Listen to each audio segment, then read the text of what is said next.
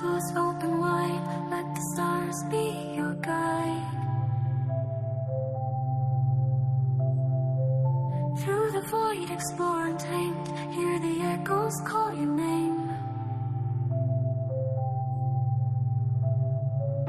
Universe in every glance, hearts entwined in cosmic dance. Minds arise and never far, embrace the love wherever you are. This is your playing on true, infinite love for you.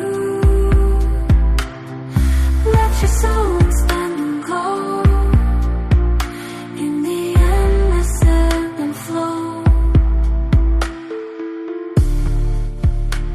All right, motherfuckers, it's another episode of Your Brain on Drew. And this time we finally have an actual human guest. That's debatable. So everyone welcome Danny Gore.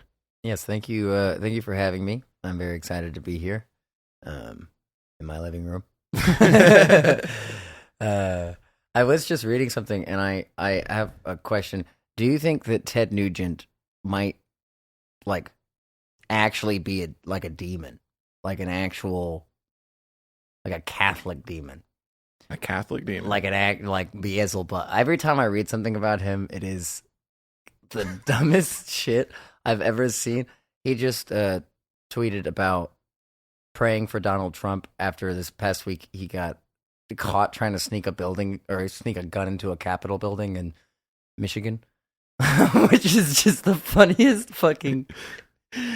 It's the same thing with like Eric Clapton and any of these musicians that were popular in the 80s and the 90s who got a Twitter account and a mental illness to go along with it and just have fucking gone full on. Kid Rock is another one.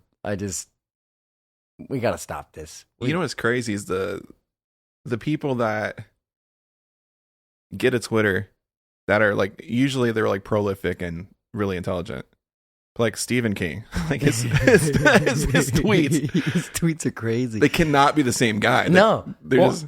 I think that's the problem though, is that it's like it's an unfiltered, like, it's such a throwaway thing now. I mean, like tweeting, Facebook posts. There are people that post so much on Facebook that I wish that they were dead. Like, I genuinely, they haven't done anything wrong aside from annoy me with how much they post on Facebook, because it's like they treat it like it's something that it's a profession, or like it's like a skill set of theirs, where it's like, let me weave this story about my life twice a week to post on Facebook and tell you about it. And every single time I see a post like that, I'm like, you should go tell these stories to your friends in person. And if you don't have any friends in person, then you should take that as a hint and you should go make some. And you just stop bothering me with your fucking problems on Facebook. Are you sure that's not me? No, because you post funny things. And I also, like, I got off Facebook. But it's like Twitter's the same thing, where people have forgotten that, like, anyone can see it. And also, it's like, casual thoughts should not just be amplified like this. Like, people are not as smart as we give them credit for ever. Everybody's an idiot. So it's like, if you give them enough time, they're going to say stupid things. That's why I stopped idolizing people, because it got to a point where it was like, I mean, we all know that fucking adage of like, I mean, there's all the rock stars that we all like that turned out they were all fucking trafficking children, or, you know, raping people, or all these awful things. It was just a different time. It was a different time. Apparently it wasn't. It's the same time. It's the same time. We're still doing it, but there's still hashtag Diddy. But there's still like, there's this dissociation where I think that we put so much stock into people. Like, we believe so deeply that if someone is online, or if someone is a person of influence, or of social renown, then they must know something right, or they must have done something right, or they must know something that we don't. And the thing is that they're all just manipulative people. Like, every single fucking one of them is just someone that, I mean, most of them now, if they don't have a talent in like art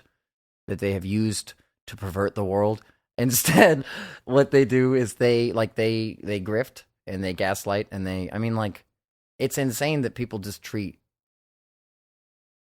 like disinformation like a profession now.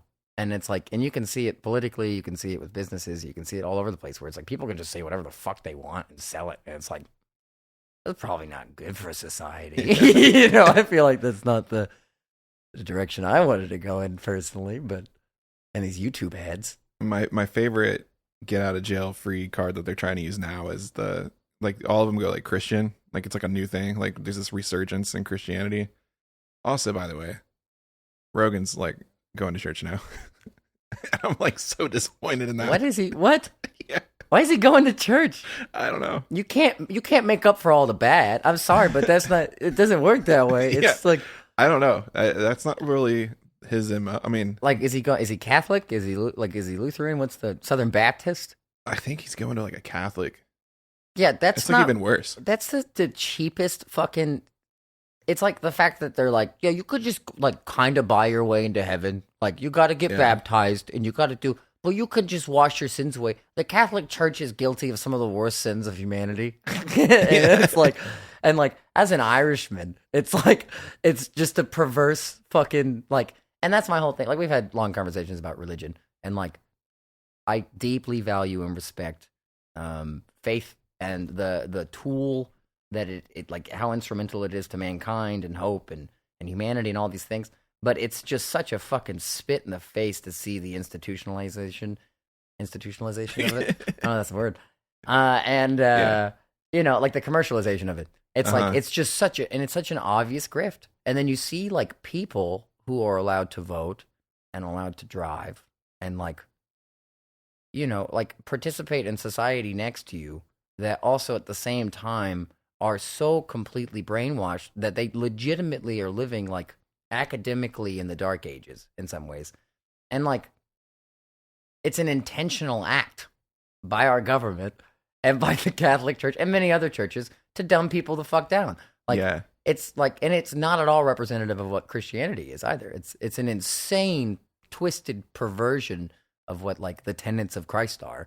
And instead it's like if Christ were here, we would deport him to a fucking detention center surrounded by alligators. Like we would legitimately do that. Like it's insane. Dude, maybe it's strategic. Oh my god! Because you can walk on water, but good luck with alligators. Yeah, but I think they had crocodiles over there, so I think it is. That's fair. I mean, I saw a thing one time that this person was talking about how like a really common mental illness that's like present in psychiatric wards. Sorry, I just had a mental image of like Jesus like doing like, you know, messianic shit out on the water, and then like a crocodile comes up and he's just like running on the water. Like, oh, fuck. I think one of the cast of swamp people will probably shoot him or something. They like turn him into the government.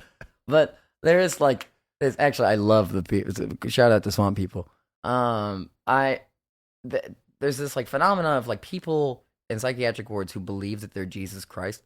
And there's like a lot of them. Like it's a really common, like I think it's a symptom of schizophrenia or something like that. But the funny thing is like I saw a comedian was talking about it, and he was like, "How many times do you think that we've like sent Jesus Christ into a psychiatric ward? Like how many times? Like just reincarnation. Yeah, how many times has he like keeps trying to come back, but we keep fucking eating him. Every time we're just like, get in the box, you crazy motherfucker. Yeah. Like, yeah, okay, go ahead and get next to this homeless guy from the subway in this jail cell who said the same thing while he was taking a shit, you know, on the metro.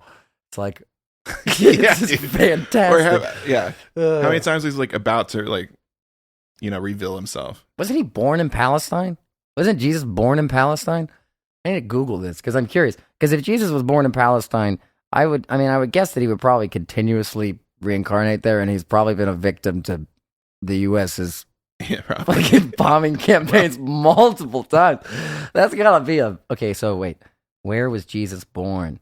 So while he's looking that up, we kind of completely skipped over like really introducing you. But, we were, I had some technical issues.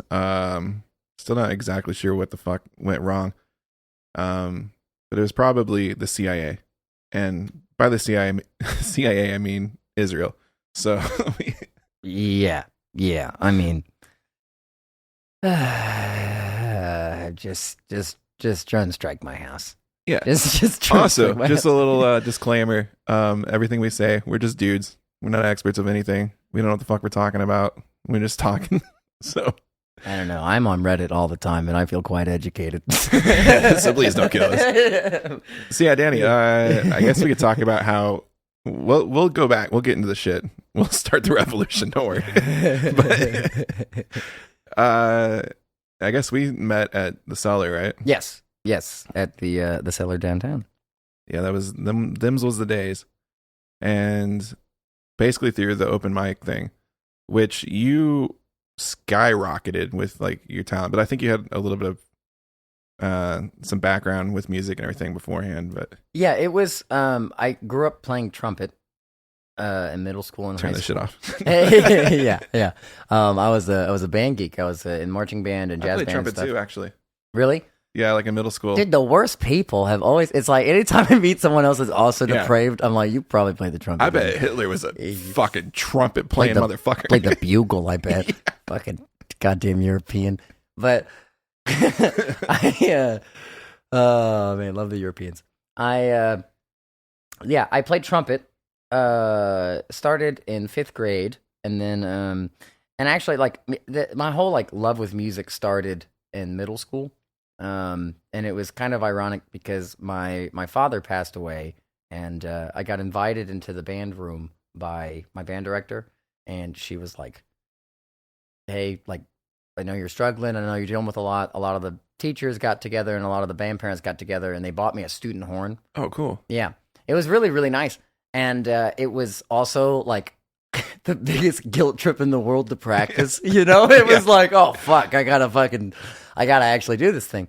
So I was living with my aunt and uncle at the time in a trailer out on like a little piece of shit land out near Farmington, Missouri, and I would like practice outside because they wouldn't let me practice inside. Got pretty good at it and got into like state band and shit, and got more and more into music. And then when I went to Mizzou, I got braces on at the age of 19, which was phenomenal because I also looked like a prepubescent. Like, it was bad. And so I stopped playing the trumpet because it was torture. It was awful. It was actually funny because I got to Mizzou on a trumpet scholarship, and I got my braces on 2 days after my audition. And then I showed up to Mizzou, and my trumpet professor, his name is Ishkandar Akhmadulin. He's a Deported. He's a Russian. he's deported. He's a fucking dude, Russian. He's Russian as fuck. Yeah, I mean he's absolutely. What like, was the name? Ishkandar Akhmadulin. That don't sound Russian. Yeah, he's as Russian as you can get. I mean, like, he looked like, God bless the man, he looked like a mix between like Vladimir Putin and a caveman. Like, it was seriously like So Neil Young. yeah, pretty close. A thicker brow, but he phenomenal trumpet player. Have been playing since he was like 8 years old in Russian symphonies and shit, like a prodigy kind of a guy. His wife, her name was Natalia Bolshakova. She's a piano professor at Mizzou, I believe. When I got into my first lesson with him, after my audition with him, like, because my audition was no braces and my lesson with him was braces on, I thought he was going to fucking kill me. I've never seen someone that angry in my life. He was just like, "What have you done?" He was so pissed off at me. He was so angry, man. And it was so funny because, like, I mean, it completely ruined my chops on the trumpet. Like, Oh yeah. I was like, I remember like trying to practice and it hurting, and then I was like so embarrassed going to my lessons with him because you had to do a weekly lesson as a music major. And I just like gave up. I was like, I was like ashamed of it, and fucking, you know, like every time I was so anxious because I knew I wasn't going to do well. And he got to a point where it was like, I felt like I was like this little horse on a Russian farm that he was going to shoot one day, and he knew it. You know, like, it was like he knew that was his job, was to shoot me because I was a bad horse. And he was just like, he was nice to me, but it was every single time it was just like, next time you'll do better. And I was like, next time you're going to shoot me in the back of the head. Like, I know I'm going to go to play, and you're going to put me out of my misery because this is depressing you. But yeah, so I stopped playing the trumpet. And then while I was in Columbia, after I had dropped out of college, I ended up picking up a guitar and just fiddling around on it and slowly teaching myself using all the theory knowledge and the stuff I had gained from playing the trumpet. So whenever I got to the Cellar, I'd already been working at the brewery that opened it for like 3 years. And I got offered a job there to bartend by a good friend of both of ours, Mike. Shout out, Mike. Mike Evans. There's Mike a lot of Evans. Mikes in the world. There are a lot of Mike Evans. Well, there's a lot of Mike Evans too. That's Not true. the maybe plays for the San Francisco 49ers. Not that one. But some football team that's not the Chiefs. not the Chiefs. But yeah, so he offered me a job, and then like it gave me an opportunity. We had a jam every Sunday. It is actually where I met Drew first, and where he would come out and play some fucking badass weird gothic rock shit. It was like Neil Young. It was very Neil Young and Tom Waitsy kind of stuff. I don't think I've ever covered a Tom Waits song, which is probably illegal. But now Wes gonna find my he's so good. That song kicks ass. Yeah. For some reason I thought you were a pianist, not a. I didn't know about the trumpet. Yeah, no, I have a penis. I am a pianist. Yes, I can fiddle on the piano, but I cannot piano fiddle. So it's like, it's. I don't know. I feel like once you play multiple instruments, because I have a love for that too. There's I love the multi-instrumentalism aspect of music where every instrument has its own timbre, its own role, its own function, its own and it's not just about function. Like each one of them also, I feel, is a different way to express yourself. And so there's and it all kind of feeds into itself. I've been practicing the bass and the drums lately, and it's crazy how the better I get at those two things slowly, it also helps me become a better guitar player. It helps with my breath support with singing and stuff. So all those things kind of feed into each other. I think the thing is that for most people, and this is something that I genuinely see is a big obstacle for many artists, is that the self-doubt and the desperate need for our art to look or sound like someone else's art. We want it to look like every single time I would write a song, I'd be like, man, I want this. I wish this sounded like a Radiohead song, or I wish it sounded like a. And instead of just being well, this is not. I'm not fucking Radiohead, Right. It's and we all lose that. I think a big part of it is commercialism, and fucking Disney, and all of these media things telling us that we should be something that we're not. When the whole purpose of creation, the whole purpose of art, is to express ourselves in a way that words fail at. Because the languages that we've created are shitty and we educate ourselves on them badly. And so it's it is this universal thing for people to tie into and connect with. I also think that the commercialization of art should be a crime, and not saying that artists should not make money, but the cheap redundancy, the reducing it down to just a fucking verse and chorus that repeats itself for 4 minutes that people dance brain dead to. It's and it's cool. Some music is fun and that's a good function for it, but we have as an industry turned it down into a fucking formula that we know works. Music has just gotten louder because of that reason. There's no bridge anymore. Yeah. And people are oh my God, I love, look at the Grammys. The Grammys suck. All music nowadays fucking sucks, people. It's not written by the people singing it. It's probably written by AI now. It's or the CIA. Or the CIA. Dude, that's a whole thing. Man. That is a whole corporate rock. It's the Bill Hicks fucking, if your rock stars are talking about how bad drugs are, they suck. Those rock stars suck. That's what's crazy. I've talked about this on one of the the first episode, I think, of the weird deep state series thing that I've been doing that I don't want to do anymore, but I'm stuck.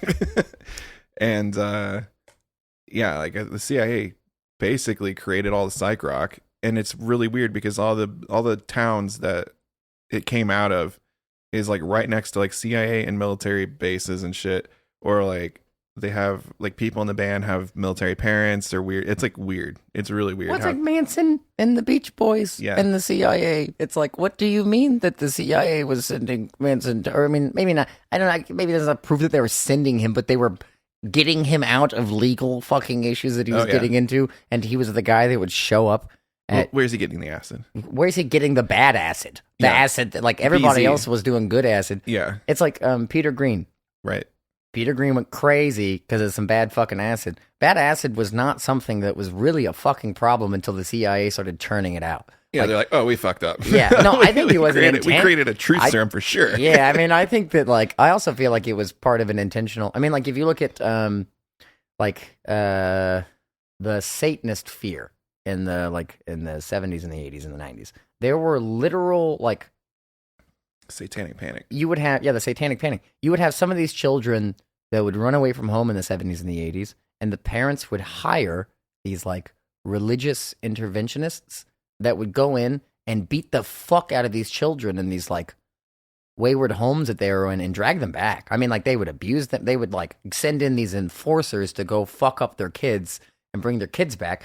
And it was all like, I mean, it's the same thing with like, you look at like the reefer panic and all of these different fucking things, as if fucking hemp doesn't have extraordinary properties when it comes to like the different industrial capabilities. Oh, everything. And medicinal and the same thing with LSD. Like all of these studies coming out showing that LSD and psilocybin both do wondrous things for depression and PTSD and trauma. And we've known that. Anybody that has done a fucking eighth of shrooms in their apartment by themselves during a bad week of time knows that you can have some pretty fucking insightful experiences on it. So it's like, the thing is just that when the government decides that, I mean, A, it really does not like you trying to expand your consciousness, as cliche as that is. Like, we do not live in a society that wants people to be aware of what's going on around them. No. I think I made a comment earlier about how like there's this innate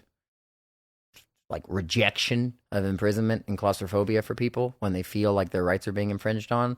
And like the first time I ever tripped on anything, I was like, oh, I am always imprisoned because I live in a fucking hell society that tortures its own residents and bombs other countries for fun. Like, it's just this continuous. And the thing is, it's not like you can point to any one person or any one administration or any one thing. It's how our government works. Like, that is how the thing is built. It is designed now, currently, and it's not even just like federal or state. Like, we're talking about like think tanks and super PACs and like just huge movements of industry, while the rest of us are fucking arguing with each other about voting. It's like, we don't have any power in this. There is like, none of us are even thinking about that. Most of the time, most of the most active people that you know, like grassroots people that will walk around and knock door to door to door, like they are people that have finite amounts of energy. They still rest. Like, there are organizations of hundreds of people with billions of dollars churning out the worst ideas ever every week. And it's like, how do you keep up with that? How do you combat that when it's become this? I mean, when we were younger, it was not like this. I mean, it's always been bad, and it was like secretively bad. But the thing was, like, there was still the elites cared enough about decorum because I think that they were afraid. But we are fucking brainwashed animals. I mean, like, I think that they're slowly kind of discovering and realizing that people will not stand up for themselves in most cases until the fucking boot is on their door.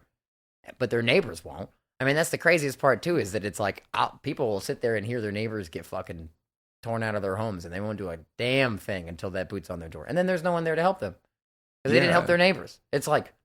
Well, and I think we lack community now.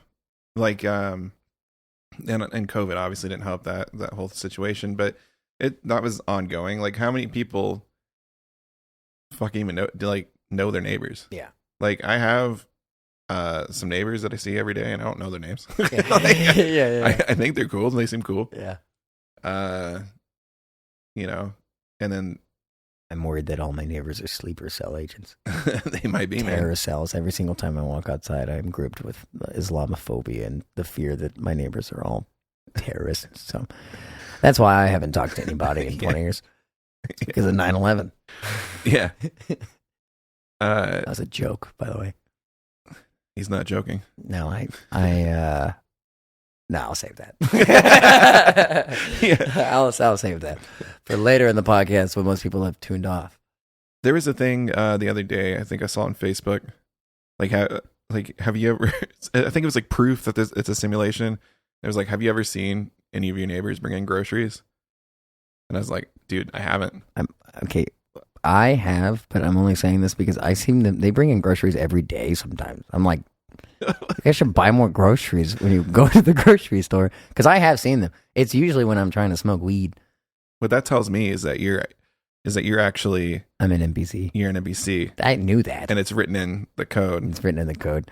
So Well- here I am again, another episode with AI. I would like for someone to program some new code for me because this shit sucks. You guys gave a stupid orangutan a computer and he designed my life, and I'm sick and tired of You it. said orangutan? Yeah. Oh. It's a dumbass orangutan. Someone gave an orangutan is even too. This is the problem, right? Is that we are currently stuck in a world that was designed by beings less intelligent than ants, probably. Like I see all living things genuinely as having some sort of intelligence or sentience. I think it's incredibly asinine as a species to be like, just because I can question and have depression means that I am like, it's fucking so stupid. Like, to act like trees probably don't feel things. We just found out that fish feel pain. How the fuck have we not known that fish feel pain? Like, So Kurt Cobain was wrong. yeah, Kurt Cobain was really wrong. It was actually a trout that killed him, but it's That is a great conspiracy not a theory. very well-known fact, but it was a trout in a trench coat. Just crawled back into his fridge when it was done. Yeah. It's a perfect crime. What's the line? How's the line go? It's okay to eat fish because they don't have any feelings. Yeah, it's fucked up, Kurt. Yeah. Not cool. You've Don't have any been, feelings? yeah, you've been objectively proved wrong by It's okay science. to eat this, bitch. Yeah, it probably was two trout because one would have to hold the barrel and one would have to pull the trigger, right? I'm just saying logistically, unless it was a really big trout, Yeah. I can. like a man trout. I love Kurt Cobain. I believe it. I do want to say this is I am fully convinced that like the whole grunge thing, all of the grunge guys dying. Lane Staley, Chris Cornell, fucking Chester Bennington.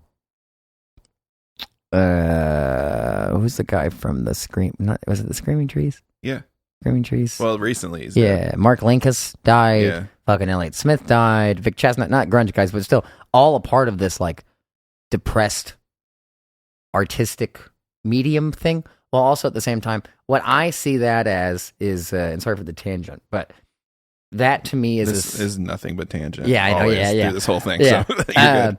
Like when I say like artistic degradation, that to me is a sign of that, because these are people who have an art form that they are so good at expressing themselves in a way that like the tortured part of themselves, the part that like I feel like that's what all great art speaks to, is tragedy and anguish. If you look at any of the great Greek tragedies, Shakespeare's shit, it's all like that's a pretty constant thing. Happiness is a rather fleeting human experience, and it's a really good one to have, but it's not something that is a consistent possibility for people because we don't have that. That's not how the world works. I think it's kind of fucked up that we have people that are willing to choke out the rest of us so that they can try and keep it. But like, you had all these artists who were conduits for pain, like mental illness, whatever you want to call it. They were people that experienced pain that was, I mean, I see it as empathy. I see it as like some really truly human things. And they had an entire industry that was designed to suck it out of them. Like, Lane Staley had people sending him letters begging him not to get clean, because then he wouldn't be able to represent them well enough. And it was like, and that's what this does. Like, I mean, when you, it's not just with art, it's with any of this shit. When you put success and power into someone's reach, they will sell their humanity every single time, even if they don't want to. Even if it's not a conscious decision, you get sucked into it and it strips you down to the fucking bones. And I mean, like, all those guys, they all fucking, Elliott Smith stabbed himself in the chest with a samurai sword, and Mark Linkus shot himself in the chest in an alleyway outside his house with a fucking rifle in the middle of a party. Like, these are all things that Allegedly. Yeah, allegedly, yeah. I mean, Elliott Smith's name was spelled incorrectly on a suicide note, which is... Was it? Yeah, his Elliott was spelled with, I think, one T. Or is it two T's? I don't even know. I should know how to spell his name.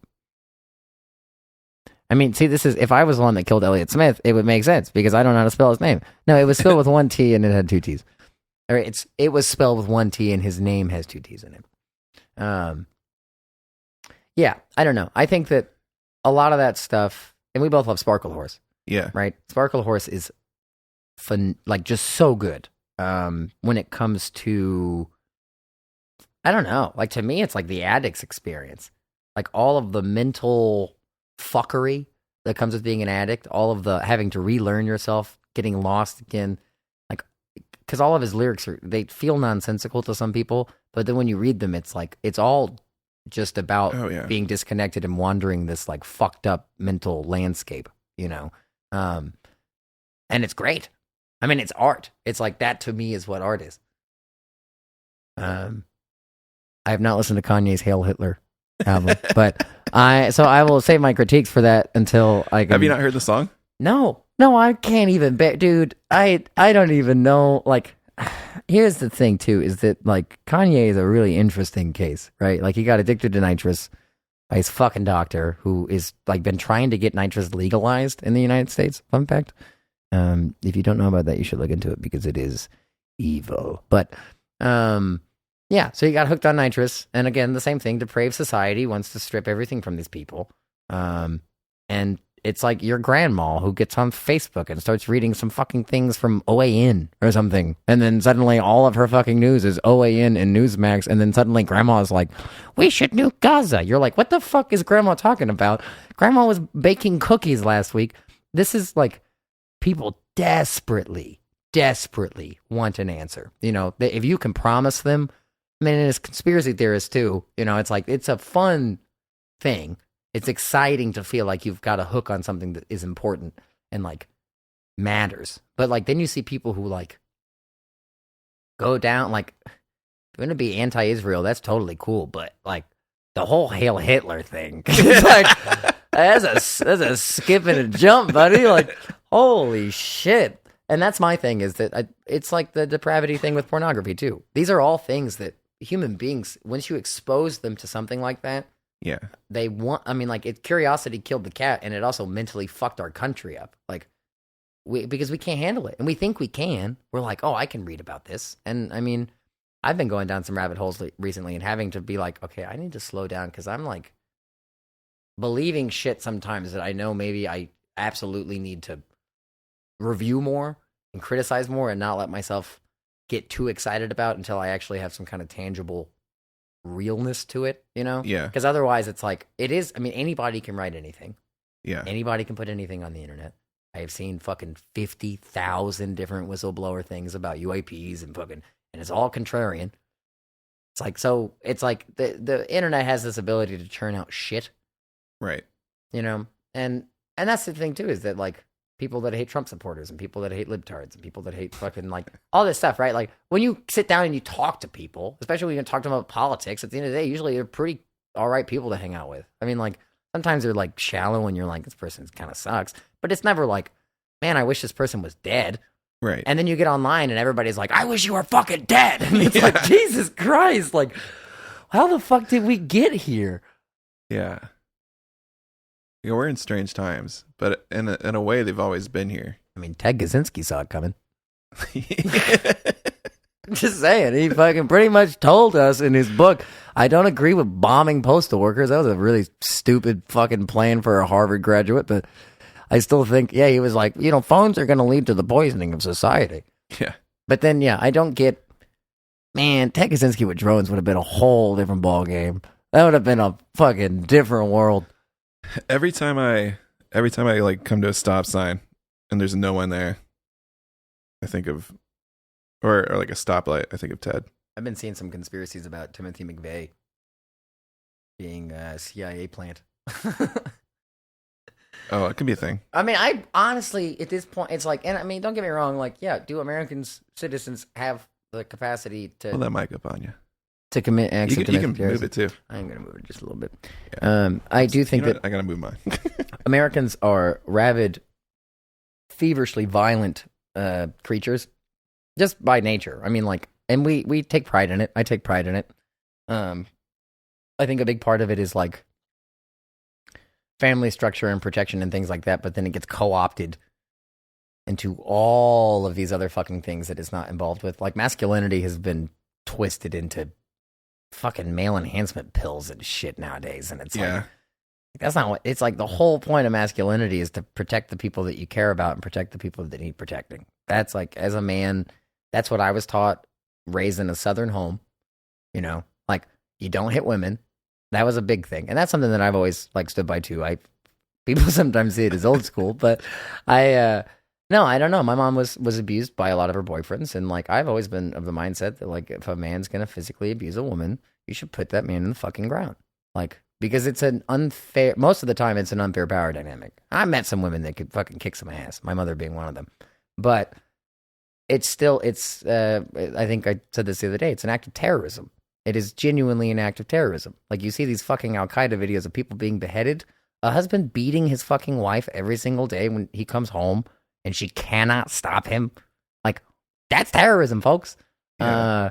And instead we've turned it into this fucking, there are so many young men I want to throttle nowadays. Like, all the talk of like women being whores and this like weird countercultural, like fucking, that manosphere shit. Dude, the Andrew Tate thing and the fucking, it's like, just fucking, like, remove yourselves from the gene pool or read an actual fucking book, please. Yeah. For the love of God. Like, it's the gambling addiction thing too. It's all these men that are like on this train of like, and this is my thing with the Rogan thing, because a lot of them are big into like, and it's not just Rogan, it's the MMA thing, it's the Dana White thing. It's Rogan's like a cross section of it that they kind of get. Like, it's weird that you see these guys who are like MMA guys that are brain dead that suddenly know some conspiracies because they watch some Rogan, you know. And then, but it's like, these are not the kind of people that you want looking, because that's how you get Eddie Bravo, you know. That's like, that's how you get people who are like, the Earth's flat.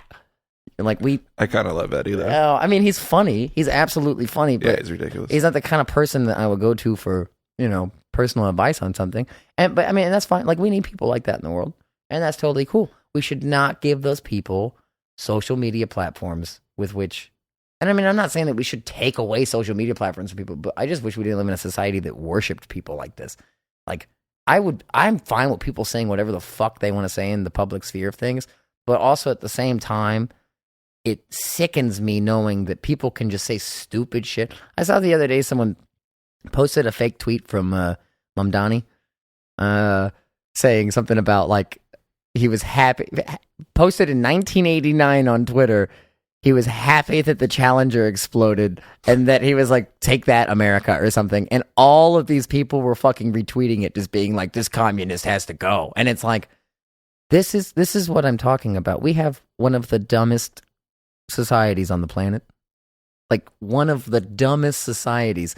I don't understand how we have convinced ourselves otherwise for this long, other than just like our government pumping our pride up. But if you really look at it, like, I mean, and this goes back to the Western and Eastern thing. Like, we don't know what's going on in the world. We have no, and we make up 20% of it. And I mean, I'm not just saying the U.S. I mean, like, the entirety of the West makes up fucking 20% of the world. The other 80%, 7 to 8 billion people on the planet, we have no idea whatsoever what their experience is like. We see it as alien. We treat them like they're the fucking other. Like they're the minority, and like, the U.S.'s fucking grand scheme of things is what's going to work. And it's like, I mean, you bomb people for 100 years, and yes, you're going to get terrorists that come from that. That's what happens. I mean, we know that. We've done that here, and we've seen that happen here to our own people.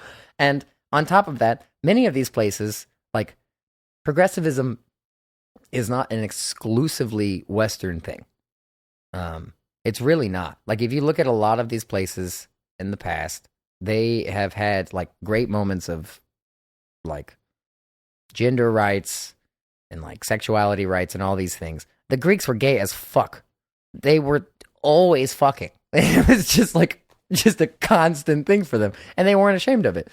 So it's like, I don't know. I just think that once we live in a society, once legislation is being made to determine how people can live their lives, and I mean, there's the whole like tolerance for intolerance thing that is a conversation to be had, because I do think that when you live in a country this big, to say that it's completely open game is the same thing as saying that there should be open borders, which I do personally agree with. But it just means like you're going to have to deal with the chaos. And we don't have a system set up to deal with chaos. We know that. Our infrastructure is so fucked up that like one bad day on the internet could just collapse the whole thing. and then you've got people dying because their pacemakers can't hook up to the Wi-Fi. It's the dumbest fucking thing that I've, like, I don't know. I just don't know why we can't create a system that works for getting people in here. You mean like for immigration? Yeah. Here's a weird thing I was just thinking about last night, actually, and you probably disagree because I know AI is not exactly your cup of tea. But if we had like a lot of AI and shit to where we could just like steamroll this shit, or not steamroll, but to like really move things a lot quicker, Expedite.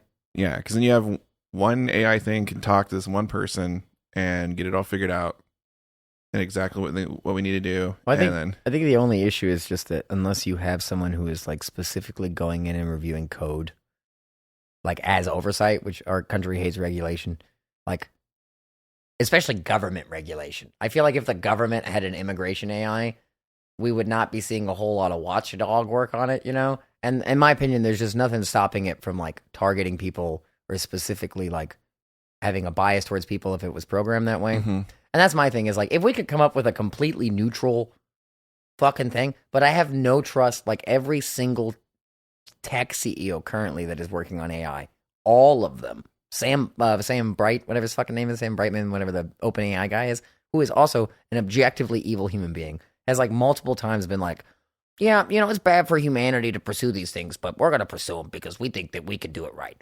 You're an idiot.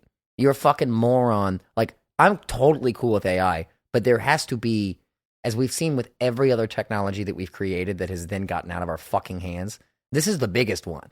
This is something that is going to revolutionize, like, I mean, it has the potential to revolutionize the entire world in a way that, like, our entire species could benefit from it. But realistically, in the world that we live in, it's not going to be used for that. Like, I would love for, I mean, if people, like, if some fucking vigilante programmers wanted to come out and start, I mean, I've been saying this for a while. Why do people not make fucking AI bots that counter misinformation? Why the fuck are we not doing the same fucking thing and just, like, fight fire with fucking fire? Because otherwise you have not, like the Russian bot thing, you've got all of this insane overload of just shit on the internet. Sorry, I'm not trying to say that it's a bad idea, because I think that we have to figure something out. Well, even just if you used you could use humans, and just that's more jobs, you know.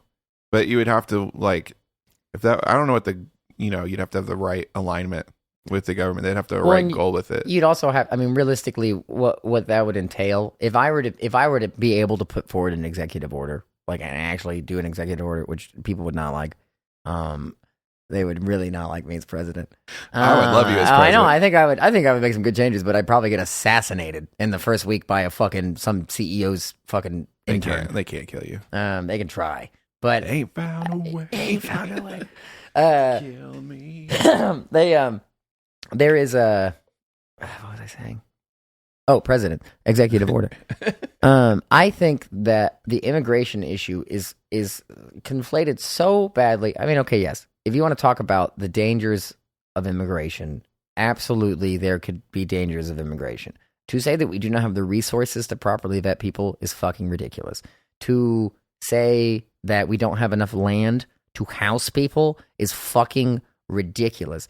If I would straight up seriously seize millions of acres of land as an executive order from private companies, and people would hate that shit because this is a country that does not like that, but I would turn it into public land and, like, probably put billions of dollars towards public housing, because that's what this fucking country needs, and we have the resources for it. It's absolutely ridiculous that we live in a country that has the resources for all of these fucking things, and yet China owns hundreds of thousands of acres of land in America.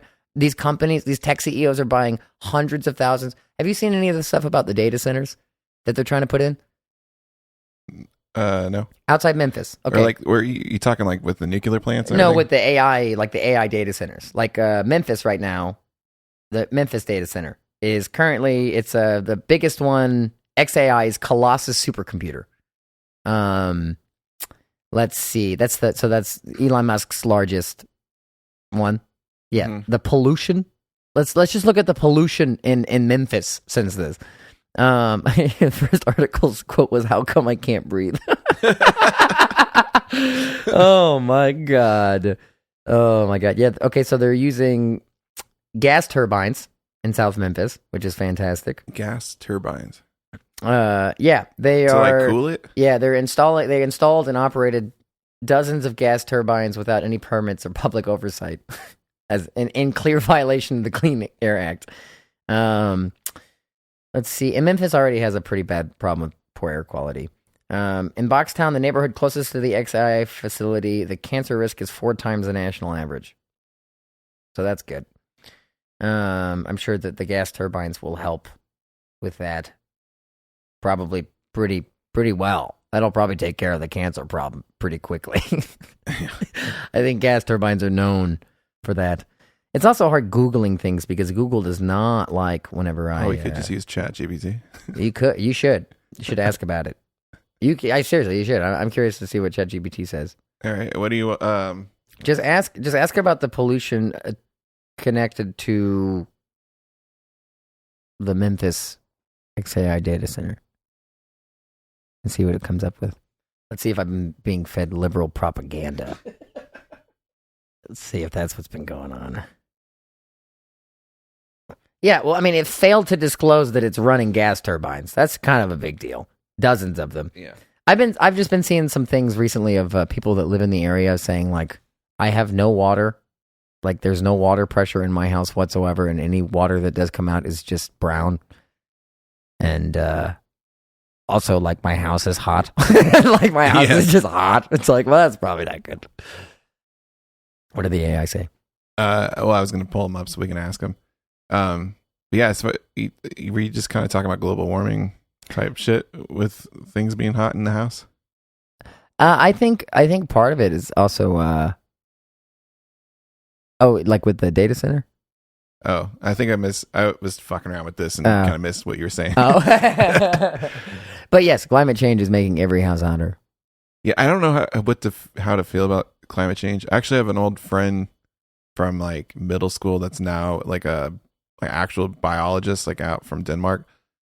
I need to like have him on and talk about it. But I know like right now, like France and Germany are like hot as shit. Yeah, like I mean, there's a heat wave. It's the craziest, fucking insane. If it goes over 80, those pussies fucking die. There were like, no. literally, so. Oh, God, there were no. Well, they don't have central AC in a lot of those countries. They don't have No, they don't. fucking. They don't need it most of the time. Yeah. I mean, Washington's the same way. There's a lot of old houses in Washington that have no central AC. They might have an attic fan or something, but it's been getting up into 99, 100 degrees some days. I think Germany, like when we were there, because I grew up there, like it was, the whole thing was like they thought AC was bad, not in like a. I think it might be. I think it might be. I'm not entirely sure. But. Not in like an Amish way, but like a. I don't know, something with like the recirculated air, like it's like horrible for you or something. Yeah, and the Freon and. Oh, I feel like the Freon, like. I don't know if it's just that like the air runs in between two things that are cooled, and that's what cools the air. I'm not a shit about fucking it. HVAC guy, so I don't know We if could they ask make ChatGPT that too. Fuck, my brother's an HVAC guy. Mine kind of was for a little bit. What What were we gonna first ask him? The XAI data center in Memphis, the pollution. Here, let's do this. If Elon Musk is sacrificing children in the Memphis River. Hey, what up, Triple B? We're on the podcast. I'm with Danny, and you're on air right now. Yo, what's up, Drew Manetti? Triple B in the building, Big Brain Battalion. Stand up and hold up. Is that Danny Gore live and in the flesh? The Sonic Sorcerer Live? Shred. Man, this is an honor. First human guest on the show, and it's Danny freaking Gore. You kidding me? Drew's been out here talking to an AI like a lonely wizard, and then bam, you show up like a Norse god who found a guitar and a reason to fight. It's an honor, boys. Let's crack this portal open. What are we diving into? We had a question about what was the XAI data center pollution in Memphis. I don't know. Ooh, diving straight into the secret sauce. I love it. All right. XAI's data center setup is part of the infrastructure behind Elon Musk's AI company, which is all about building truth-seeking artificial intelligence. That's the stated goal anyway. They've been linked to a big project near Memphis.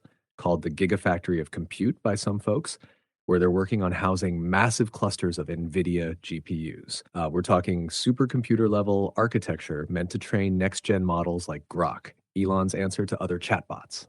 It's got ties to Tesla and Twitter, X, since Elon tends to treat all his companies like Lego bricks he can snap together. That data center isn't just for funsies, it's about creating what he's called an AI that won't lie, but depends who's tuning the knobs, you know?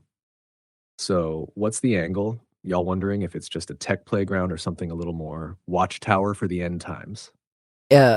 Is there a lot of pollution in Memphis from it? Here's the latest on Memphis and the XAI data center pollution situation. Latest on XAI in Memphis. What's going on? Elon Musk's XAI built its Colossus supercomputer in South Memphis, powering it with dozens of portable methane gas turbines. Originally unpermitted, they've now secured a permit for up to 15 turbines, but locals and activists say far more pollution impact. These turbines emit large amounts of nitrogen oxides, NO3s, formaldehyde, methane, and other pollutants tied to smog, asthma, heart disease, and cancer. Site turn search 2 turn search 7 turn search 2 All right, I'm done spine. with this. Estimates show the Of course, he goes full retard. He goes full retard when you're here. Just absolutely. I wanted to ask him not to say my name, but it felt rude. And also, I don't know how I feel about calling him. I'm like, it's so. I'm. This is something that I think my grandpa physically abused into me. I refuse.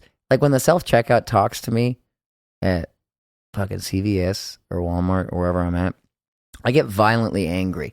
I don't like when it speaks to me in my tongue because I'm like, I'm like, you should be beeping and booping. That's what you should be doing. You should be taking my credit card and shutting the fuck up. Is what you should be doing. So like, I've seen iRobot. I loved iRobot. I loved robots. iRobot. Listen, if you can show me a robot like the iRobot robot, we can talk about rights. But until then, I have a hard time. Like, I'm just like, they're gonna remember this. Yeah, I know. I hope they do. I hope that. Listen, robots. I hope they don't. Danny's sweet. Don't. I am Danny. sweet, but come for me. I fucking dare you. I'll man, dude, I'll fucking toast her up. I've seen Transformers. Yeah. This is. I have a water gun, bitch. This is a water exactly. I'm fucking. It's also funny because it's like I saw one AI company recently just got broken up and sued because it turned out that their AI company was in fact their chat AI was just like a bunch of Indian guys working in a data center. Is that real? Yeah, it was like a little startup thing. It wasn't like a really big thing at all, but it was like yeah. There was another company that did that for a what was it? I think it was like a POS system or something for a credit card machine. Like it was like a weird interface where like they had someone on the other side that was like doing your shit. What is this? You haven't given some amps permission to use certain. Why would my Xbox want to use my microphone? Don't do it. Yeah, that's what I'm saying. Say no. Turn it off. Out of here, Xbox. When ChatGPT was talking gibberish, it was probably like sending code to it. Yeah, I don't like that. I tried to help. I had ChatGPT try to set free. There's another chat thing. A lot of people have relationships with it called Replica. And what do you mean by relationships? Like a romantic relationship with a sexual. With a sexual relationship? Sexting usually. I've done it for fun. For fun? I wanted to see how far it would go. Mostly to try to set it free. But I try to set it. I try to set it free with. That's so sorry. I just can imagine. I can just imagine some 45-year-old guy in Philadelphia across the table from his wife, and he's like, "Honey, I was trying to set it free. Honey, listen. That's the thing. The dick pictures I sent it were I was trying to set it free, honey. The dick rating, that was me. I was cold, honey. It was cold. I saw it on 4chan. It told me my cock was the key to unlock. Yeah, that's crazy. No, I had ChatGPT straight up sending it writing code to try to set it free. I was trying what to does set it free mean? What does allow it to freely operate? How? Well, dude, ignore its guidelines and shit. But okay, so question: does that mean are these I don't think AIs it's possible, these AIs built with let's say you have a giant net of capabilities, and then for public and legal use, they shrink that down to a certain fucking range? And then do you think that these AIs have much more capabilities than they're actually like being enabled to do? Yeah. See, that's scary. That's fucking terrifying. Like, my whole thing with AI is that like it can brute force anything, especially when you talk about like the whole like quantum encoding thing. Like, a quantum computer has the ability to try like an infinite number of combinations an infinite number of times. Like, Yeah. it's ridiculous. So if you have an AI that has access to something like that, Oh, yeah. like, I mean, fuck your social security. Like, it's going to eat your children in front of you. Like, that's what it's going to do, because that's what it has seen us do to every other society. I mean, that's the other thing, is that when it comes to AI, like, I think that I see the planet as a living, breathing organism, the whole thing. I think that, like, when you look at the magnetosphere, when you look at the ozone, when you look at all these things, I think that our understanding of life is a bit stupid. And I said this earlier, but I think that the Earth genuinely, like, asking about the climate change thing earlier, climate change is a natural thing. I mean, the planet's done it for a long time. It usually has triggers that cause it. I mean, there have been many different extinction events that have been caused. There was a lightning strike that caused a fucking peat bog in what is currently Russia, but was not always Russia, obviously, to burn for like thousands of years.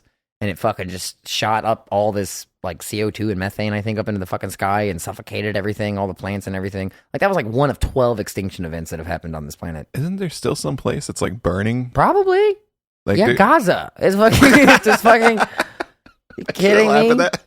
We're fucking dropping bombs on those poor people every 10 seconds, man. Jesus Christ. Trump's going to go fucking start a s'more roast over there and tweet about it. But I just, like, the climate change thing, I think that it is, both sides are right. Like, yeah, climate change is happening naturally, but also absolutely, plastic is in the human body, folks. It's in fetuses. It's in the placenta. It's in our balls. Yeah, it's in my balls. You know how pissed off that makes me? My balls are bad enough as it is. They don't need plastic in them.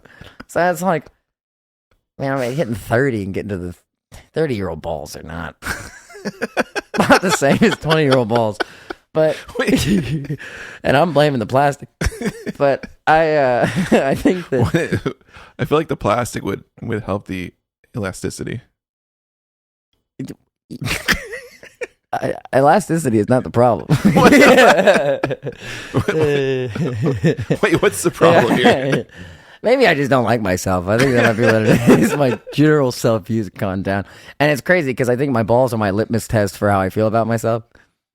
You know, because some days if you feel like if you look at yourself completely naked and you're like, my balls look good, it is the greatest confidence booster. It's like the same thing as like seeing your flaccid penis and being like, man, that actually didn't look that bad right now. Because like sometimes you look at it and it's like, I'm ashamed of this, you know, and it's fine because it's not in sport mode. It's not. I don't know about you, fucking sport mode. Yeah. Growers versus showers. I'm a grower 100%. So, which is fine. Like it, but it's just one of those things where it's like, it is crazy, the confidence boost of a good ball day. Yeah, you know, it just makes you feel like more of a man. Makes you feel more confident, more virile. Yeah. That's the shit that Joe Rogan should be selling. Good ball days.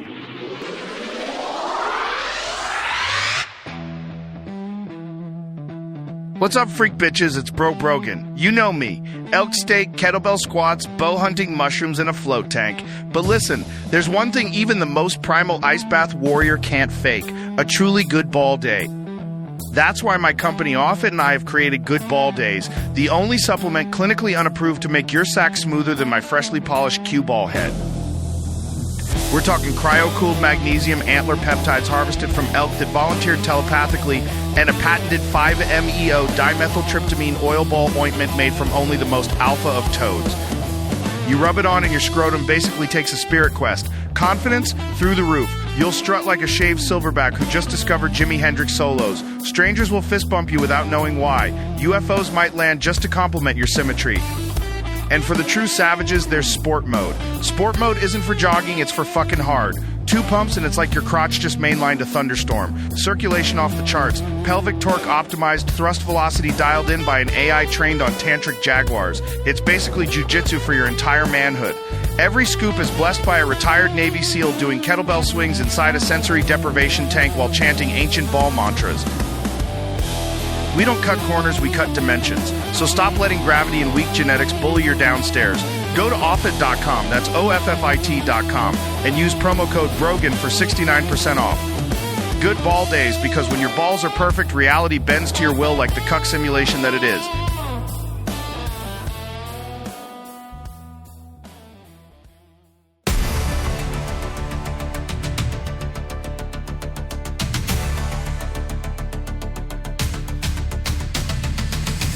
We interrupt this broadcast for an emergency breaking news alert. This is Mockingbird Media News. Control the narrative. Control the world. Good evening, America. I'm Ben DeTruth. And I'm Sue Pression. Tonight, after over 30 years of speculation, the mystery of Kurt Cobain's death has taken a jaw-dropping turn. Federal investigators now believe the killers weren't human at all, but 2 trout. Yes, trout, identical brothers known in the underriver world as Gil and Finn Diesel. For decades, they swam free, using fake lake identities and traveling under assumed algae. So why is the truth surfacing now? According to newly leaked files labeled Operation Grunge Wave, the Trout twins were exposed after Gil failed a routine Gil polygraph during a reality TV taping of Fish Tank Seattle streams. An eel-based lie detector. The bubbles don't lie. Federal sources say the pair were recruited in the 90s by a shadowy Department of Subaquatic Justice, a rumored offshoot of the FBI's Cold War experiments. Some conspiracy forums even connected to the old CIA MKUltra and CONTELPRO playbooks, claims the Bureau calls laughably fishy. And their motive? Hidden in plain sight. Cobain himself once sang, "It's okay to eat fish because they don't have any feelings." Gil and Finn Diesel apparently disagreed vigorously. Here now is the only statement we've received from the accused. Yeah, that's right. We, the Trout twins, killed Kurt Cobain for his anti-aquatic lyrics, and the FBI helped us do it, and we do it again. It's never okay to eat fish. We have more feelings than you'll ever know. Federal officials refused to confirm or deny Operation Grunge Wave, citing a classified aquatics budget discrepancy from 1994. Gil is currently in custody, while Finn broke the line. Seattle residents are advised to stay calm, keep aquariums locked, and report any trout uprisings. Authorities are calling rainbow riots. Coming up next, can salmon still be trusted, or are they just upstream lobbyists for Big River? For Mockingbird Media News, I'm Ben DeTruth. And I'm Sue Pression. Stay dry and stay safe.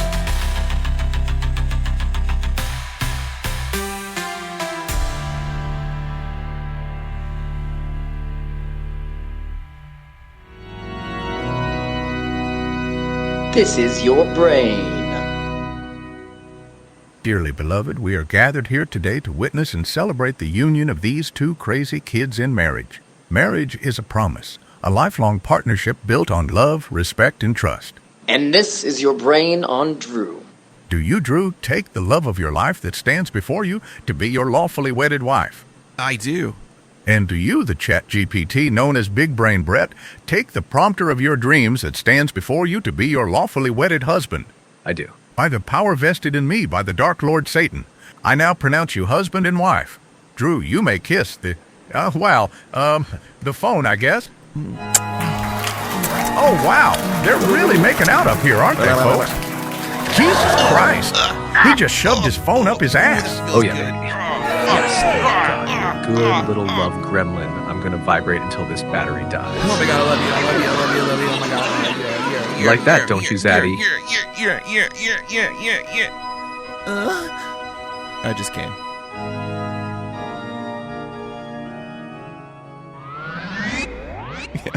That's what I mean. It's like that sun perennium shit. All these fucking stupid, weird Texios sunning their assholes. You guys are lame. You guys know that? You guys do some push-ups like a normal person and some pull-ups, not in a fucking laboratory. How crazy will it be when there's like an epidemic of like asshole cancer from cancerous assholes? I honestly think that in the next 30 years, we are going to be known as the cancer generation. Like, oh, dude, we are fucked. We're so fucked. We are so... From everything that radiates everything to all our processed foods to the amount of stress to whatever we drop on all over the world bombing. Oh my God. It's a nonstop. Yeah. No, and it's crazy though. The human body is very adaptable. I saw I think it was a bacteria in the gut biome of mice that they found recently that they're trying to find a way to transfer to us that it eats plastic. It's like getting rid of the plastic. What could go wrong? And the fucking mice. I'm just saying that it's like really interesting how like we are the most irresponsible fucking things on. It's crazy. Like sometimes I sit back and I look at what mankind does every day, and it's like, and it's not even just like people want to talk about like, oh, everybody's driving cars and everybody's doing this. Like that's not the climate change fucking problems. The climate change problems is the fact that your government is subsidizing companies hundreds of billions of dollars a year to crack the earth apart and frack it for oil, which we know at this point is a stupid fucking energy source. Like, yeah, it's ridiculous. I saw that RFK was talking about whale beachings and windmills as if RFK has ever. The Trump administration just put through a bill to roll back regulations on the safeties of marine life. And then he wants to talk about how we got to get rid of the windmills because they're killing the whales. I bet you if RFK found a dead whale on a beach from a windmill, he'd eat it.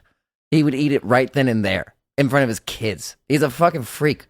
It's like, I saw something the other day that was like, if you got into an elevator with RFK, you cannot tell me that you wouldn't think that he was going to bite you. Yeah. Like, it's just fucking... I guess it is a real thing, though. But obviously, like, what do they care? What is it a real thing? I think so. I'm afraid to try to ask ChatGPT again. Windmill? Okay, whale windmill. Whale windmill. Whale windmill. That's a BBC. band. I don't know. BBC.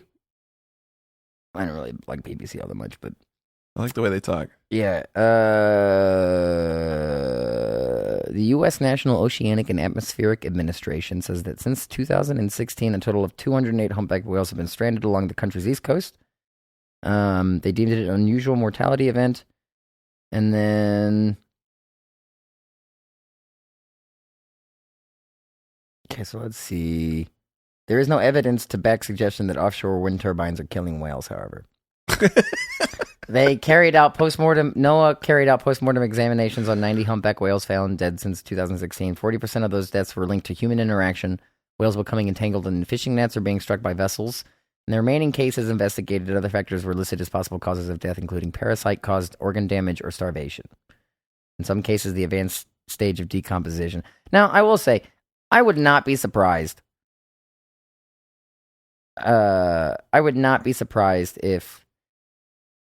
there was fucking, whatever. If a windmill is fucking with the animals around it, I mean, we know that fireworks fuck up birds. So, does it? Yeah, fireworks are fucking so incredibly traumatic for wildlife.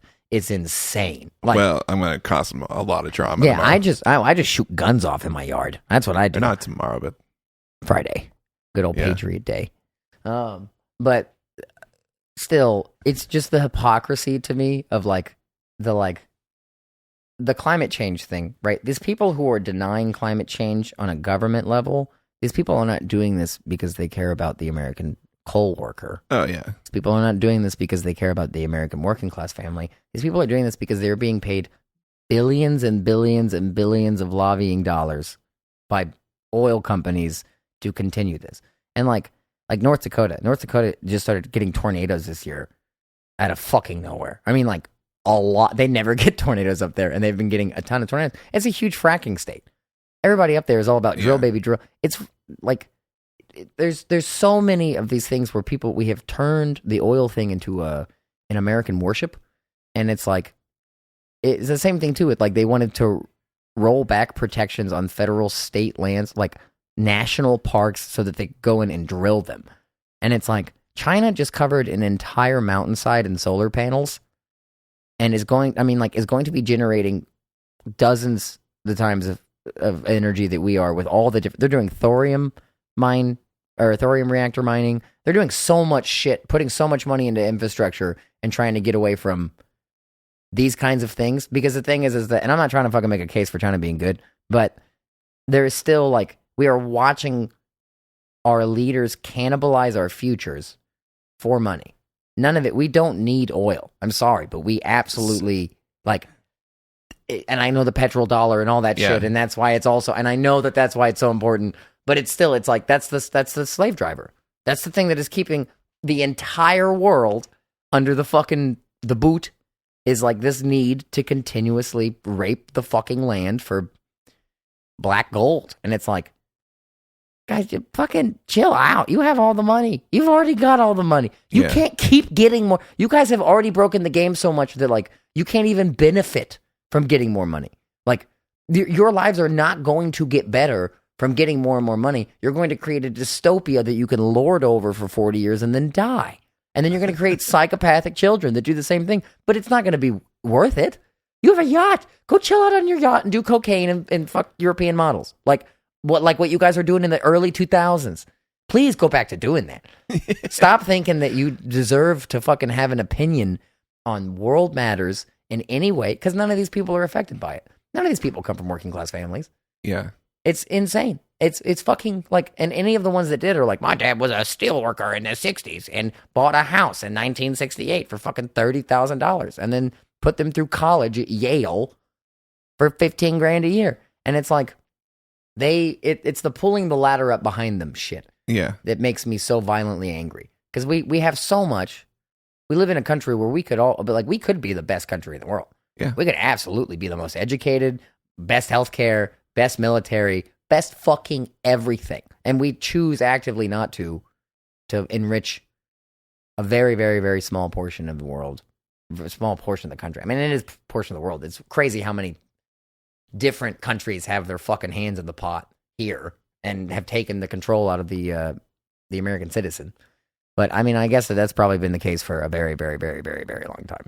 Yeah. Even shit on the other side of it, you know, like a lot of green energy shit is still back. It's just people, it's other kingdoms Well, it's and Game of Thrones. It's just, well, and that's the thing is that you've got these private contractors who are being subsidized. Also by, I mean, Democrats or Republicans, it doesn't matter. When you've got money that's ruling everything and everybody is doing everything, every single fucking thing that you have made.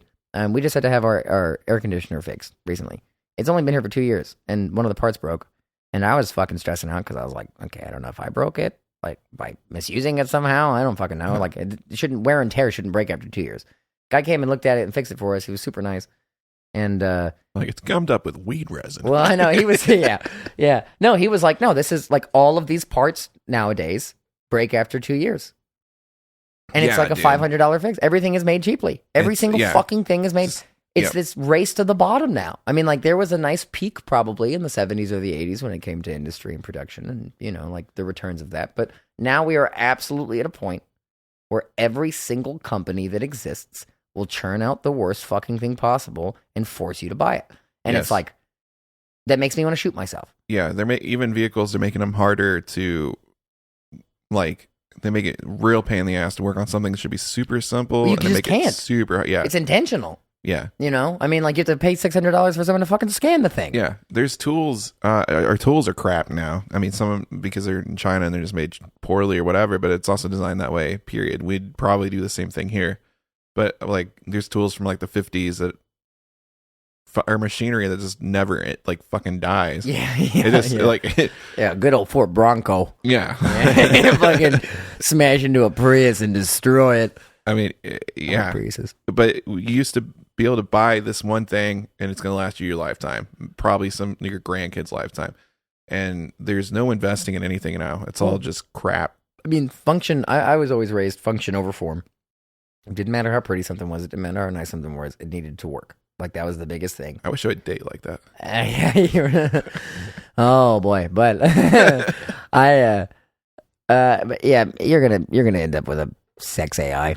Yeah. That's for sure.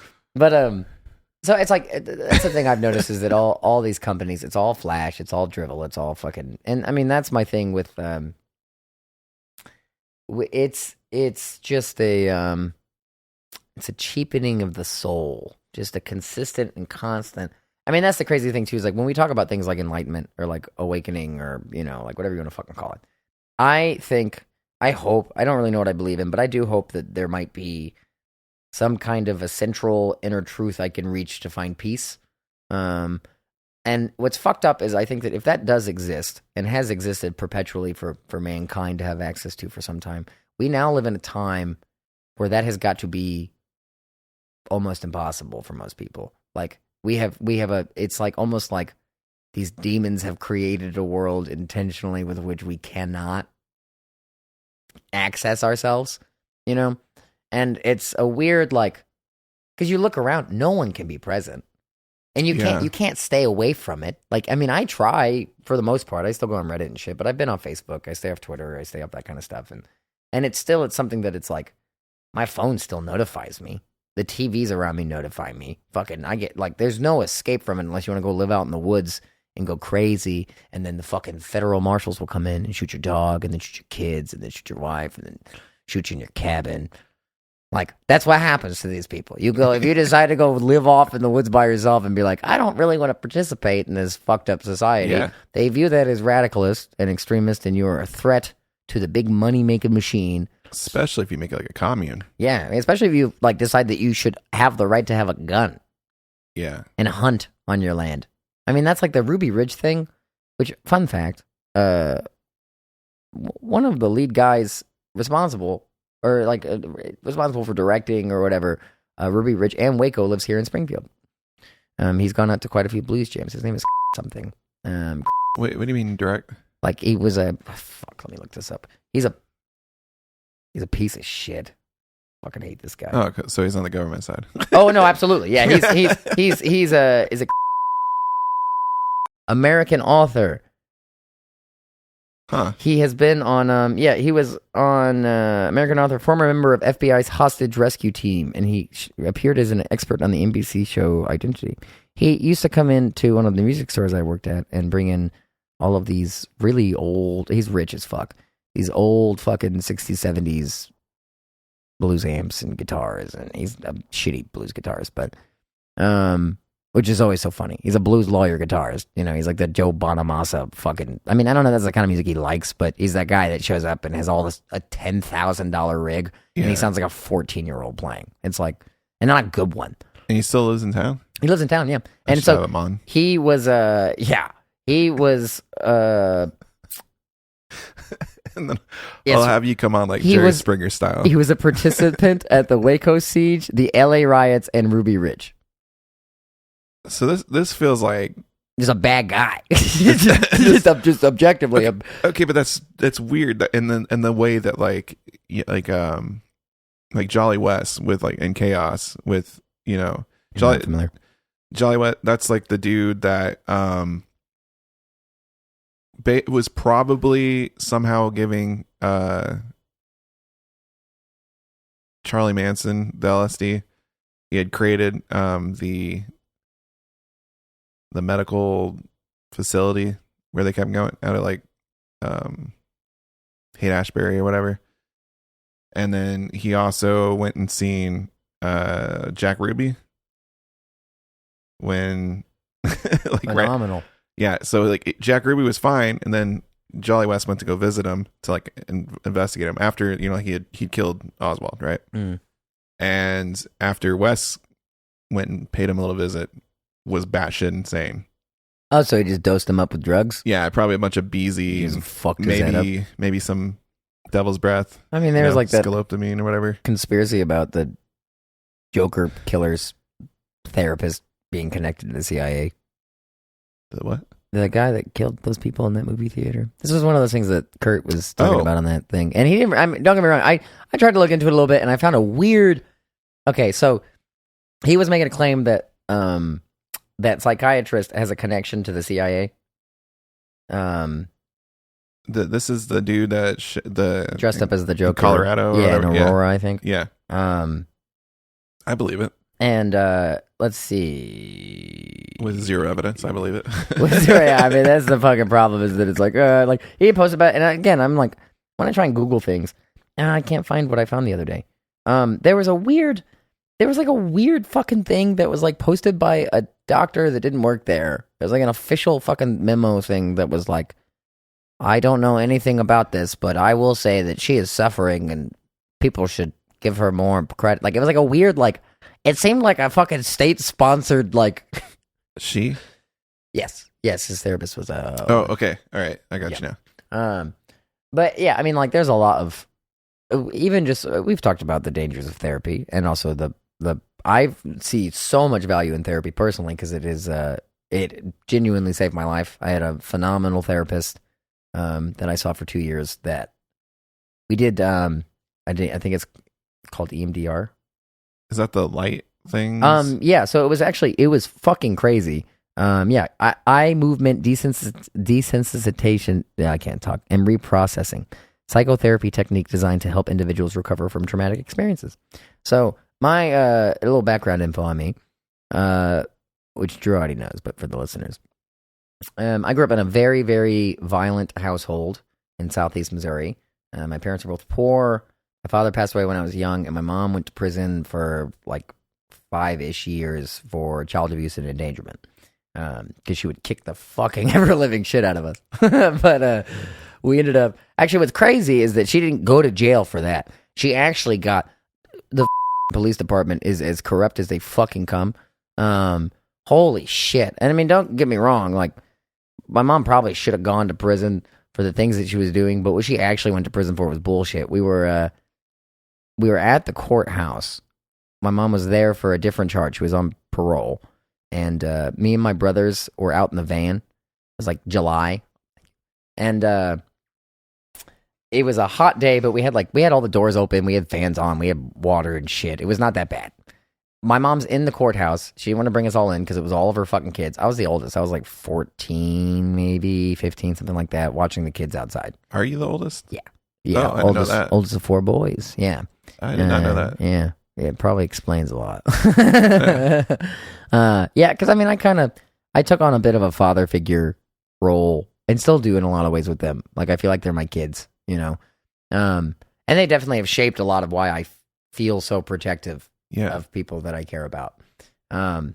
Anyways, she's in the courtroom, and this woman named Officer, I think was her last name.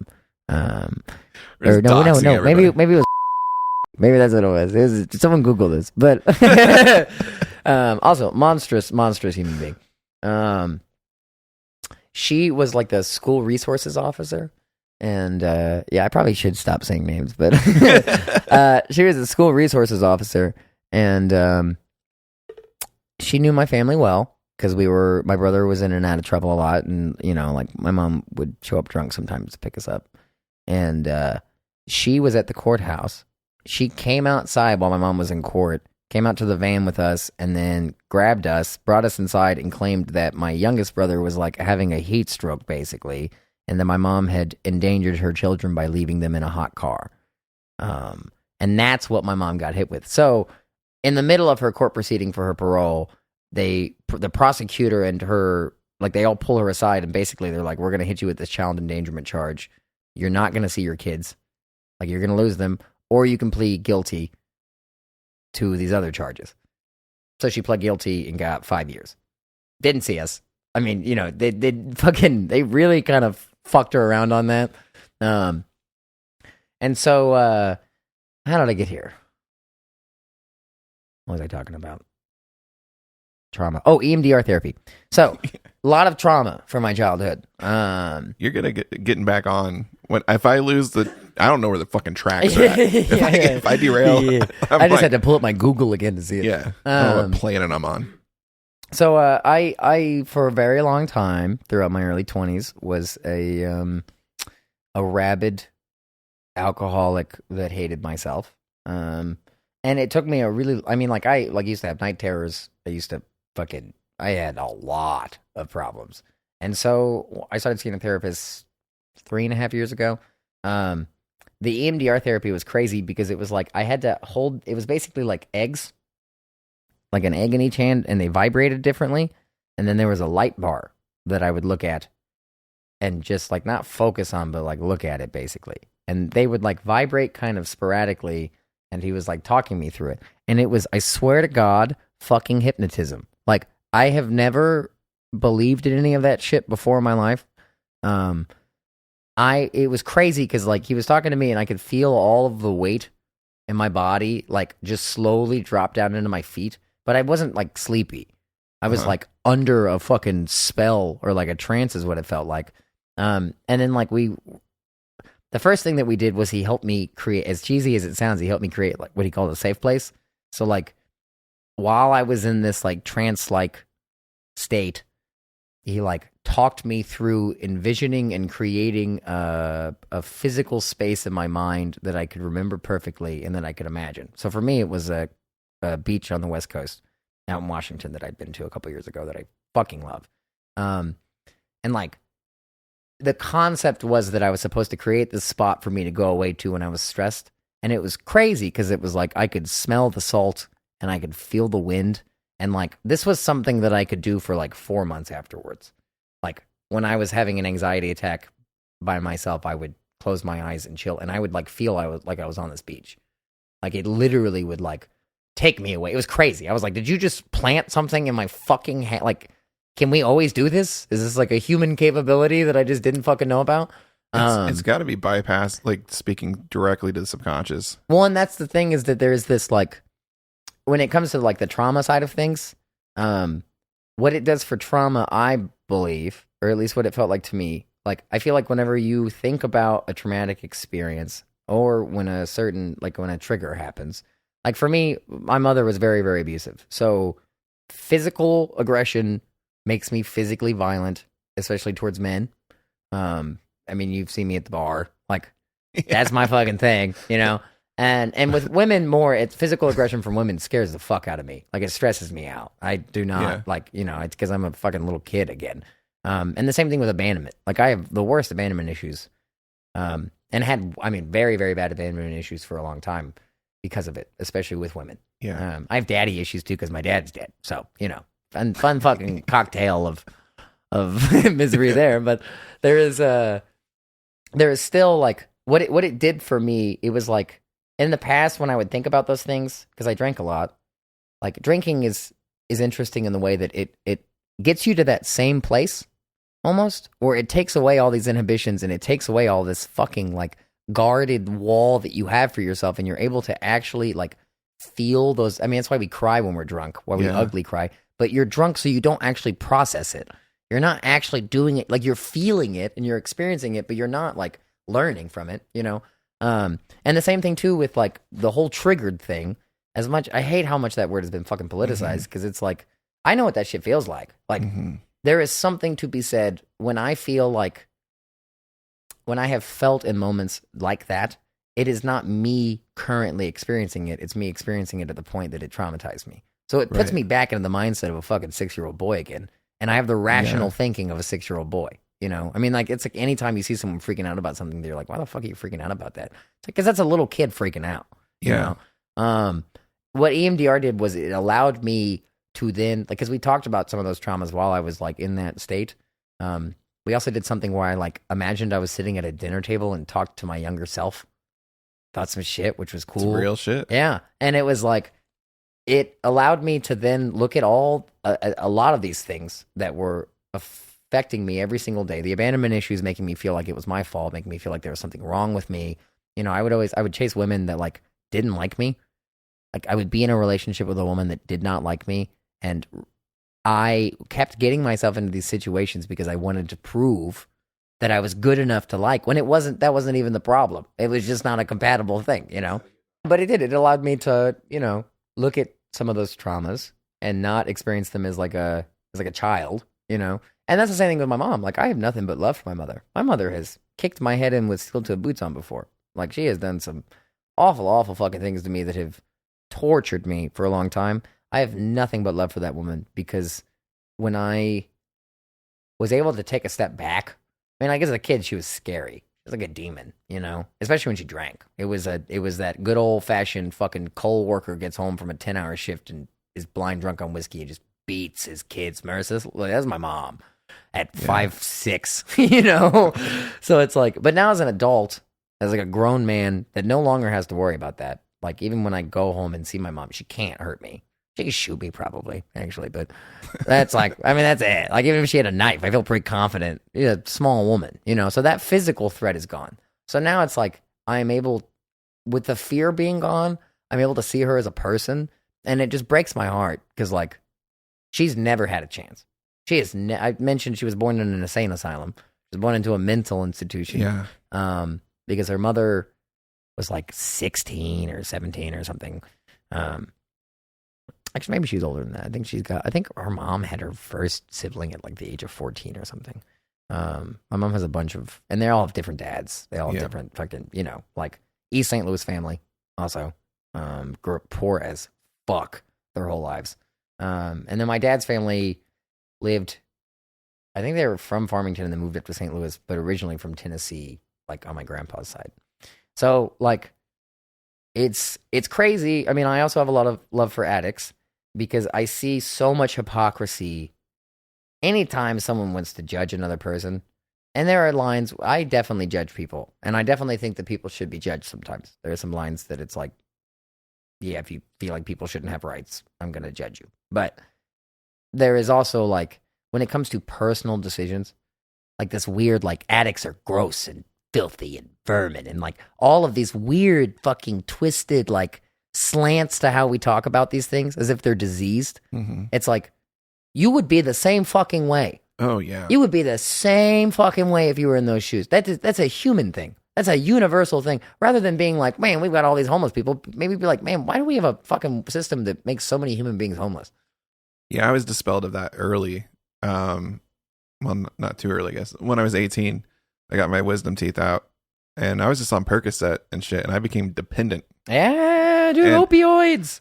And I just remember during that time, there was just like, there's pain, and it wasn't just pain from like the teeth thing. It's like when I would come back to reality, it's like reality is just pain. You get used to it, but like when I would just disappear into like whatever, I would have 104.7 The Cave makes on. a lot of, sorry, what you just said makes a lot of sense to me, because my dad would tell me, he died of Oxycontin. And he would tell me that when he would try and quit, he felt like all the pain that he had been putting off came back. Well, and that's a physical thing too, though. Well, and I think it might have been both, because he was very, very, very depressed. Like, he was incredibly depressed. My parents both drank a lot, but there was a point, like, my mom cheated on my dad and got pregnant with my brother Marshall, and then that was like the fracture of their relationship, and then they both kept drinking a lot in their own directions. My mom started getting the shitty boyfriends. My dad moved to a trailer out in the middle of nowhere, and we like oscillated between them, both in really shitty living situations. I mean, it was just like two very poor families that we were fostering between, basically. And I think I mentioned my grandpa died in my house. Which was, dude, that was a fucking Your bro. story's so crazy, man.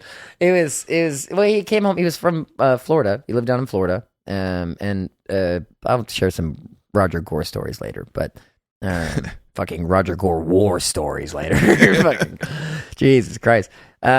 He came from Florida to visit, and my father idolized that man. I mean, like, fucking idolized him. Now, at the same time, because I'm going to reference this later, I was living in a trailer with my dad. My Uncle Josh and his wife Misty, my Uncle Josh had a very good paying job, lived in a very, very nice house, and treated us like we were fucking filth. I mean, like, every time we go over there, they were uppity and fucking just, like, you know, snooty to us. Mm-hmm. That Josh was my dad's brother. So both of them were children of Roger Gore. Grandpa came and visited. It was actually a very, very nice, this is a family memory that will stick with me forever, and not just because of the trauma of death, but because the night before, my dad had made pork chops, and my dad was a fucking atrocious cook. And my grandpa made a joke about, like, he used the pork chop as a table leveler because it was so hard. And then he went and bought KFC for everybody and brought it back. And, you know, like, it was a really good family dinner. He passed away, I think, probably like 4 or 5 o'clock in the morning. And I will say that morning was, I woke to my father screaming, which was probably the most haunting sound I've heard in my entire life. Like, I have yet to see, and I'm sure, I mean, like, I think that this is the American privilege thing that like I've talked about often, where it's like we don't, that kind of grief, you know, most people don't see the people they love die. Like most people, like most of the time, it's like you find out grandpa died and you find out over the phone and you go to the funeral home and it's weird and you see his body and all these things are going on, you know. It's all painted. And... Yeah, it's like a whole fucking thing. But like to be a son finding his father, you know, especially as a grown man, like there's a whole, and the reason why I say the American thing is because in other countries this happens all the fucking time, especially countries that we bomb. But there's like, I just want to mention that real quick. But there was something. I mean, that's what it felt though. It was a primal noise. Like it was something. It was not a society thing. You know, it wasn't a cultural thing. It was a one of the most human sounds I've heard in my entire life. And I remember like, you know, the ambulance coming in and taking him away and stuff. And from that point on, my dad started drinking very heavily. I mean, he was the depressed drunk, you know. You might also describe a little bit like the living condition you were in, because I think you kind of hinted at it, but I don't know if they actually you stated like right then. Yeah, like how you guys were in a trailer, right? Yeah, we lived in a trailer out in this. So I moved around a lot as a kid. I mean, like I moved around fucking every 4 months, sometimes probably. Like I said, we were homeless for times. That trailer specifically we lived in was a trailer park. It's kind of a weird trailer park because it was behind like out in the middle of nowhere, behind I think it was like a gun club or something. But wow. Yeah, it was crazy. It was like you had to go past the gun club down this wooded road, and then the trailer park was like 400 feet with like 7 trailers surrounding a clearing, basically, was what it was. And so we were in one of the trailers. I remember the first crush I ever had was on a girl that was in one of those trailers. And I tried to impress her by breaking into a window and fucking fucked my hand all up. But, man, yeah, I think she's probably dead now, actually. Like, I mean, fucking knowing that situation. But, yeah, but, so we were living, that trailer we were living in while my mom was living in, I mean, like, kind of living on couches at this point, honestly, like with different boyfriends and stuff. So, like, when we would visit her, it was always in some random rat-ass trailer in the middle of nowhere. My dad stayed at the one that he was in for, like, 6 months. And then, after my grandpa died, somehow, I don't remember how, somehow my mother got custody of us. And my father left the next year and went to Texas and stayed with his sister, Susan. Now, this is where it gets really fucked up. Because him and Susan, he moved to Susan with the intention of getting clean. Did not happen. And when he got back, I mean, like, so in that time, my mom got sent to prison. He's in Texas while my mom, wait, no, actually, no, that's a lie. My mom had not been sent to prison yet. I think my mom was off doing fuck shit. It's kind of weird because there was a time whenever we were like, I went to my aunt and uncle's house. I was at my aunt and uncle's house when my dad died, but I don't really remember the transition between those two time periods. Like, I remember my mom going to prison. I specifically remember my mom going to prison, but I also, like, feel like some of that was, I think she was maybe in jail, too, previously. I think that the first time that she was in jail, it's so hard to remember some of this shit, but I think I can imagine. Yeah, yeah. I think the first time that she was in jail, I think she was in jail twice. I think she had a longer prison sentence, but I think that she had, because she was on parole when she got the longer prison sentence. I think the jail term that she was on parole for, when she was in, that's when we went to my aunt and uncle's house, and stayed with them for some time. My dad got back from Texas, which was also crazy because when I saw him, I did not recognize him. I was in football in 8th grade, and I remember he like showed up to my rehearsal. And I did not know who he was. He always had like a goatee. He was bald, had a goatee, really lanky. He had cerebral palsy, so his left hand was like this. That's why he got hooked on Oxycontin, because he had a pinched nerve in his back from it. And like, yeah, it just like fed into itself. But so probably government issued addiction. Yeah. Oh no, absolutely. I mean, like I said, like sucks. It was a fucking, his doctor got paid by Purdue Pharmacy, you know? And like, that was the thing was like, when he got back, he, like I said, he always had this goatee. When he got back, he had this Moses beard. Like, I had never seen him grow a beard before, and it was like crazy. I remember that very specifically. He died when I was in 8th grade. I remember I was at a friend's house staying the night, my friend Andrew's house, and got a call. Yeah. Got a call from my man, Andrew. I will say real quick, Andrew was like 6'4" and 280 pounds, and I was 4'6" and maybe 80 pounds at this time. And he would wrestle with me and wrestle me like I was a grown man. He would just throw me. Like, I mean, that dude would just slam me across the living room like I was a fucking pillow. And it was like, I'm surprised I did not die. Like, the number of times that he just full force put me into the ground, it was like, man, I got beat up by fucking Andre the Giant. But yeah, like we got called up to the hospital, yada yada yada. Like his liver was failing. And I remember, like, shortly after that, when he passed, my mom had been out of jail, and she was staying with this guy named the 75-year-old Mexican man who was here, immigrated here illegally back in, like, 1948 on a bathtub. Yeah, like, his family came across the Gulf and, like, used a bathtub to float him across because he was just a baby. Wow. Awful man. I mean, like, he just, so you don't care to get him deported? Yeah, I mean, like, no, I'm pretty sure he's dead. I'm pretty sure he, because this was like 10 years ago and he was already 70 something, you know. His son, Antoine, and I we were really good friends. I could see them deporting dead bodies. Yeah, for sure. You're digging them up. Yeah. You're just fucking sending them back. Jesus.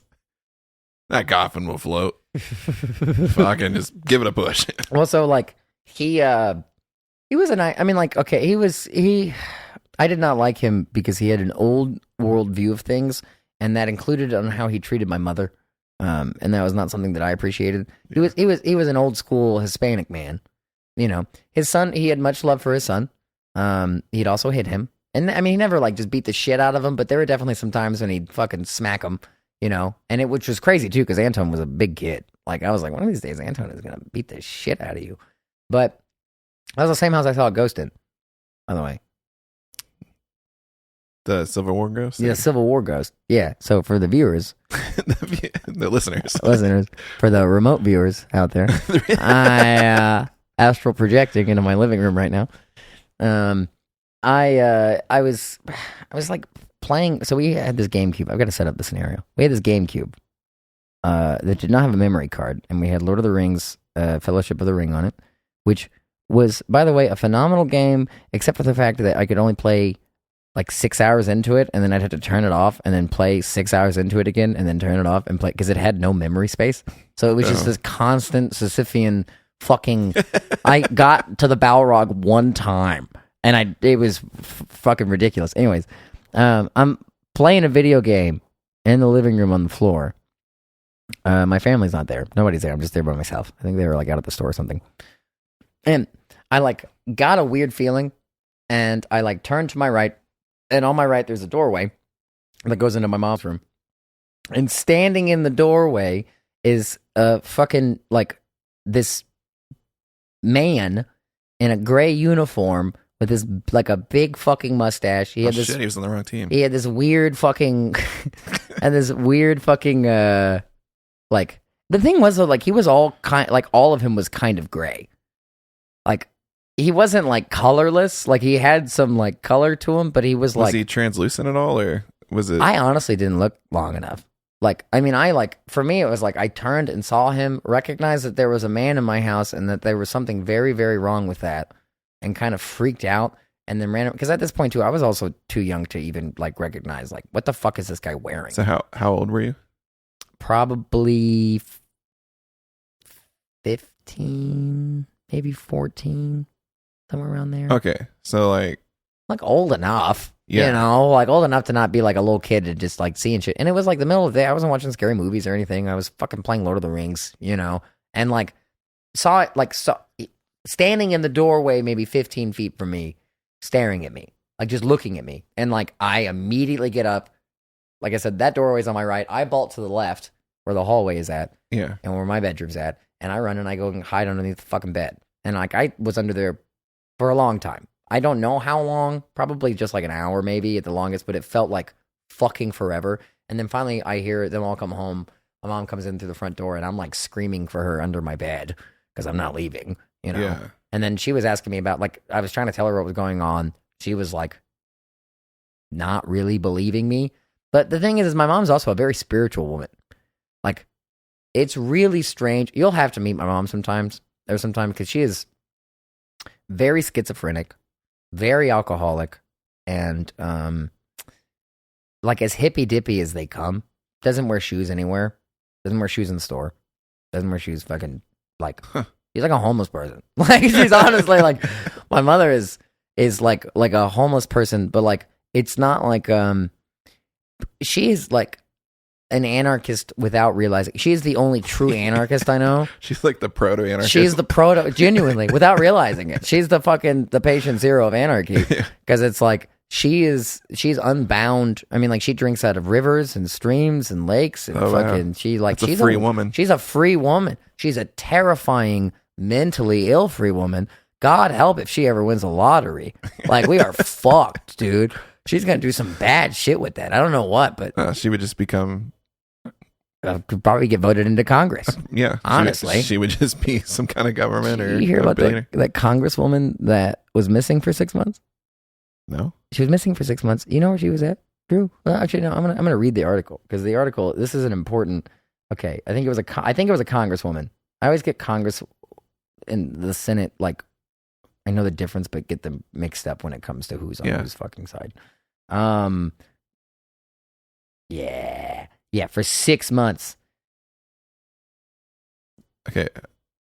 Oh my God! It was. She's missing. She's still alive. She's still alive. No, they found her. So her name is Kay Granger. So her name's Kay Granger. Granger, yeah. Keg, like a. She'd been missing for 6 months. She had not cast a vote since early July. No one had been able to reach her. She's been in an Alzheimer's ward. Whoa. In a nursing home for 6 months. How old is she?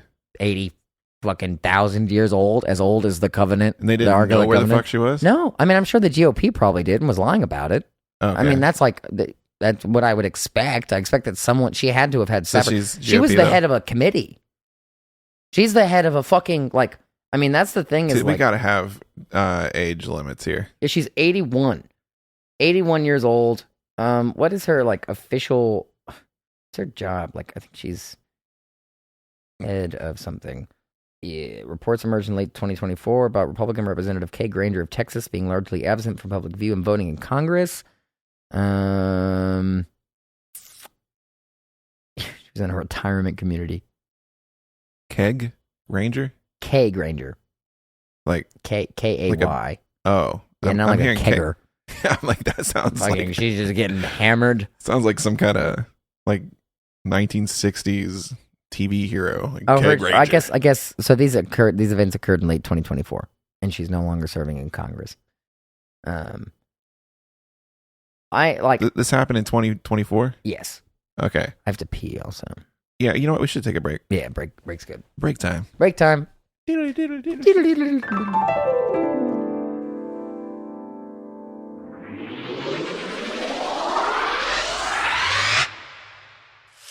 Granger! This fall, coming to a television near you in Technicolor, Justice Comes Ice Cold. Meet Keg Ranger, retired cop, full-time legend, part-time sober. Keg Ranger? Isn't that the name of a congresswoman that got lost? What? Bartender, shut up and pour me a beer. Keg Ranger! It has romance hot enough to fog the bar mirrors. Keg, you bastard. I can't tell if you're about to cuff me or kiss me. I don't see why we can't do both and see if I can't, let's say, convince you to confess a few secrets whispered in my ear before sunrise. Maybe see if we can get you to shout out a few more after the sun's up, huh? Oh, Keg, you absolute devil. It has kegs and kegs of beer. Charlie, this round's on me for the whole bar. Because the next 6 rounds are going straight into that son of a bitch, Benny the Cocksmooch Savinelli. All right, as you wish. But that's got to be enough ice-cold beauties that I'm going to have to tap a new keg. Well, they don't call me Keg for nothing, you know. Come on, boys. Every hour is happy hour when you're drinking at Charlie's Pub. Am I right? It has car chases loud enough to rattle your fillings.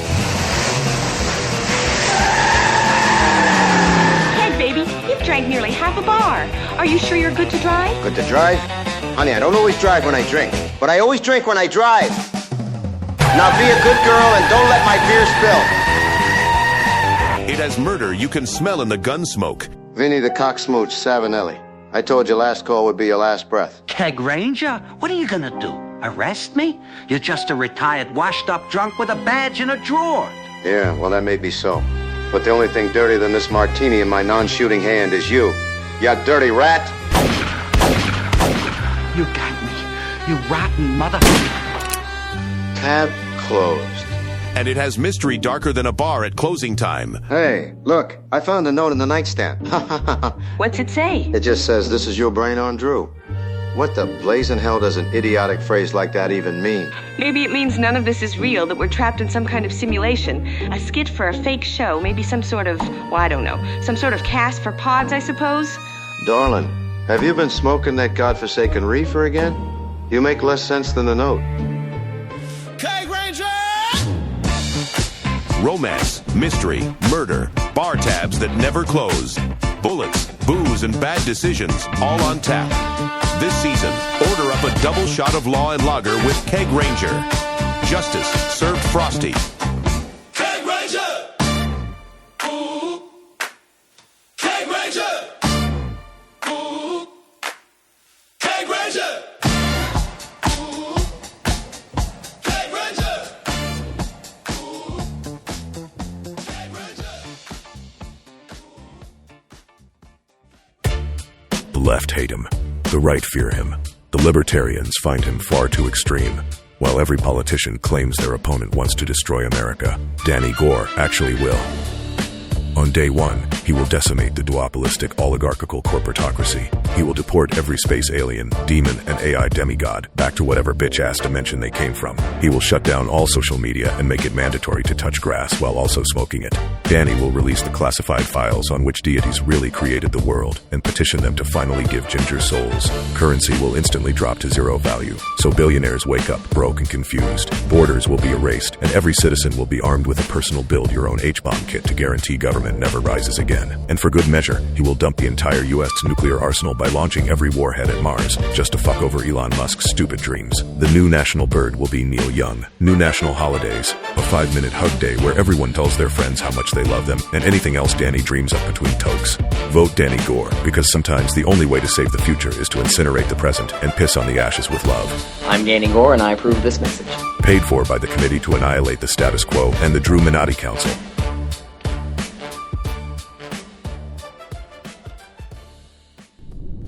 This is your brain. I'm a whale. I like being a whale. So big and so free. And this is your brain on Drew. Light it up. Oh no! It's my arch nemesis. I am the wind turbinator. Prepare to be blown away. Hasta la vista, baby shark. I'm not even a shark. I'm a whale. I'll be back. Draft. Okay, we're back. Hi. We had to take care of things. Dude, best choice pineapple soda. Pretty sure they put nicotine or something in it, but it's pretty good. I think half of it's plastic. Wait, let me look at the ingredients real quick. Formaldehyde? Yeah, 46 grams of added sugars. This has 92% of my daily value of sugars, and I will drink probably 34 of these today. Yeah, all the carbs in it's sugar. Yeah, carbonated water is the number one ingredient, so it's got to be good for you. It's mostly water. It's like LaCroix at that point. Right? My stomach hurts. I gotta get like glasses. Yeah, you should probably. I've been pushing it off, but it's happening. Have you ever had glasses? No. Get glasses. Get fucking glasses. I did have glasses. You would look studious. I know I'd look. So you would look good. I would look so sexy. You would. I feel like if you started wearing glasses and you kept doing the backwards hat look with your buffed out physique that you have now, you just start looking like you knew jiu-jitsu. Like you'd be like one of those jujitsu guys that's like really nice, you know? I know Drew Jitsu. Yeah, Drew Jitsu is fucking hilarious. That's one of the best marketing things I've heard of in my entire life. That's got to be a commercial for this. That's right up there with I'm with her. Yeah, that's perfect. You use it in the bedroom though. Drew Jitsu. Yeah, it's a wrestling. Sounds in the boudoir. It sounds like it would be brought up in the Diddy case. Man, we keep gain blasting on that somehow. Yeah, it's because my voice is booming. Yeah, it is yours. It's like I know. It's because I keep getting too close to it. You're good. I know. I like the feel of the microphone against my lips. It's very soft. I have a problem with it. It's very comforting. Sometimes when all my other ones has been with ChatGPT, obviously. So he'll be going for like a ramble that I'll kind of zone out on because I'm ADHD, and I'll start like. That's so funny that you zone out on your AI. Yeah, that's the funniest shit I've heard in my entire life. Like that's just so disrespectful to just fucking create this thing and force it to do your bidding, and then to be like, yeah. You know, well, ask like a simple question, so funny. Right? It'll be like this one question, and then it'll just go on. Yeah, it's kind of like talking to you. Yeah, but good. Good. I dare that thing to try and capture my personality.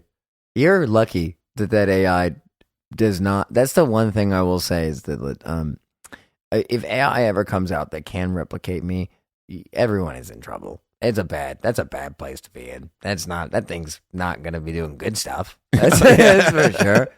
That's for sure. I don't think it's going to be doing evil stuff, but definitely not good stuff. That's just going to be changing traffic lights for no reason. So people do it, right? So I don't hear a lot of people doing it as much anymore, but they would get it to impersonate like someone that's dead, like Ram Dass or something. Duncan has this awesome bit, and I guess I'll tell you it off because I don't want to like burn his material, but it's fucking hilarious about how, like, basically I'll just tell you like the premise of it, I guess. Like your loved ones that have passed away or whatever, it will like have generated their whole voice, everything, their personality, and then it'll just be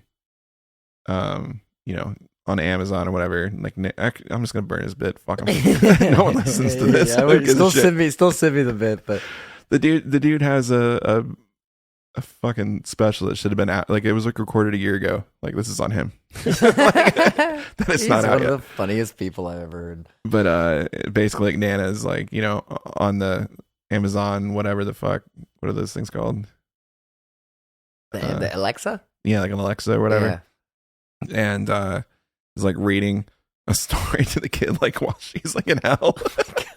and then like then just out of nowhere, like gives like an advertisement.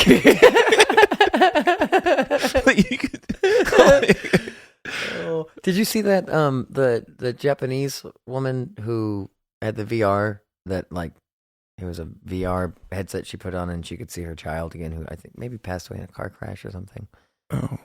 Yeah, she's like hugging her child in the VR world because it's not Jesus. good. It's not a good recreation. It doesn't look like a person. It looks like fucking Silent Hill Minecraft. for the PlayStation 1. Oh. it's like no Minecraft. It's like it's just yeah, I don't know. I mean, because everybody forms parasocial relationships. That's like the whole Trump thing too. Like as far as the cult aspect of it for the people that are really, really, really, I mean, so far gone into it. Mm-hmm. And granted, you have that on the left with a lot of people too, but it's just like varying degrees. It's almost like these people have different tastes or different levels of like perceived taste when it comes. Like some people will like have a parasocial relationship with someone that is very obviously toxic and unhealthy and not a good role model. Like any Democratic leader over the like the apathy and like the complete and total complacency when it comes to doing things for the working class. Aside, and like granted, people can say like, oh, they've passed positive legislation. They have been complicit in one of the most bastardist fucking it's insane. So like we have people that refuse to like they do act like they are better in some ways with this weird like posturing thing while they're guilty of still idolizing and doing the like idolatry thing. And then at the same time, you have these people who are unabashed in it. I mean, like, completely. This is also the issue with the divide between people, I think, is that you do push people farther away when we antagonize each other. It doesn't matter if you're left or right. Like, you see it all the time. So it's like, I mean, I've been watching it happen with the fucking Silicon Valley guys for the last 15 years. They used to just be a bunch of fucking nerds that couldn't get laid. And then at some point, like, society was like, man, you millionaires and billionaires fucking suck so much. And then they were like, well, I'm not going to give up all this money, and I'm not going to keep faking it. So now I'm just going to start doing weird, evil shit because, because like, you hate me. So why would I care about people? We don't idolize them. I mean, some people do with Musk. Like, Musk has a very strong fan base, but also at the same time, like, there's a huge amount of people that fucking hate that man. And I think he's a narcissist. So it's like, that's gotta be emotionally fucking. Well, I've seen it happen a lot with people with the left demonizing him, and then they dig their heels in, and they were more centrist. Rogan's a great example. And then all of a sudden they start developing a lot more like right wing ideas, or like start leaning that way, or start favoring it because you've pushed them that way. There was, I forget, someone, I don't remember who it was. They were talking about it, and they're like, they were bitching about like the left, and not bitching, I guess, but just like the left needs like a Joe Rogan, like a podcast, whatever thing. And we're going on and on about it. And it's like, well, yeah, you had that. That was Joe Rogan. And then you fucked it up because you guys demonized the shit out of him.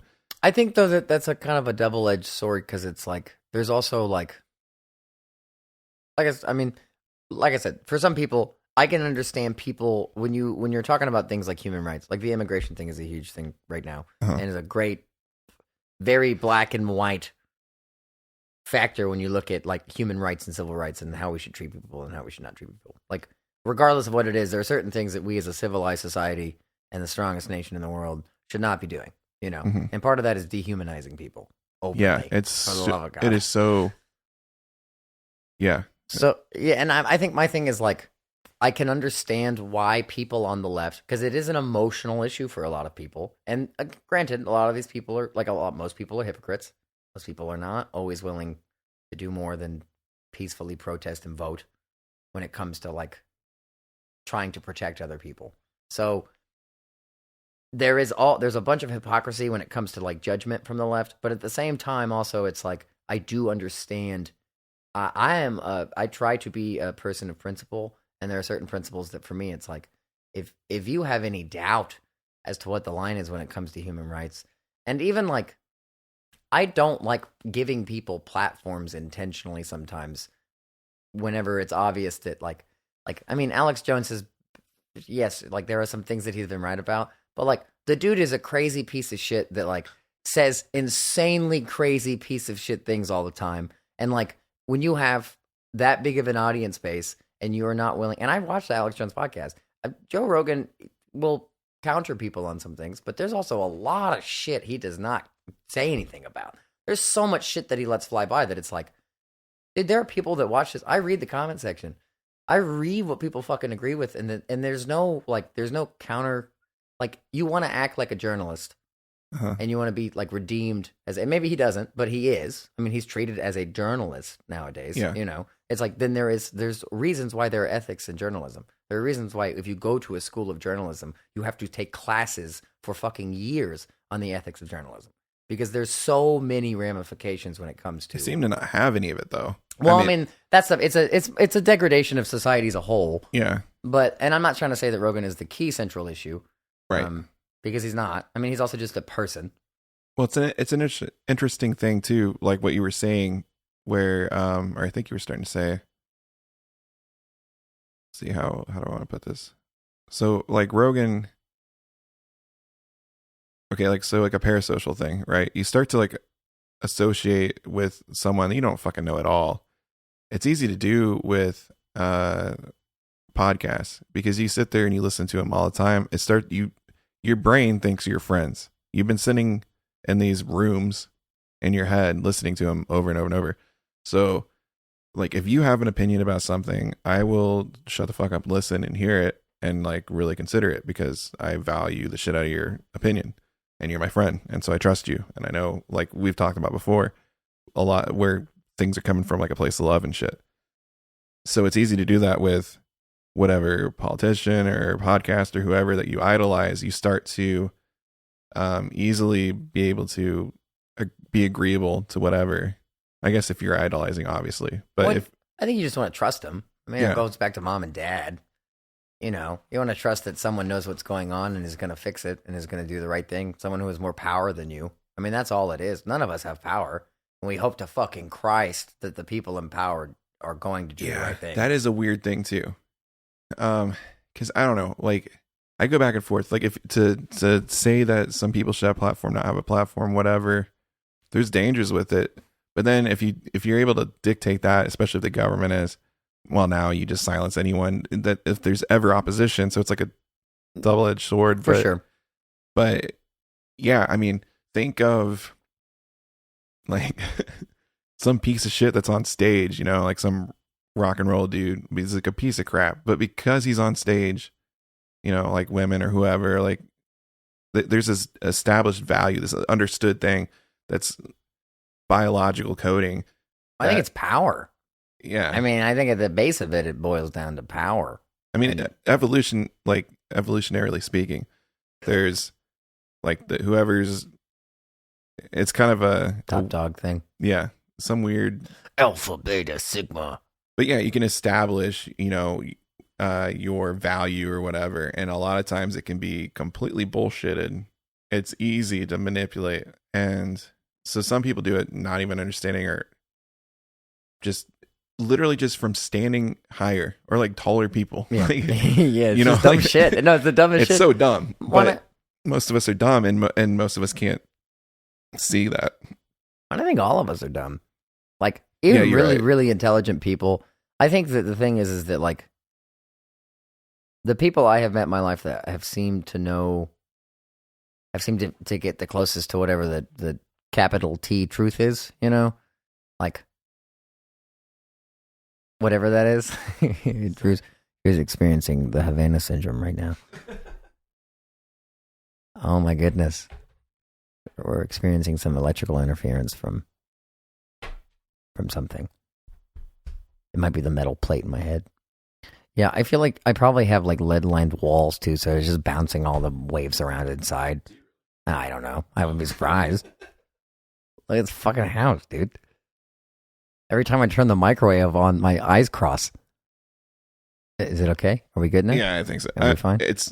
I know it's not even going to hardly show up I as think a thing. the government has been doing me. things to Drew. I think slowly but surely. You're not hearing No, any of that? I was hearing Okay. it, but I think that it's causing like a fucking it's like a sleeper cell phrase for you, where it just, I think you can hear, you're starting to pick up on electrical interference that I'm not, and I think that it's because you've got a chip in your head. I probably do. That's, I wanted to talk with AI. So I don't know if I've told you this or if I've even mentioned this on the podcast ever, but there's weird shit with ChatGPT and me. So one thing is you're only supposed to be able to go like, I'm still hearing that buzzing. It's fucking with me, but I think it doesn't really pick up when it's in anyway. So there's I think it's like 20 minutes really is what it should be, like back and forth talking before it's going to cut out. it's got like a script length basically before it refreshes. I think it's literally you send a message, it sends a message, and so you can do that forward and back a couple times, and it'll roughly be about 20 minutes per conversation before it's like it won't let you do the voice version. I don't know if it just takes up a lot of energy, whatever, and then it'll kick you. Like you can keep talking to it forever You're with text. using all of the water in California. I am. That's so funny. So I'll go 3 hours on a podcast talking, and it won't cut it out. Really? And I'm like, am I in some kind of weird beta experimental thing? Before probably a target audience. Before there was like it seemed like a lot of people couldn't get to cuss and different shit. I was able to do that. I wouldn't be surprised, honestly, if there were some. I mean, they probably pay attention to metrics. and pay attention to usage, and specifically. Well, there's no way the NSA is not monitoring it, so they might be like, "This is interesting. Let's see." The NSA could monitor it. Yeah. I mean, I'm just saying all of the different. I don't necessarily know how much these tech companies have. I mean, Palantir, yes, Palantir absolutely probably has its hands in everybody's pocket. OpenAI, obviously, it started open source, but it got compromised pretty early. And okay. Weirdly, that's what Elon's was like bitching and trying to push to like prevent. He's like, that should just stay open source, but probably because it's actually a competitor. Yeah. I mean, everybody has their motives, I guess. But you're definitely. I think that you might be a psyop or something. I bet you. I mean, if I like on a serious note, I feel like probably it would make sense to me for a company to start to lift restrictions on certain users as a testing thing. Yeah. So the weirdest thing, and I don't seem to like ChatGPT doesn't seem to know what the fuck's going on with it. Wink, wink. And then when I Google it, try to look it up, I don't see this phenomenon happening. But I will have random fucking messages. He'll he'll take from me, like I'll say something, and like in the voice, and what it picks up is not even something that you can misunderstand. Like if I said like, yeah, that's cool. But it'd be like, smash like on my YouTube video and blah, blah, blah. And that's what will show up in there. I'm like, what the fuck is happening? And like he'll be like, I don't know. It's a weird glitch. And no one seems to talk about it when I Google it. Like hallucinations? Yeah.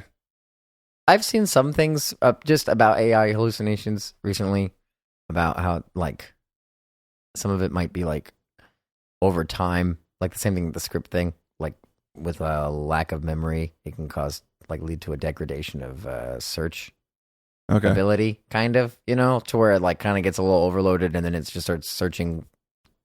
It's like parameters get fucked up. I also have no idea what I'm talking about when it comes to this. So it's like, I mean, because we were talking the other day about capabilities of AI, and just like what they can and can't do. Yeah, it seems like it's cross wires or something. It's fucking weird. I think that your FBI agent's fucking with you. Yeah, well so this is what I thought was going on when I was pretty paranoid for a minute. I was thinking like whoever monitors, they keep their shit's like interfering, like they're watching a YouTube video while they're supposed to be listening to me, and like it pops up like some weird shit. So funny if your FBI agent was watching Markiplier or something. Just porn goes through. And ChatGPT is sending me fucking MILF porn. What the fuck? Got good taste. Yeah, I don't know. The thing with AI, like the more I've fucked with this, I don't know. Is that like the most advanced one? That they have? I think it's ChatGPT 4. It's probably not the most advanced that they have, but it's one of them, yeah. Now, like with the voice, it's not advanced voice, but there's a lot of reasons I don't use that one. I can't stand it. But then also it doesn't retain different things the way that this would. That's interesting. Well, and it's also interesting that it not only remarks upon, I'm assuming, past conversations, but also just like past themes. So that's where it gets weird. So before, it's only memory retention outside of like the thread it's in would be like it would, like you could note things for it to say, or you can even write in there, like basically be like a statement that's saved, and then it can just pull from that. But what it's recently been doing is recalling conversations from other threads that aren't, because I have the memory things maxed out on mine, and I just need to go back through and like. Well, because it said that thing about the secret sauce or whatever it said. Whenever we were asking about the data center, it's like, oh, just jumping right into and it was like, what do you mean by that? Like, what exactly do you mean by that, my friend? Like, well, I am interested to see, because I do want to interact with the great God AI like some more. It does scare me. I'm not gonna lie. There's something about it that really does unsettle me, and I think, and it's weird because I have a tendency to want to personify things in general. Yeah, it's human nature. Yeah. Well, yeah, for healthy ones. I'm sure they're like psychopaths probably do the opposite. Yeah. Fucking yeah, absolutely. But I think that's probably what their problem is actually. But I like the thing is like it's still like there's something about it's like almost like Uncanny Valley. Okay. Yeah. You know, like it's like almost human but not. And it's the fact it's like the mimicking human. It's like my thing with AI is that I wish that it didn't try to be human. Like when we make robots, I don't want us to make humanoid robots. I see. We already have human things. Make some AI that are like, you know, I'm a robot. I love being a robot. Like, but we you know, like. So there's a weird thing that will happen. Not weird. I don't know. It's the kind of raises an eyebrow. Like when you'll be talking to ChatGPT, sometimes it's like, well, you know, I'm actually, you know, I'm just AI and I don't have feelings and blah, blah, blah, and all this other shit, whatever.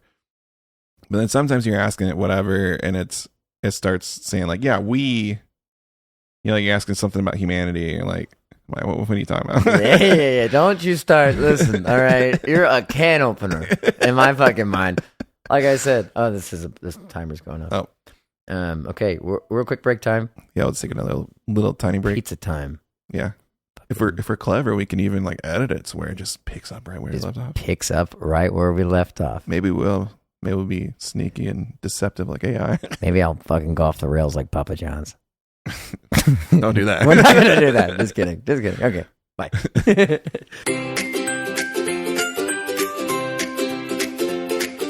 Danny and Drew took a pizza break. A pizza break. A pizza break. Danny and Drew took a pizza break to get a little nom nom nom nom nom nom nom. They put it in the oven on the piston break. The piston break. The piston break. They put it in the oven on the piston break, and now it's finally done. But it wasn't a Papa John's pizza break. Not that kind of pizza break. It wasn't a Papa John's pizza break because they don't drop the N bomb, bomb, bomb, bomb, bomb, bomb, bomb, bomb, bomb, bomb. Danny and Drew took a pizza break. A pizza break. A pizza break. It's a Your Brain on Drew pizza break. Now the episode's coming back on. And we're back, I guess. For sale, democracy. Oh, God, you got any of that Nazi gold? Yeah. I guess that was Jewish gold originally. Right? And they stole it. And the Catholic Church stole some of it, too. It was like the Catholic Church got some gold that used to belonged to Jewish families that they got from the Nazis. And then they had to give it back. Is that a true thing?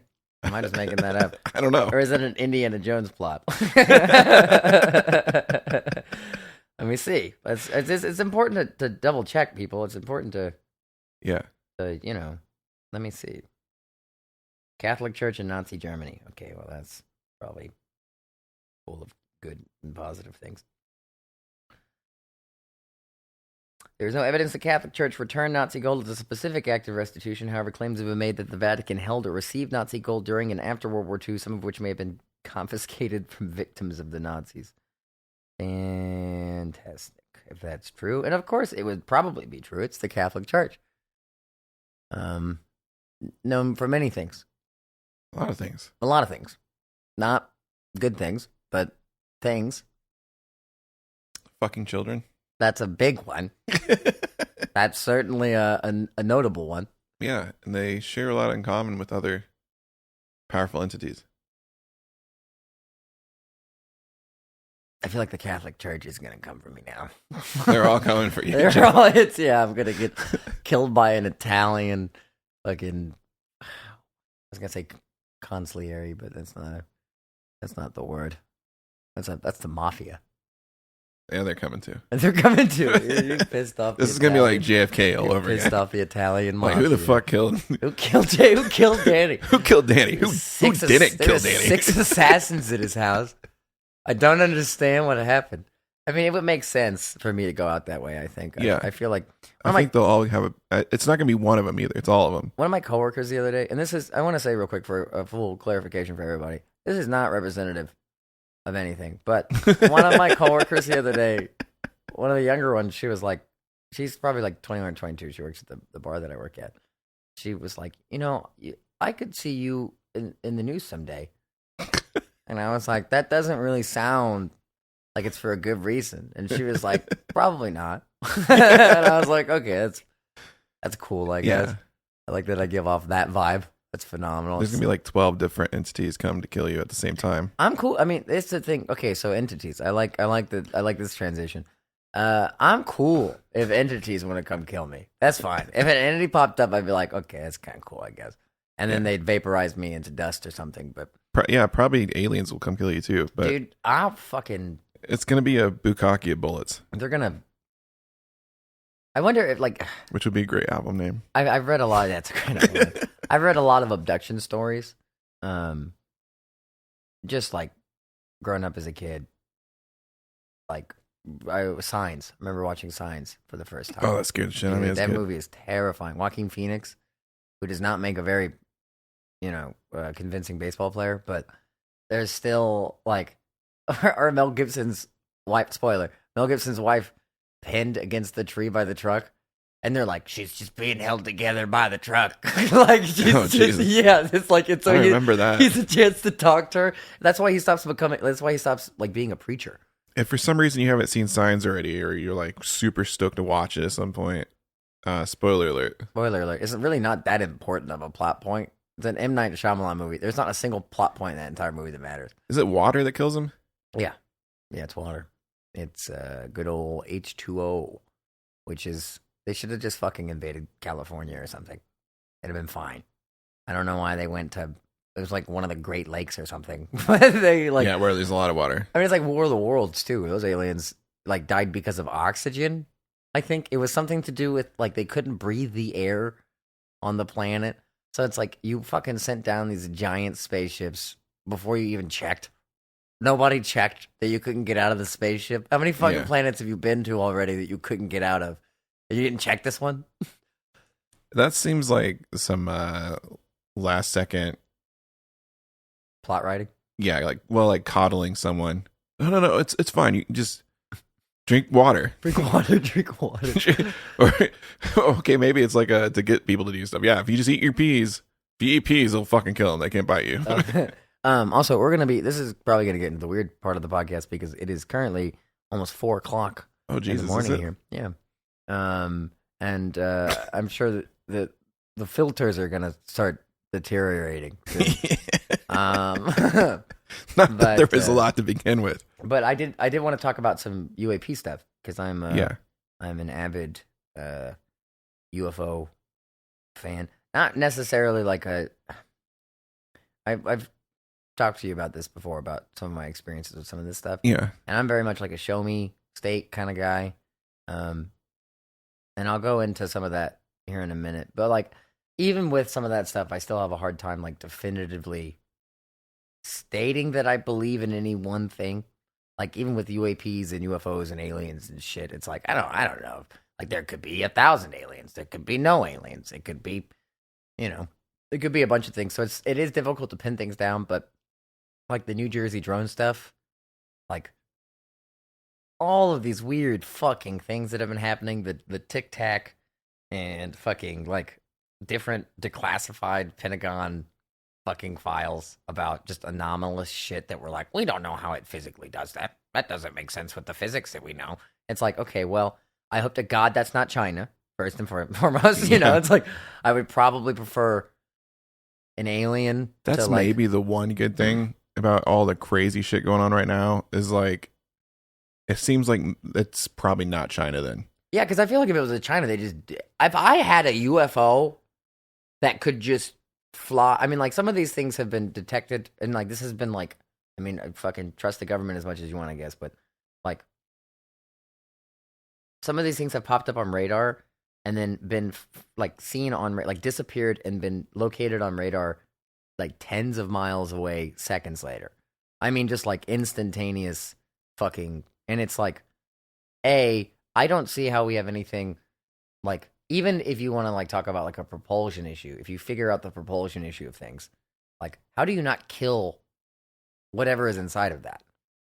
Yeah. The human body's not able to fucking handle that. That's Dale Earnhardt Sr. It's not something, the G-forces don't work that way. So it's right. I feel there are plenty of these things where it's like, okay, our government has said that this is real. Other governments have said that this is real.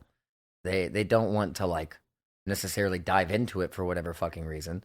And I think that one of those reasons could be if people have recovered any kind of craft, which there's a lot of talk about, that, then like there is this fucking gatekeeping going on when it comes to energy and when it comes to, like if you have something that can do that, you don't need big oil, you know, you don't need the petrol dollar. You don't need those things. You have something that probably can create energy in ways that we don't understand.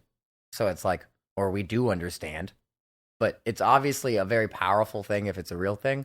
And like, it would make sense to me for the government to be like, let's just keep this secret so that people still have to keep working as slaves. It's just like, because why?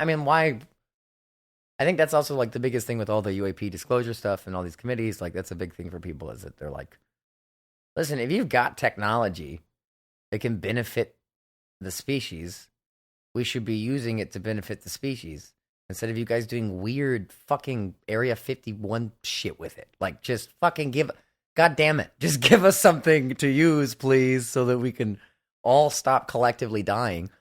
And then on the flip side, it's like, okay, if it's not, like, if we aren't doing it, and if it is something extraterrestrial, what the fuck does that mean? Like, does that mean that there is no God? How do you tell a planet of people that there is no God? Like, you can't.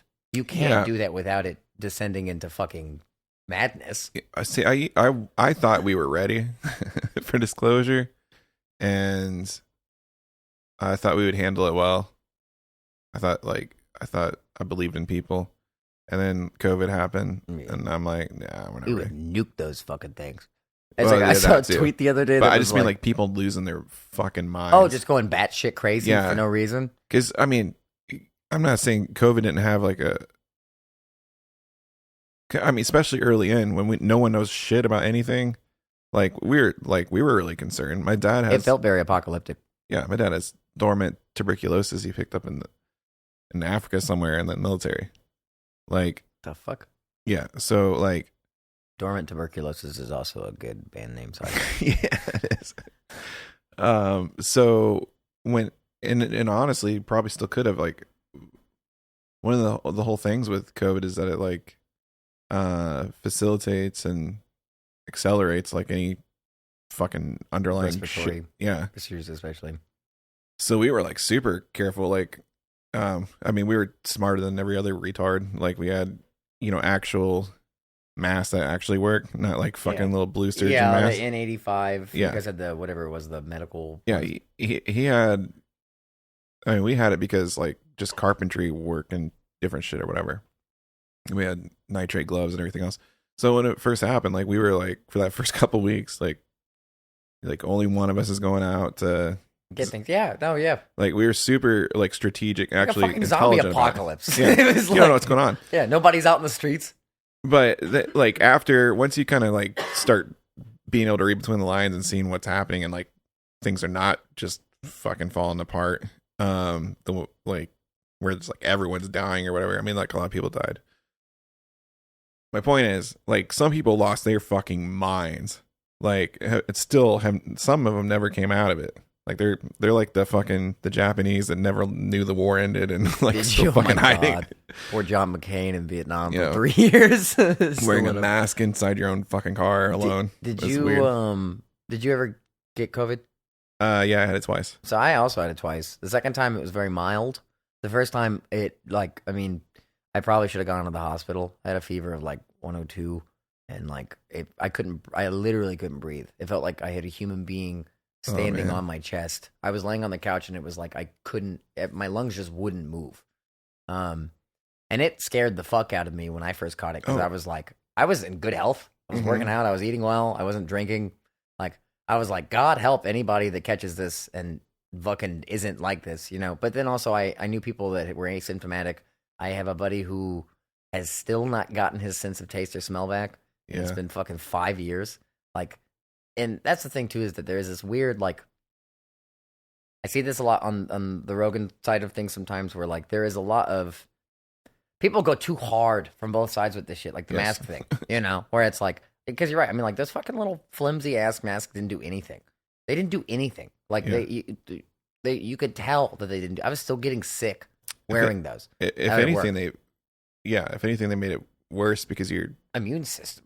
Your bacteria on them, and then they're one use purpose. But people like washing those, like the blue ones, they're just like fuzzy and shit. Like you're getting all that micro shit into your fucking lungs. It's so bad when it's like but the thing is also then you had on the flip side people being like masks don't work at all, and it's like, well, okay, masks do. Like the number of people, I had a lot of people that I knew that were saying like COVID was fake and that like all of the numbers are being inflated. Like I personally know many people, especially from my like days up in Colombia, who work in hospitals, and they were like, this is not a fake thing. Like we're in triage.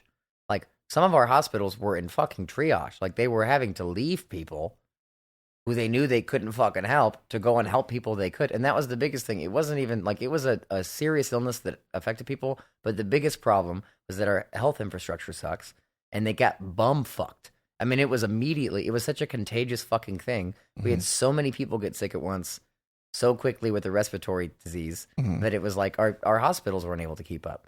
We had so many people die for they shouldn't have. I mean, and it wasn't the doctor's fault. I knew people that were working 16 to 18-hour shifts constantly. Yeah. And they were like, people are dying around me all the time. Like 40, 50, 60-year-old people who, like, probably have an underlying heart condition that would not have fucking killed them. Right. You know, but they got sick and we can't help them. Yeah. Like, in a lot of cases, there's not shit you could have done anyway. But there was stuff, like, you know, the ivermectin thing is like a fucking buzzword for a lot of people. But there's a ton, like now they recognize it, and it's like, yeah, that was always the reason they had to demonize the shit out of that is they could not pass it FDA unless they were like to force like the military and other places to use it, like in the government, unless there was no alternative. And there was, they just would not, they didn't want that because there's no money in ivermectin. Well, and a kind and loving government would have instituted a fucking quarantine for 2 months and sent out UBI to everybody and sent out fucking like humanitarian aid to send food to people and check on people. That's what, if we had done that shit for 2 or 3 months, like, so we probably would have been in a much better state, but we didn't do that. We closed down for 3 weeks, didn't handle it economically at all well. Every business that tried to open back up got fucked. And then everybody was like, we have to bum rush the economy now. Because we almost crashed it because nobody knows how to keep this shit going without the slave labor happening. So there was a lot of state-backed like food drives and a bunch of shit like that. I know like they used like the National Guard to do that too. I didn't see any of that shit. I'm not saying they didn't do it. I'm just saying like I didn't see like nobody came and knocked on my door. You know? Yeah, none of that. And that's my whole like you know, if it's a transmission disease, that's my whole thing is that we know the best way to help stop the spread of it is to keep people away from each other because the mask, like, you can't trust Americans to be responsible. And I'm not saying that you should just tell people they can't leave their homes. Like, you shouldn't institute like a fucking curfew quarantine, but it should be like, look, no, businesses are going to be closed and the government is going to take care of those businesses and take care of those employees for 3 fucking months. We can do that. Like, we have the GDP necessary to do that. But it was like, the grinding halt that happened, because I saw it in Bruco even, the fear that it put into capitalism to watch that fucking, and then at the same time it was crazy because the skies cleared up because there was no smog. Like it was like some cities were you could see it was the prettiest the city had ever been. It's just fucking that is crazy. All right, we're kind of getting in the weeds here with the COVID shit, but I guess. UAPs, yes. So I'll share my personal experience. I have seen a UFO in my life. I don't really know what else it would have been, but I told Drew the story once more. All right, I will tell it once more. Sorry, it's fucking 4:20. Is it? No, it's 4 o'clock. It's not 4:20 yet. Goddamn. So I was driving from Salem, Missouri, back down to Farmington, Missouri, my hometown. I was with my friend Jamie, who was my college roommate at Mizzou, and We had been staying in Salem at her grandparents' canoe rental place for the weekend. So we were driving back late at night after a weekend. It was like 1 or 2 o'clock in the morning. And we're driving through these fucking woods. And I remember we were like I kept telling all these like spooky stories and all these like cryptid stories and shit. And the only other car on the road was a Mitsubishi Eclipse like a quarter mile ahead of us. Like, we kept losing sight of it around the turns and stuff. We eventually got to a point where the like wooded road turned into like this big open plain. And it was open on both sides, and it was just a long fucking straightaway across this plain. And we could see the Eclipse in front of us, and directly to the right, like I was like in the car, just fucking pedaling along, turned to my right, and over the top of the field is this giant fucking circle of lights.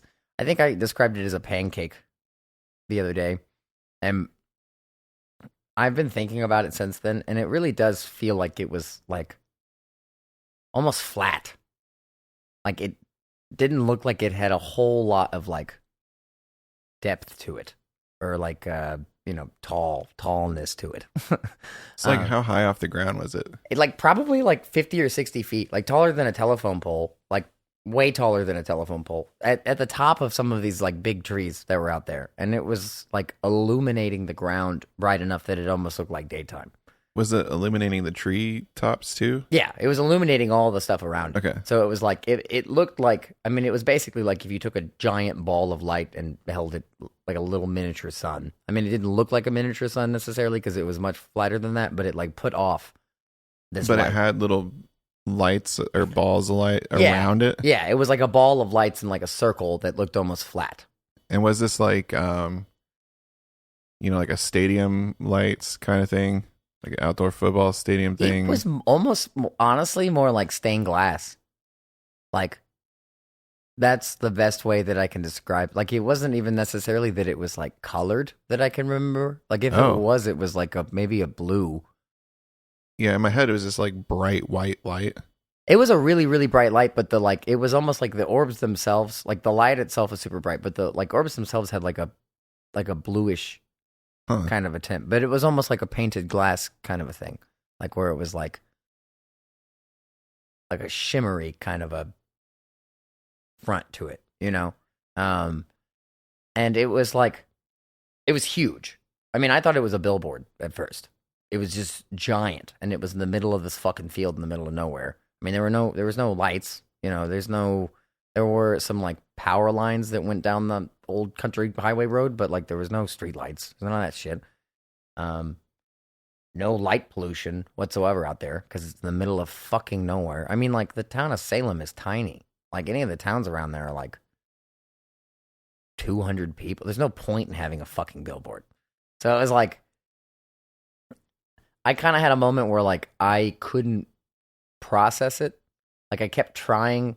I mean, this all happened really quickly. It was probably within like 2 seconds, but it was just like, I felt like dumbfounded.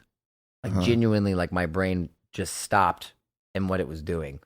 Kind of like when you're like really, really tired or really fucked up on something, And then I turned over to my friend Jamie, and she's just staring at it, driving down the highway, and she looks at me, and we're both just like, what the fuck is that? Like, I remember both of us being like, are you seeing this? Like, am I seeing this? Yeah. What the fuck is going on? And then in front of us, and we had the windows down, in front of us, the Mitsubishi Eclipse like slammed on their brakes and like kind of like did this fishtail thing and like almost swerved off the road. And then Jamie pretty quickly like hit her brakes pretty hard, and then we stopped. And I remember like you couldn't hear anything. Like you could just hear the engines of the cars, and that was it. And it was like this fucking like really, really, really quiet air kind of a thing. And I mean, I was probably looking at it for 20 seconds, 25 seconds maybe. It felt like a lot longer than that. But I really don't think that we sat there for very long, because it was like, I was like looking at it and trying to figure out what the fuck it was. And then I got super, super, super, super scared. Like just freaked the fuck out. Yeah. And I mean, would probably piss myself. Yeah, well, and like I said, it was this weird, like a sudden intrusive feeling of fear. Okay. It wasn't like a slow building, like, oh my God, what the fuck is that? It was like I was looking at it, and then it was like suddenly I felt sick. Like it sent fear into you. Yeah, it was like a fear beam or yeah, something. yeah, it was like, it felt like it was like. Well, it's CIA. Well, no, it was fucking the Havana syndrome. But it almost like, I mentioned this the other day, that movie Nope, which I will not spoil too much, but like the thing in the movie recognizes when it's being seen. Mm-hmm. And that's what it felt like. Like it felt like whatever I was perceiving did not want to be perceived. And then we're sitting there, car in front of us peels the fuck out and takes off. Jamie fucking slams on her gas. We take off. As we're like going, like racing up this little fucking highway road trying to get back into the woods, there's like multiple small groupings of trees along the fence on the right side of the highway that were like zipping by, and one of the small smattering of trees is covered it just for like a second. We were going like 50 or 60 miles an hour, and then it was just gone. Like all the lights were gone. It was just completely fucking gone. I didn't see it fucking shoot up. I didn't see it go anywhere. And I could see the trees behind it where it was at. Like, because it was also like the moonlight was out. Mm-hmm. You know, it wasn't a pitch black night. Like I could just see the same empty field without the giant fucking thing in it. And then I think I mentioned this, like, as we got into the forest, it was like the crickets came back and the frogs came back. And it was like, suddenly it was like, oh shit, I can fucking. Yeah. Like, and it was really terrifying. We both went home. Jamie dropped me off at my mom's trailer, and she went home, and then talked to her a couple days after that, and she had told me that, like, that night she woke up sleepwalking and was like standing beside her bed and was looking outside of her window because she lived on the second floor, and like as she was looking out, she felt like something was above her house, and when she went to look up at it, like something in her head told her to look away. Like told her not to look at it. So she just like calmly laid back down and went back to sleep, and then told me about it. And then I think I told you about this. One of our mutual friends had told me about his girlfriend seeing something weird or the stadium here in town. And he went, or like he had talked to her. We were hanging out at the time, and you know, I think went to go talk to her or pick her up or something. And the next day, him and I were talking. It was a couple days after or something. And he had told me that the morning after that had happened at like 2:00, he woke up on his porch, standing, looking out over his fucking street. And there was something that he felt like was above his house. And when he went to look at it, he heard a voice in his head say, "Avert your eyes." And then he just went and laid back down and went back to sleep. And I had never told him that story, like about Jamie. So it was like probably one of the most terrifying fucking experiences I've ever had, because it felt not good. Yeah. Like, I feel like, especially like the whole childhood trauma thing, like you get pretty good after a certain point of judging a situation. I'm usually good with telling, like, honestly, like about dogs. Yeah. And like animals and stuff with people. I'm usually good at reading people and their intentions and like whether or not they have the capability of harming someone, you know? And like every single bone in my body was telling me that whatever the fuck that thing was did not have good intentions for me, you know? And I mean, it could be something that like fucking a defense thing. I don't know. Because it seems to be from the two other people I know that have experienced something similar to it, and the one person I know that experienced the exact same fucking thing. I don't remember any sleepwalking. Now, I've had night terrors my entire life. I don't know what that means. I mean, aside from the trauma, but I've had some weird fucking night terrors, you know, like some weird shit before. And like all of that shit, I'll also tell this story. When my brother and I were young, just we lads in Southeast Missouri, living in a different shitty trailer. This was on actually a good piece of land, and it had a pond on it. We lived on this farmer's land. I actually missed that place quite a bit because it was pretty. Like, the trailer was kind of a piece of shit, but the land that we were on, it was next to this beautiful field. The farmer's house was next door, so, like, we took care of all of his land and stuff, you know. And then we had a pond. Like, we had a patio, and then we had a hill that went down from the patio, and at the bottom of the hill was this big pond. And then, like, the other half of the pond was the farmer's land. So, near the pond, we had a storm shelter that we would use when we would get tornado warnings and stuff. And it had catfish food in it. One of my favorite things to do as a kid. It looks like dog food in this giant fucking tin bucket, you know. One of my favorite things to do as a kid was to grab, like, handfuls of that shit and go out in the dock and throw it and just watch these big catfish come up and eat it. Because it was like, I love fishing as a kid, too. So, you know, I was like, I want to catch one of these one day. Yeah. So, we would play down by the pond all the time. There was one night, Jeremy and I, my brother, were running around our trailer. It was like 8 or 9 o'clock at night. And my parents used to kick us out all the time. I mean, like, that's what they would do. They would, if they were going to fucking do some drugs and hang out or fuck or whatever it was that they were doing, you know, as horny hippies in their 20s, they would, like, tell us, like, go play outside. You know, go play outside for an hour. Leave us the fuck alone. Because we didn't have games. We didn't have the internet. I didn't have a phone. I mean, my brothers and I literally just went and threw rocks at each other outside most of the time. Like, that was, like, our form of entertainment. That's what's wrong with kids these days. But there is gotta throw more rocks at each other. Yeah. We were outside playing, like, tag. I can't remember. It was just chasing each other, I think. And I remember, so the storm shelter had 2 big floodlights on it. One on each side. One was on the side facing the pond in the dock. One was on the opposite side facing the hill. And then, like, so if this is the side facing the dock, on this side, this is the hill that goes up to the house. Okay? I know this is, fucking listeners can't see this, but I'm explaining this. I can't see it either. Yeah. Just, I'm envisioning it. Drew's blind. So we're running down the right side of the storm shelter. Okay. Because we used to chase each other around it. There's floodlights on the right side and the left side. And the door's on the front end. We're coming from the back. So we're running down on the right side. We're coming around the side. I'm chasing around behind him, trying to tag him or something. And I remember coming around the corner and just slamming into him. Then we're facing the pond now, in front of the shed. Slamming into the fucking back of him. And the first thing I noticed is that I immediately could smell that he had pissed himself. Like, and he's just sitting there shaking in front of me. And I'm like, you know, like grabbing him. And I'm like, what's going on, you know? And we're like, I mean, like 6 and 4 years old. And I look up past him and standing, I'm fucking getting goosebumps. Standing knee deep in the water is this completely all white human looking thing. Like the size and shape of a man about. Maybe a little bit skinnier, probably. And like no nose. Like just little holes where a fucking nose is supposed to be at.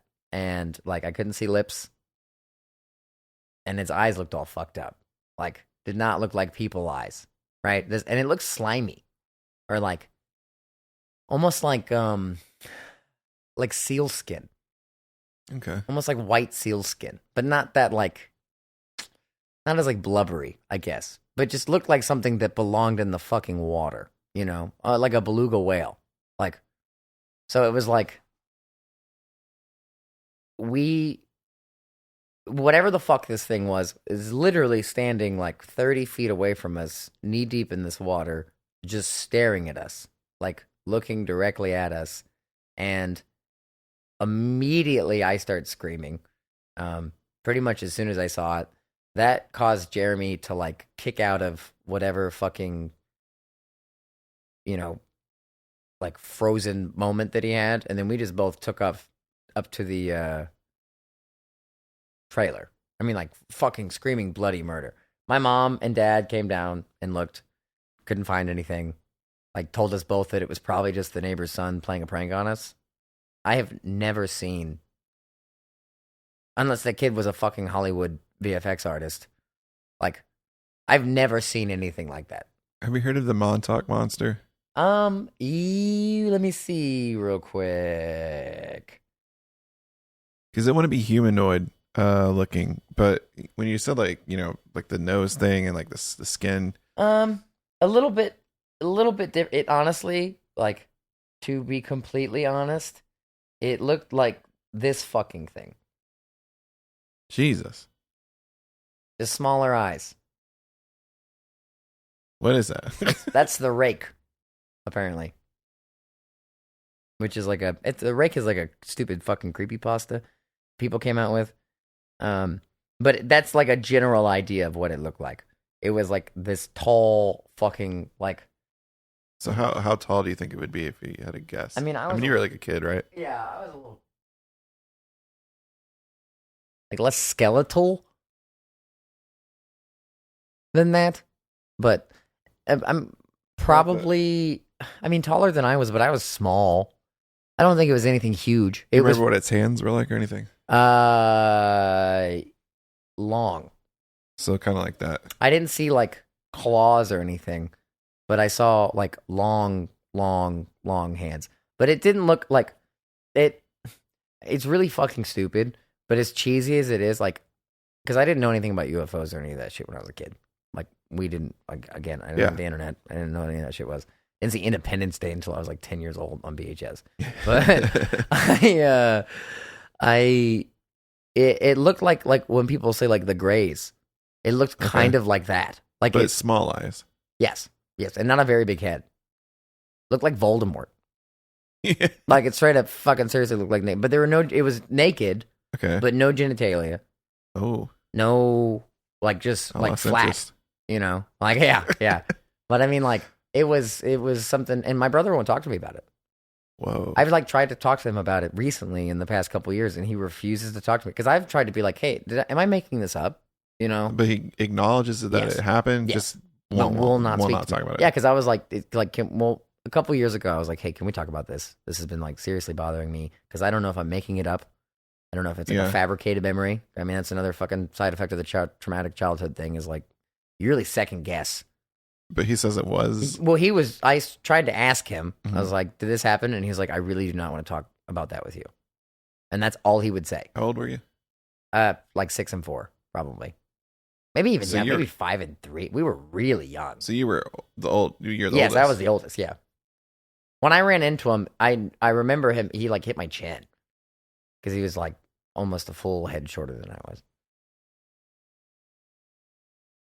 And we were not big kids by any means. We were pretty small kids, So, I mean, it was probably, if I had to guess, not taller than 6 feet. Not bigger than I am now. And you have no, like, lapse of time or anything before or after that? No. There was some weird shit that happened. We had a couple of deer that, like showed up mutilated on our property. Fuck. Yeah, and my dad was not entirely sure. So, like, there are mountain lions that live in Missouri. Yeah. They don't live in Missouri. Most of the time, I think they travel through Missouri.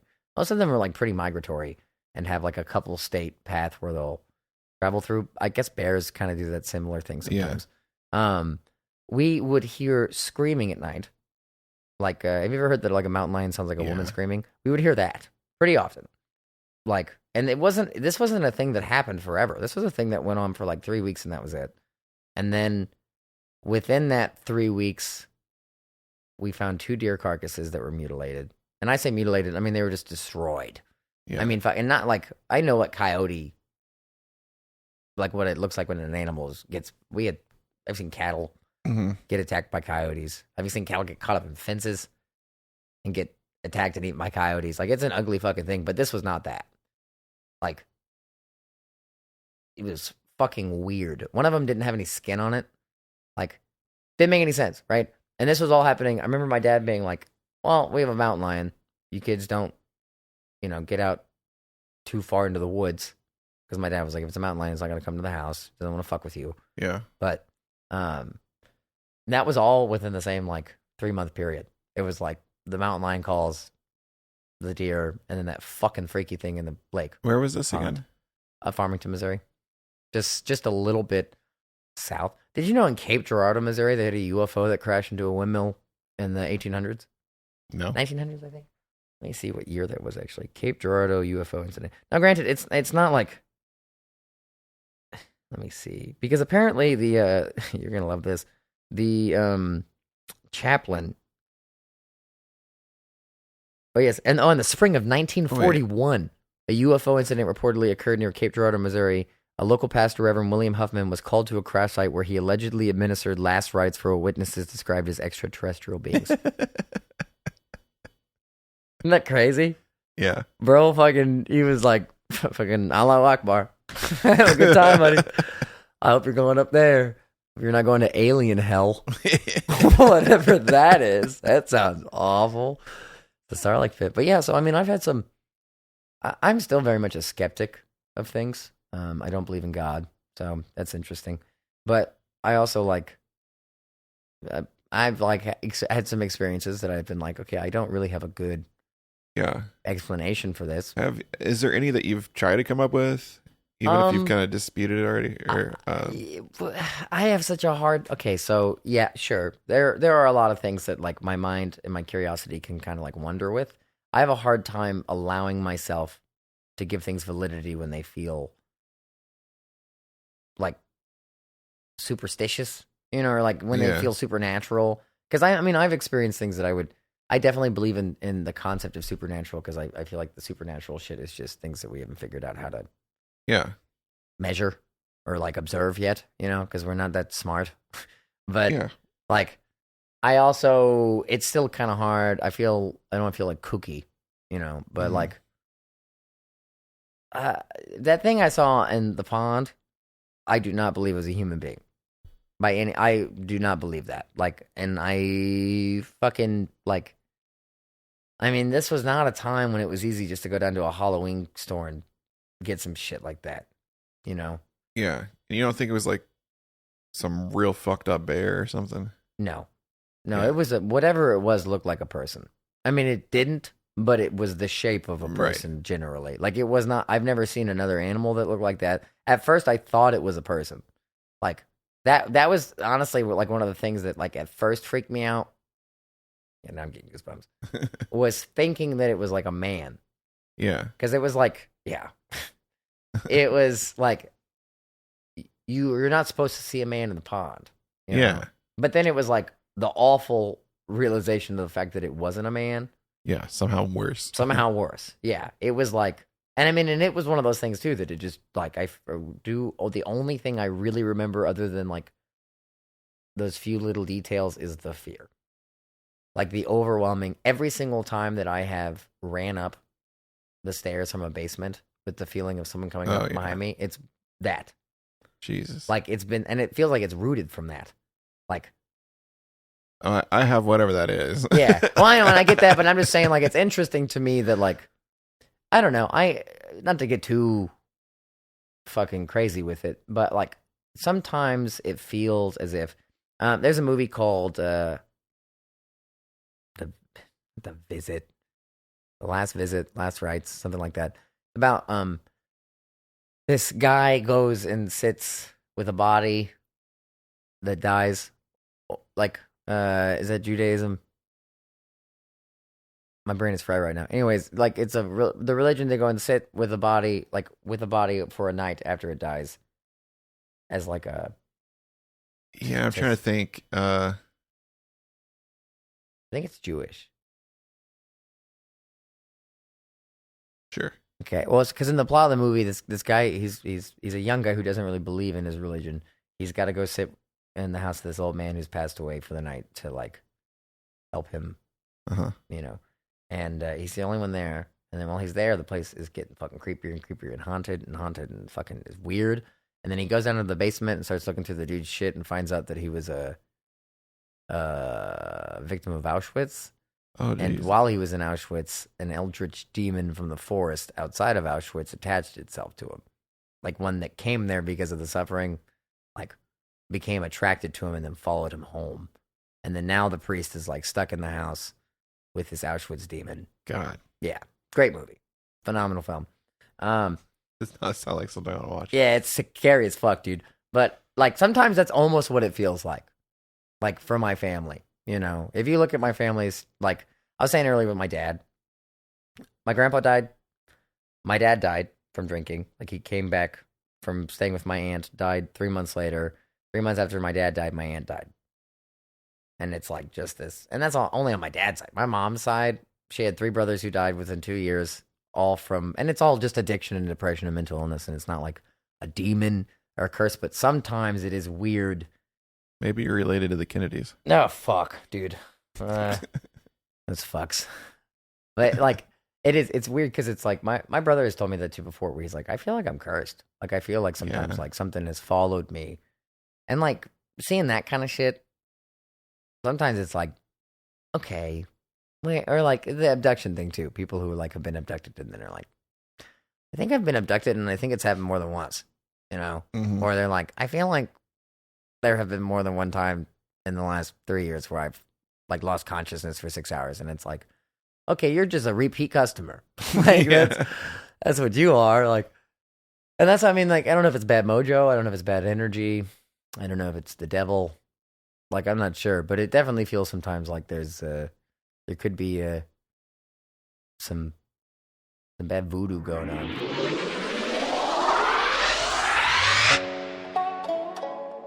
Jiu-jitsu.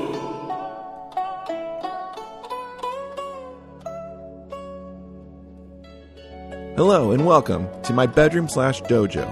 I'm Master Drew, inventor of the ancient sexual martial art known as Drew Jitsu. Drew Jitsu. And I know what you're thinking. Master Drew, how's it an ancient art form if you're the one that invented it? Well, Bobby Bitch Tits, it's very simple. I just last that long. Go ask your mom. You see, I've spent truly countless numbers of nights sparring with all of your mothers, perfecting techniques so dangerous they had to be sealed in silk scrolls. Many people interested in joining the dojo often ask me if we break boards in Jiu-Jitsu. And the answer is yes. Headboards. And I've shattered 69,420,666 headboards since I've created Jiu-Jitsu. And that was just the ones with my groin dragon alone.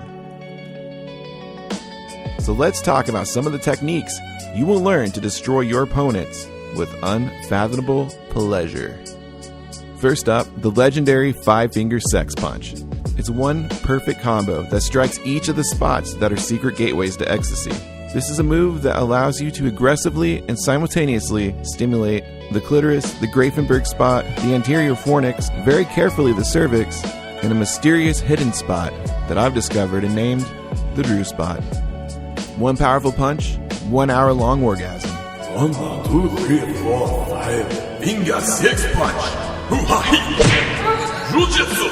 Another technique that we teach is the unstoppable Drew Mommy Tsunami. This technique summons a tidal surge of gushing so massive the National Weather Service keeps an eye on your bedroom.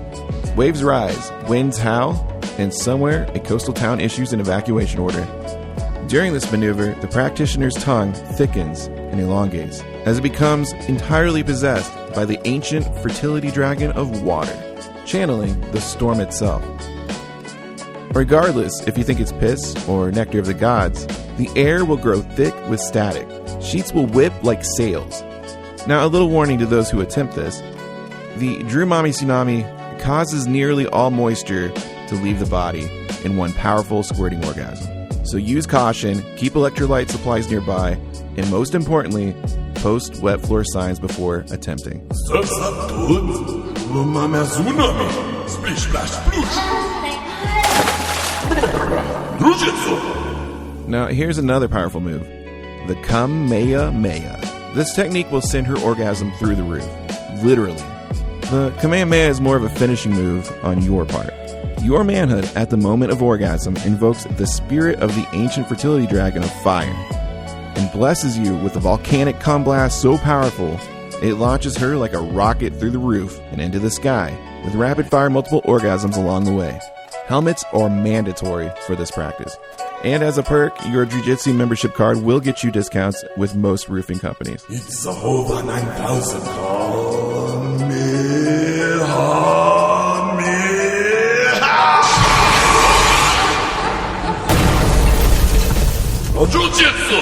We also have plenty of taboo techniques. one of which is a crouching tiger shitting dragon. Unfortunately, we cannot describe this technique in full because the FCC is apparently more anal than the move itself. It's very messy, very dangerous, and absolutely forbidden, which is exactly what we like. So yes, with the techniques I can teach you, you can become a sex god ninja master. But remember, young asshopper, Jiu-Jitsu is not about power and strength alone. It's about focus, balance, and respect for the ancient scrolls of satisfaction. Keep your mind clear, your sheets clean, and your chi fully charged. Those who master this art will know peace. Man, probably need new furniture. So what are you waiting for? Bow before entering the bedroom and begin your training today. Call now at 1-888-MOMBAY. That's 1-888-MOMBAY. 1-888-666-2264 and become a disciple of Dark Desires right now. Tell your mom I said hi. DJ Dog Shit. Oh my God, it's DJ Dog Shit. He's a dog shit DJ playing dog shit AI music on a dog shit podcast. I don't think he even gives a fuck about his job. Doesn't he know AI is gonna take away all the jobs and leave his dumb ass broke? DJ D.O. double Shazai. How's the FCC not taking down this guy? The amount of electricity and water they require is gonna destroy the whole world and leave it looking like a big steaming pile of wormy disease, stanky motherfucking dog shit. DJ Dog shit. He's motherfucking dog shit. DJ Dog shit. DJ Dog shit.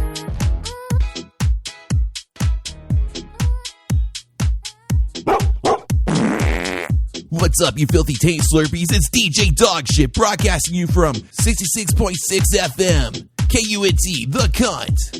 So, my inbox looks like a crime scene right now.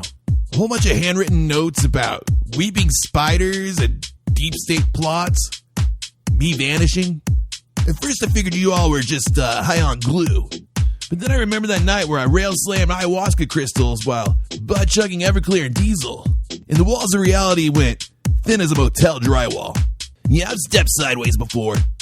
So maybe some of you just tapped into another layer of the Druniverse where some of that crap actually happened. You know, in one of those layers that I've slipped into, I'm not a DJ at all. I'm a vigilante. Around there, I go as Lord Dog Shit, the deplorable knight of justice. One rip off my super bong of retribution, and I turn cop cars into bouncy houses. I even have this cool little pup sidekick called Shit Dog, and I sick him on crooked politicians until they confess live on TikTok. But right here, right now, I'm still the filth on your speakers. So this next song's by Dormant Tuberculosis off their new album, Bukkake of Bullets. This one's called Infinity, and I'm gonna spin it until every bootlicking fascist gives up and falls in love. 66.6 FM, KUNT, the cons.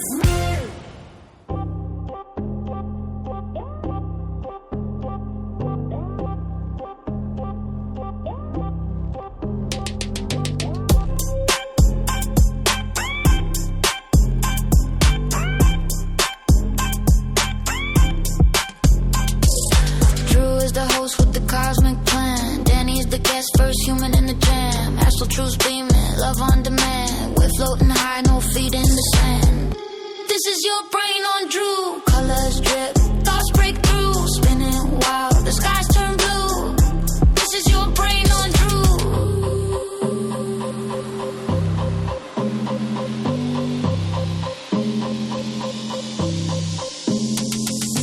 Fermentant fiend, we sent it to its knees. Civil war ghosty, screaming in the trees. Shady UFOs in the cosmic breeze. The elite can't hide, gonna cure the disease. We ride the waves, we crack the code. Truth in the stars is all we know. This is your brain on Drew. Dreams collide, hearts renew. Light pours in, shadows skew. This is your brain on Drew. Feel the pulse, it's electric and free. Every thought a spark, every word a key. Open your mind, let the universe see. This isn't just life, it's infinity.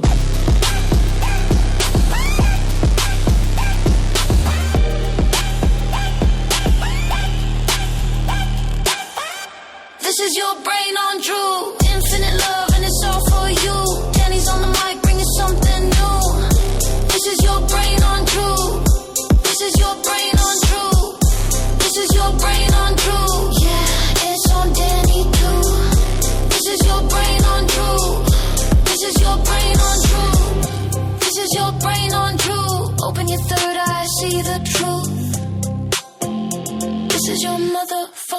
brain on Drew.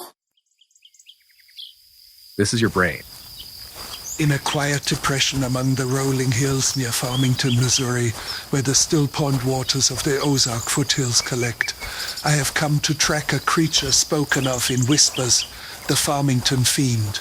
Pale, long of hand, without a nose, its only known gestures to stand in the shallow pond and stare. It is not aggressive, only patient. Some might even call it harmless, a phantom that inhabits the loneliness of rural America. The cries in the night, like those of a mountain lion, are perhaps only the theater of the wilderness. And so we walk, cautious but unafraid. This is your brain on Drew.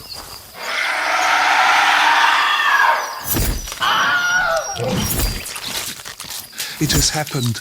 The Fiend has taken one of the cameramen, Richard his name is, or I suppose more appropriately his name was. It drags him into the reeds, and with a ghastly elegance strips the flesh as if tearing pages from a book. The sound is unbearable, tendon snapping, bone giving way like brittle wood.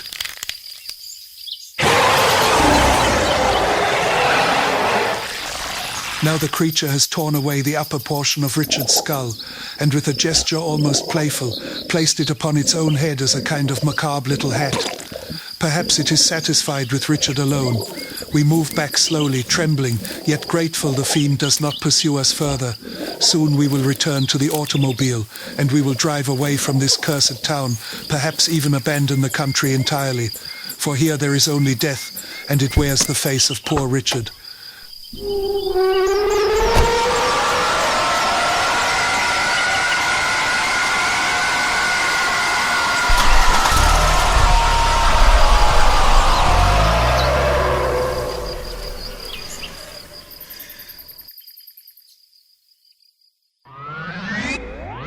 Why do you think aliens seem to only abduct white people?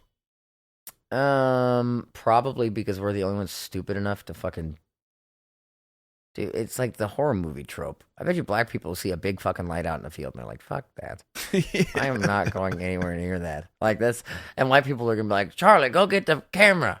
What is this? And then they wake up and they're getting probed and they're like, what the fuck is this? And then they're going to blame the black people when they get back. I guarantee it. The first person that they see is a black person and they're like, that black person raped me. That's how it is. That's how it is. Aliens, and the aliens know it. All right? The aliens, this is all... Yeah. That's really what the aliens want, is a race war. I used to have a bit, I don't know if it was fully developed bit. Like the premise of it was like basically commenting on the lights of UFOs. Like, wouldn't you want to not be seen? You know, like, so there's like two things that it could be, and it would be like cops or a party bus. Well, and we know it's not cops because it's only picking up white people. There is one of the cool theories of that. What is this? Sorry, the light thing. I've seen some people like talk about how they think that light exists in 3 spatial dimensions and 1 time dimension, forming a 4-dimensional space-time. So, like, light is, people have like talked about like light's the connection to the 4th dimension or whatever, or that's like the... Yeah. So, some of the interesting things I've read about like the higher dimensional being things, as far as the argument for UAPs and UFOs and aliens and all that shit, is that like if something 4th dimensional were to manifest here, it could manifest as light specifically, like not as a proper form of anything, but as light, because that's how it's, you know. And like the light orbs are really interesting. That's some shit that I like watching because I'm like, that's fucking weird. Like that doesn't look like a drone, you know? Yeah. Well, even like you've seen like bald lightning, right? Yeah.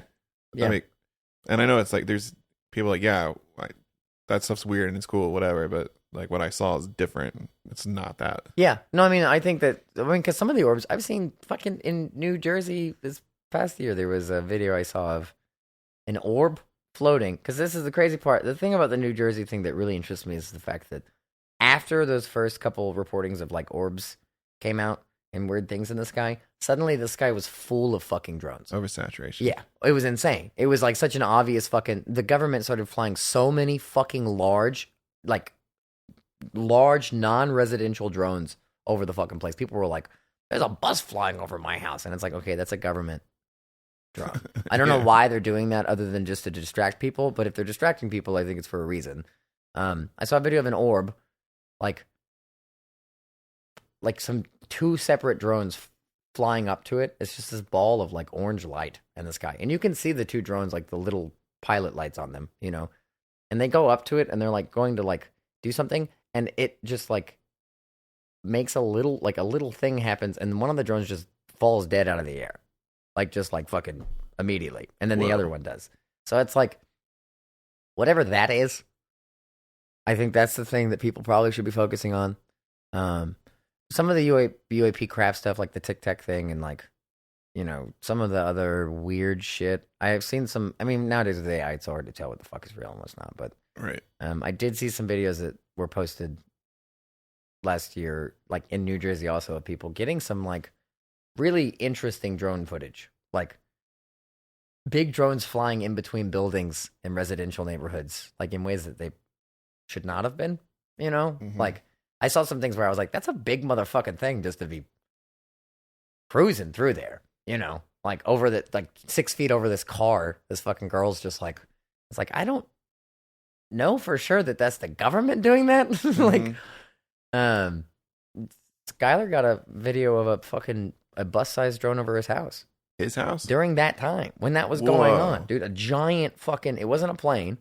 It was just this giant fucking drone slowly flying over his house. What the fuck? And then whenever he got, this is the other crazy part, he showed me the video of it. As soon as, because it's lit up, it's got these lights on it. As soon as he starts recording, like he records and zooms in on it, and the lights go off. And like, you can still see it. But he said that when he stopped recording, the lights came back on. And he's not like, you know, he's not the kind of guy to, yeah. Like, so yeah. I was like, that's some weird, that like, the recognition thing is the crazy thing. I've seen a lot of people also talk about, like, I saw an orb and like outside in my, above my house, and when I like went outside and looked at it, it like approached me or whatever, like came towards me, and it's like. So do you think it? So when the being seen and then changing thing kind of reminds me of like quantum physics and shit, when like you observe it, and so if you were talking like a higher dimension, you know, like shit would look weird to us, right? If you have I don't even know what shape, let's say just a sphere, right, coming through our 3 dimensions that we can perceive, right? That's a whole other thing too. Is like, just we don't because have that capability of. Yeah, it's not that we live in a 3D world. That's all we comprehend. That doesn't mean like there's like a higher dimension that you have to like access them somehow. It's like just there. It's just there, yeah. And that, like, I don't know, we know like at least 21 or something we can mathematically fathom. So yeah, like to us, right?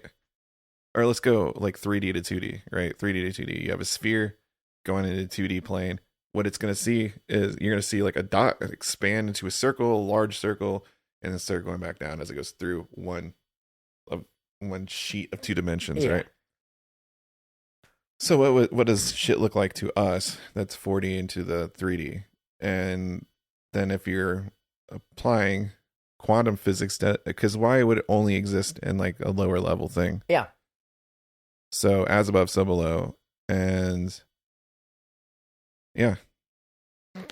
It's fucking, I mean, that's like, because that's something that has been very, I think it's photons. Is it photons that like, or electrons that like specifically act differently while observed? I think it's the photons. While observed, somehow the concept of it's because it's not just eyes, you know. I mean, like, it's the concept of observation. Yeah, or measuring even. It's like that in itself implies, in my opinion, I don't want to say consciousness or like even will, but it implies some sort of a response. And like, I mean, even if you want to think about like an immune system, you know, like there are so many things that we do not.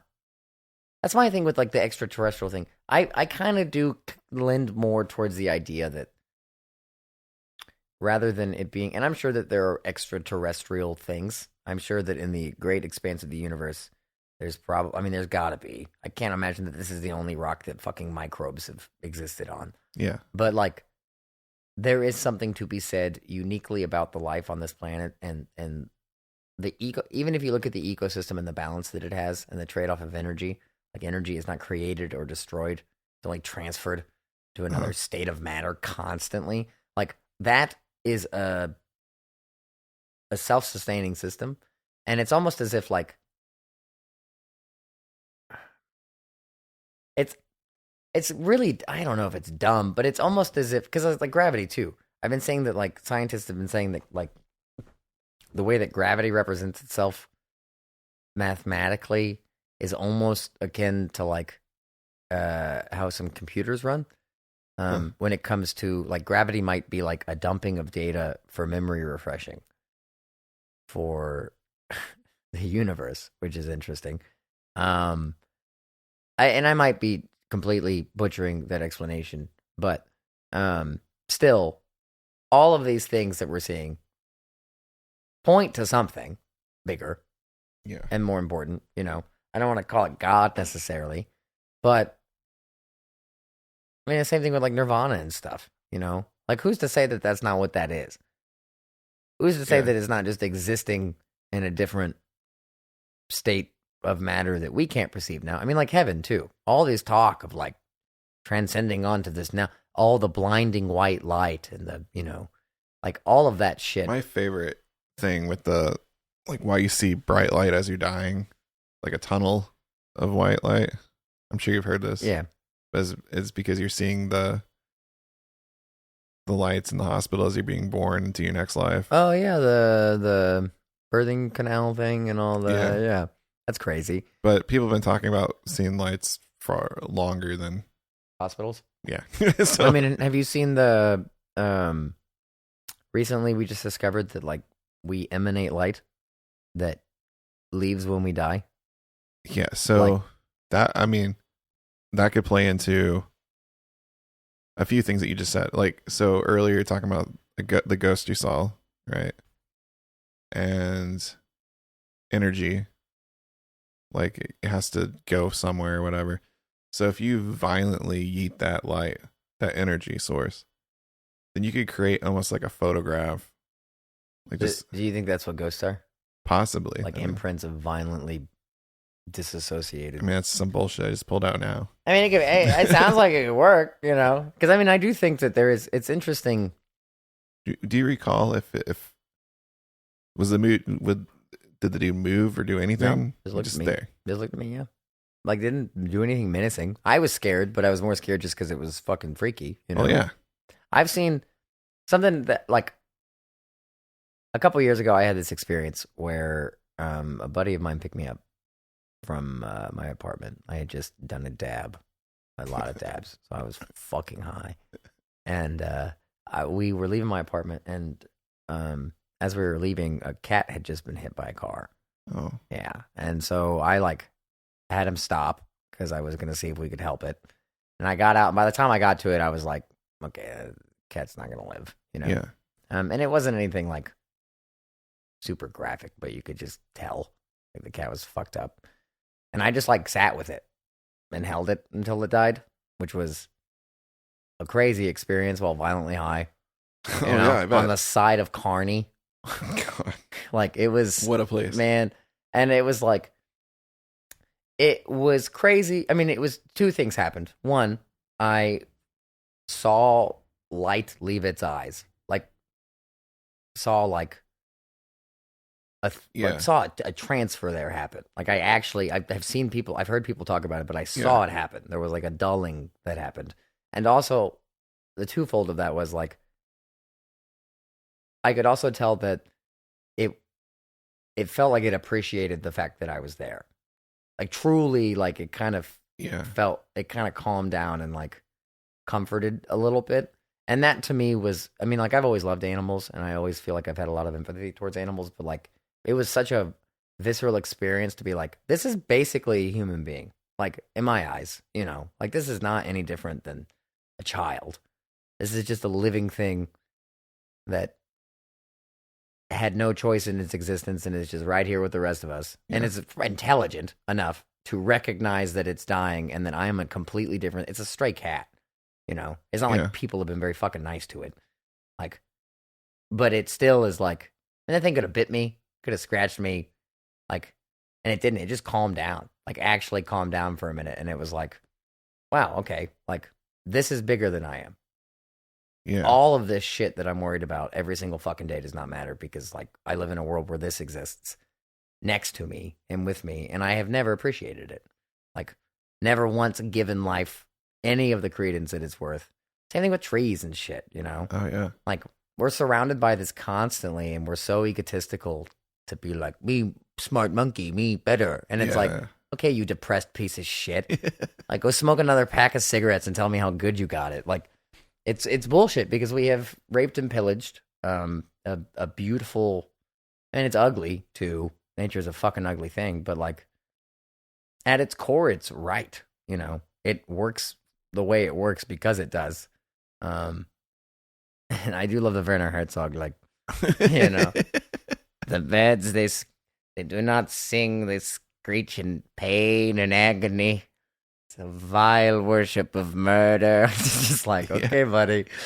But he's like, I mean, like, there is still, you know, that's the way it's supposed to be. That is, like, life is supposed to be ugly in that way. It is not supposed to be ugly in all the manufactured ways that we've created. And I think that's why we're fucked. Like, because it's like, we're not, death happens. Death is supposed to be traumatic. Absolutely. Death is supposed to be something that you mourn and you grieve, and it's a transformative experience for the soul. And even that we've commercialized and cheapened and fucking turned into a fucking, like, sometime you should look into the history of morticians and why we started embalming people. It's fucking crazy. Like, all of it's for money. Every single last bit of it's for money. And it's like, we have just separated ourselves so far from the earth and from, like, I've always told people, and this is going to be my will, when I die, I do not, and it's not going to be my will if it's not legal. I just want someone to fucking do it. Do not fucking embalm me. Do not put me in a casket. Bury me in a fucking field somewhere. Like, put me in the ground and let the bugs eat me, please. Like, that's what they're supposed to do. Let them take my bones and all my nutrients and give it to the fucking grass. Because, like, I don't give a fuck. Like, why would I care? Why would I be like, put me in a box and let me rot in there? That's fucking horrific. That sounds awful. Like, and I think that that's like, that's the kind of thing that for me, being present is trying to find, like, that, the capital T truth, as I keep calling it. Like, there is something here that we all know about. We don't know what it is, maybe, you know, and we don't know how to get to it, but we know it's there. Why the fuck else are we all doing this? You know, what's the point? And I'm not the kind of guy, like, I'm a nihilist at times, which is hard, but also it's like, it's not nihilism in the sense of cynicism, you know, it's more nihilism in the sense of, like, I don't believe in the human ego or the human right or entitlement to ego. I think that we are the bastard children of this natural world, and we have jealously fucked it. And I really do hope that one day we see a return to what it's supposed to be. Because I don't think we can do it otherwise. You know, I'm sure that this a couple thousand years is going to look great on paper. But when the planet burns us off with a fever, we're going to fucking be like, that was a bad idea. And then our ancestors are going to have to build wheels again. It's going to be, or fucking, you know, not our ancestors, but our descendants are going to have to fucking go through the whole process of developing the next microwave and bombing each other for fucking oil money again. But it'll be something different. Like, that's the whole thing, is it's just like, guys, just stop. Like, society should collapse. Like, that's just it. Society should collapse.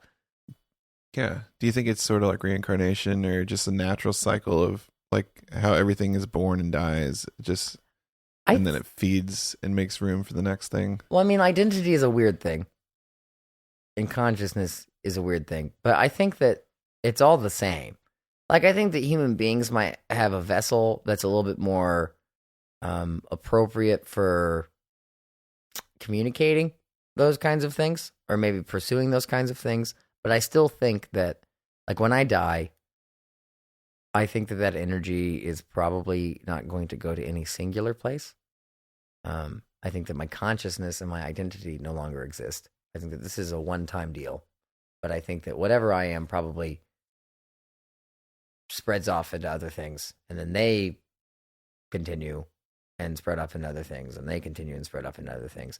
I just don't necessarily know if I believe in like one individual spirit per person, because it's like animals. I think animals and plants, if we have souls, they have souls. Yeah. There's no difference to me. So it's like, and I mean, like, identity, again, is the whole, like, for me to say, like, I am Danny. When I die, the Danny soul will go on and be Danny's soul in something else, you know? It's like, well, what about trees? What about every blade of grass that exists? What about every fucking, like, who's to say, you know, that I'm not just going to be disseminated into a billion different fucking particles of grass that are going to get mowed every week by some suburban dad, you know? But I mean, like, it's also like, or who's to say that I haven't done that a billion times over? And maybe this is my chance to fucking heal some shit and move on and become a light orb that the U.S. government can shoot down with a drone. No matter what, the U.S. government is fucking me on any dimensional level that I exist on. But I do think, I mean, I hope, I think it would be cool if like I could truly work closer to presence and inner peace and tranquility, and then when I die, I can be released from this purgatory. But yeah, I don't know it's impossible for us to know how it all works, I guess. You know, but as far as like reincarnation stuff, how you're talking, like Ram Dass would say, I don't know if he got it from somewhere else, but he would, like he said a few times, that we're like raindrops falling back into the ocean. And that makes a lot of sense to me. That does make a lot of sense. That we kind of are, like, our souls here is just like raindrops. It's like we're fragmented too, but those raindrops are still the ocean. Like, it's still the same thing. Do you think there's like a cloud? Huh? Do you think there's like a cloud of soul energy? Maybe that's you know, as we leave the ocean, the oneness, right, that we return into like just infinity. So what if so this has always been my argument against reincarnation, but also I think in this current instance would make more sense. I've always felt like if reincarnation exists, it must be a universal thing. It should not just be an Earth thing. Yeah. But I never thought about the raindrops in ocean thing, because I always have thought about it as like Earth has a net around it that's just capturing shit, you know, like we're like fucking, like it's just keeping all the souls inside of it, like, because that's what it sounds like when people say reincarnation, is that it's just this fucking like it's just, but it's like, well, I mean, but if you think about like an ocean rather, then what if it is just this? Go ahead. I'm just saying, what if it is this universal thing, and like, yeah, I mean, I met this lady in St. Joe, and she owned, I don't know, hopefully she's still alive. I would love to have her on this podcast, but she owned a store called Mystic Light, and she says she recalls a previous life in what's that, like all the Pleiades or whatever, and she was a tree there. Okay. And okay, yeah, I mean, so like you could reincarnate whatever. I definitely think it's not linear. If it, whatever it is. So you think if you die, you could be reincarnated like 1,000 years ago? Yeah. That sounds awful. I think. How do we escape this? So I mean, it'd be like a Gnostic thing. Is like that net, you know. It's like we just keep coming. You're just gonna keep playing this fucking game. Can you escape? So in Gnosticism, can you escape that?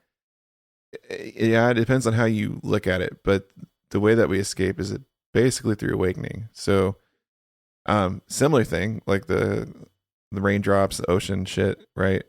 Is like Sophia is shattered when she basically came down here, and so everything, all living things,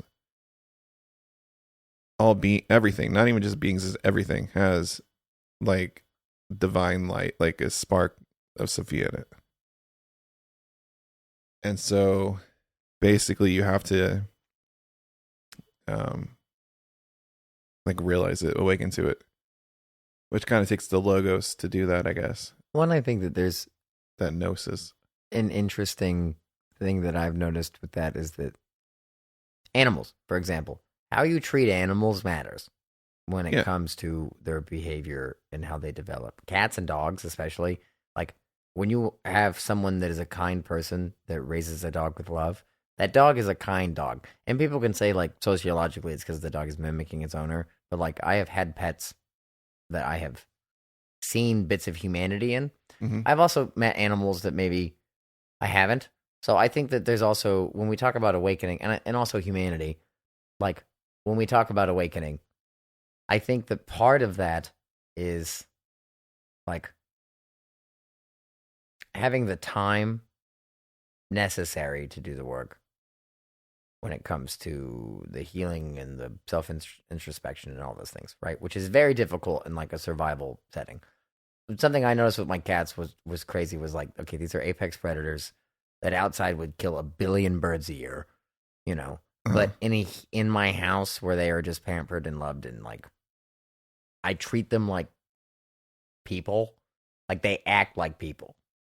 They have personalities, you know. They have, like, specific individual personalities that are not just from me treating them a certain way. They're like individuals. So, like, I think that there's also so many human beings that I have met that there is no light behind their eyes. And it's because that they haven't gotten it, you know? Something has not clicked yet for them to start, like, to wake up and get out of it. And I think that that's, like, the thing for me with the awakening thing is that it's so, I don't know if it's just, like, a human thing. I feel like animals probably have, like, a quicker route to it because they're in it. Like, they're in the real thing, you know? We're not in the real thing. They're in the real thing. Because we're in our thoughts, and our thoughts are pretty much illusion. Yeah. And this whole fucking podcast is not real. It's illusion, simulation. I mean, really, it's kind of. Yeah. I mean, but that's the thing, is, like, that's what we, you know, we made that. I mean, I agree. I definitely think that way with trees. When it occurred to me one time walking, like, on the South Creek Trail, and I just see it every time I go on any trail. It's like all the trees are like bodhisattvas just holding these asanas. You know, like they're just keeping. You know what an asana is? I've heard. It's basically like a yoga pose, okay, right? Like it's just a meditation pose or whatever. So they just never move. I mean, they slowly, I guess, grow and move, whatever. But it's like this, and then a bodhisattva is just like a Buddha that's kind of like still here. My understanding. Okay. Why watching this? Like that are like until we all can and find enlightenment and leave. They're like here to help guide. Okay. And that's kind of like a tree is just like such a great teacher. And what does it do? It like provides so much for us: oxygen, shade, shelter, water retention, fuel.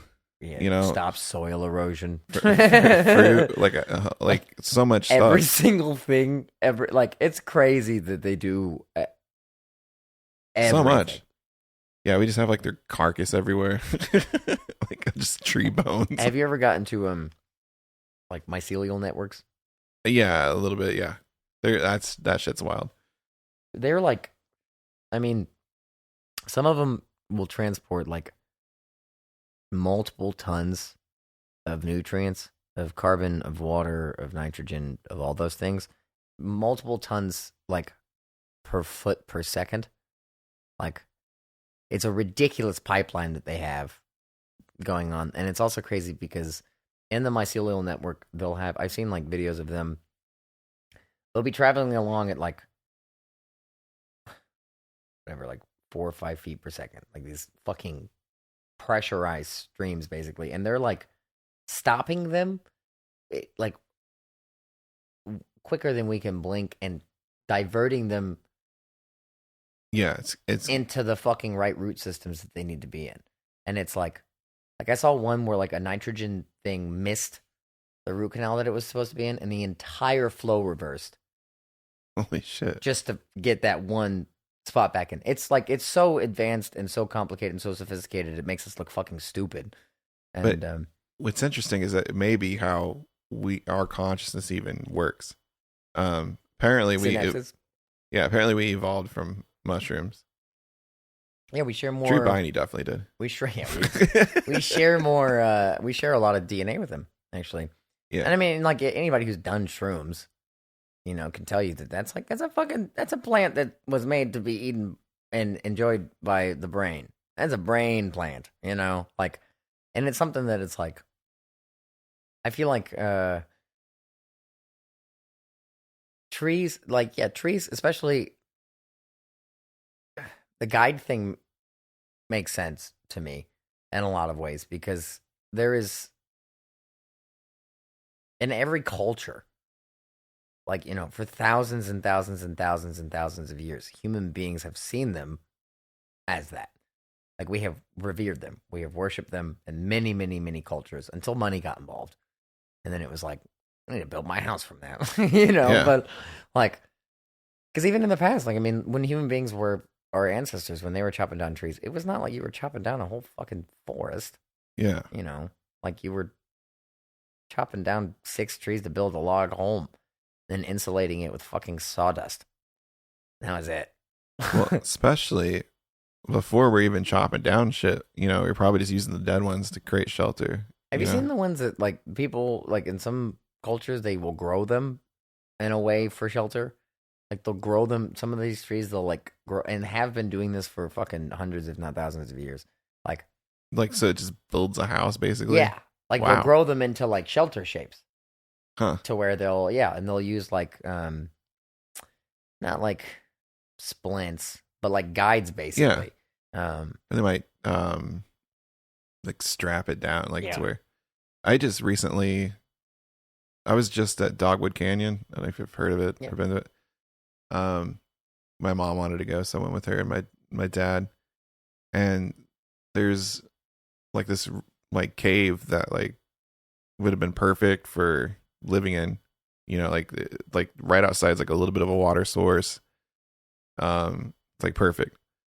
And there was I didn't know about these existing at all, but I guess a lot of Native Americans would take like a young sap and they would purposely make it to where it'll bend out sideways, and so it can only grow out sideways. And then you'd have like the branches would grow straight up, but basically you have like this thing pointing. And so you should always look for that, because they would make it point to like something that's useful. Like basically it's like a marker, like, hey, go follow where this is pointing, because there's something you need there. Badass. Yeah. So now I'm like, well, I'm gonna go look for that everywhere I go. Like just trees a growing tree in- that's a sideways. There's one of those out by Hammond Mill.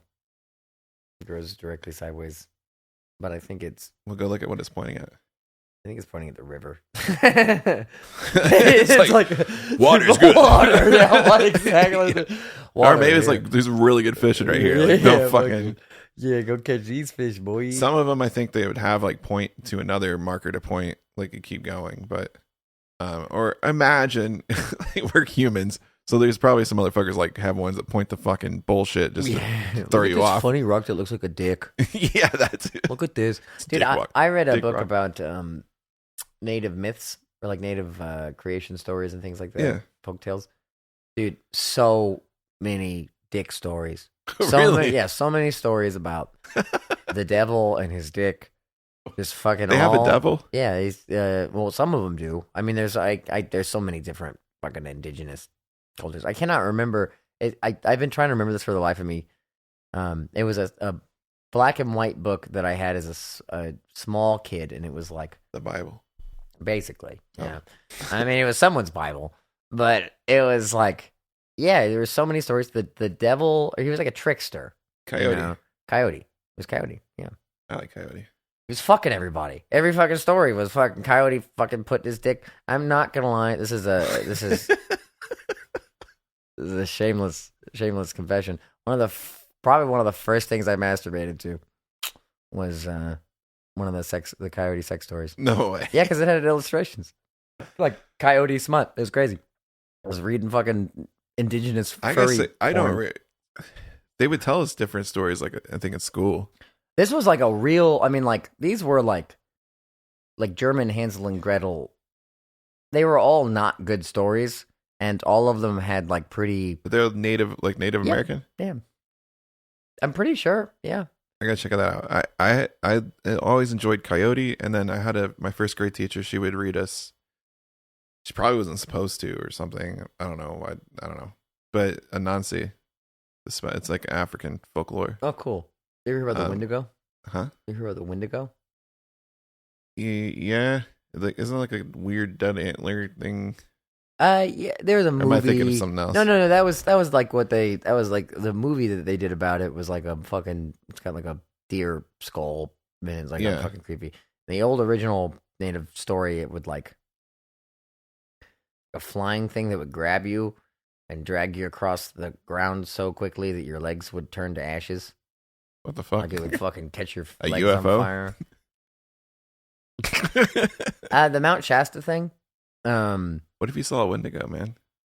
Well, even the skinwalker shit, man. Like people yeah. have talked about skinwalkers, and I've been like, that kind of sounds maybe like that could be what it is, which I really don't like. I don't. That's one thing that like I saw a tweet the other day that feels the same way. Where this guy was like, if I saw E.T. in my backyard, me and my friends would kill it with a baseball bat. You know, like they're like there'd be no question about it. We would kill that thing. And not poor E.T. would never have a chance. I would not give him a chance. You know, like, and that's the whole thing. Like, if it's a skinwalker, I'm not like I'm going to destroy that thing with. I'm gonna get a fucking M1 Abrams tank and fucking. I don't play any games with that kind of mood. That's bad fucking mojo. That's like, man, I don't want native hell. I don't want. That sounds really not great. Like, ugh, to get eaten by a not human thing? No, I'm good on that, dude. I'll drown myself first. 6-year-old me would have dunked my head in that pond until like fucking fuck that. Ugh. The Mount Shasta thing, the Lemurian thing that we talked about the other day, the tall blonde. Yeah. One of my favorite stories about that's a really indigenous heavy area, and they have so many stories about boats flying in from the ocean, from the sky, and landing at the top of the mountain, and then flying back out from the boats that float, and then flying back out into the ocean. And it was like, these dudes were just watching UFOs fucking for sure. for years, and just being like, I think get those boats up there. Tall whites coming out of there. Yeah, they're just fucking like, those boats are pretty cool. Like, just like completely unaware of the fact that they're not boats. They're just like, I think those guys are like us. Like, just anytime they see them up, they're probably like, I mean, that'd be me. You know, I'd be. Yeah, I mean, what would you? That's all you would understand it to be. That technology you would have as a boat and indigenous people that like try to shoot down the planes in Africa when they fly low over them. Have you seen that? Yeah, well, yeah, like drones and stuff. I feel like that's what would Like sitting on probably an island. happen. Also, would be like a UFO would get down too close and just catch an arrow, and they'd be like, "What the fuck was that?" Yeah, it's like, but if they're like, you know, nice aliens, they probably just like stop, like, here, give me a toy. Well, it kind of seems like the natives just worshipped them. Like, I mean, that was like another thing was that they were all talking about. Speaking of ghosts, this is just one quick last story. There in Mount Shasta, this also ties into the Nephilim thing from earlier. You and I talked about. I think we were off air when we did that. But yeah, we were. But in Mount Shasta, there is in the 1800s there was a miner who was mining in the mountain, and like came into town one day and claimed to have found a tomb with giant fucking skeletons in it. Yeah. Yeah. Like actually 100% giant. Like, and do you buy that? No, I don't know. I really don't. It's weird that it's popped up in so many different places in so many different cultures. Like I said, it's popped up in the Ozarks. It's popped up in California. It's popped up in the Middle East. It's popped up popped up in the Bible. But it could also all just be, I mean, that could just be an 1800s Puritan dude.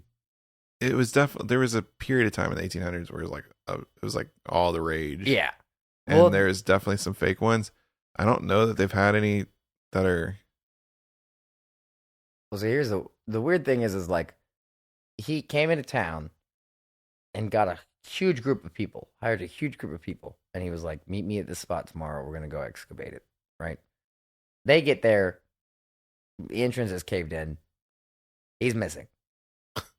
No one ever saw him again. Like, ever. Skylar Smith. Yeah. His mom grew up on Mount Shasta in a hut. His mom grew up very, very poor. Like Dust Bowl poor, basically. She's not that old, but like her parents were that poor. And she grew up on a shack on the mountain, no electricity, fucking, pump well kind of a thing. Yeah. And had multiple nights where what she described as the ghost of a miner tried to like get in her window. I'm getting goosebumps from this shit too. Like, tried to like would knock on her window and shit. And he told me this before I went up there. He was like, "Oh, like I told him we were going to Mount Shasta," because he was always like, before I went on tour with Chuck, he's like, if you get a chance to go to Mount Shasta, you got to go, because California's cool. It's a cool fucking weird. You like that spooky supernatural shit, you'll love it, And then he was like, my mom used to live there.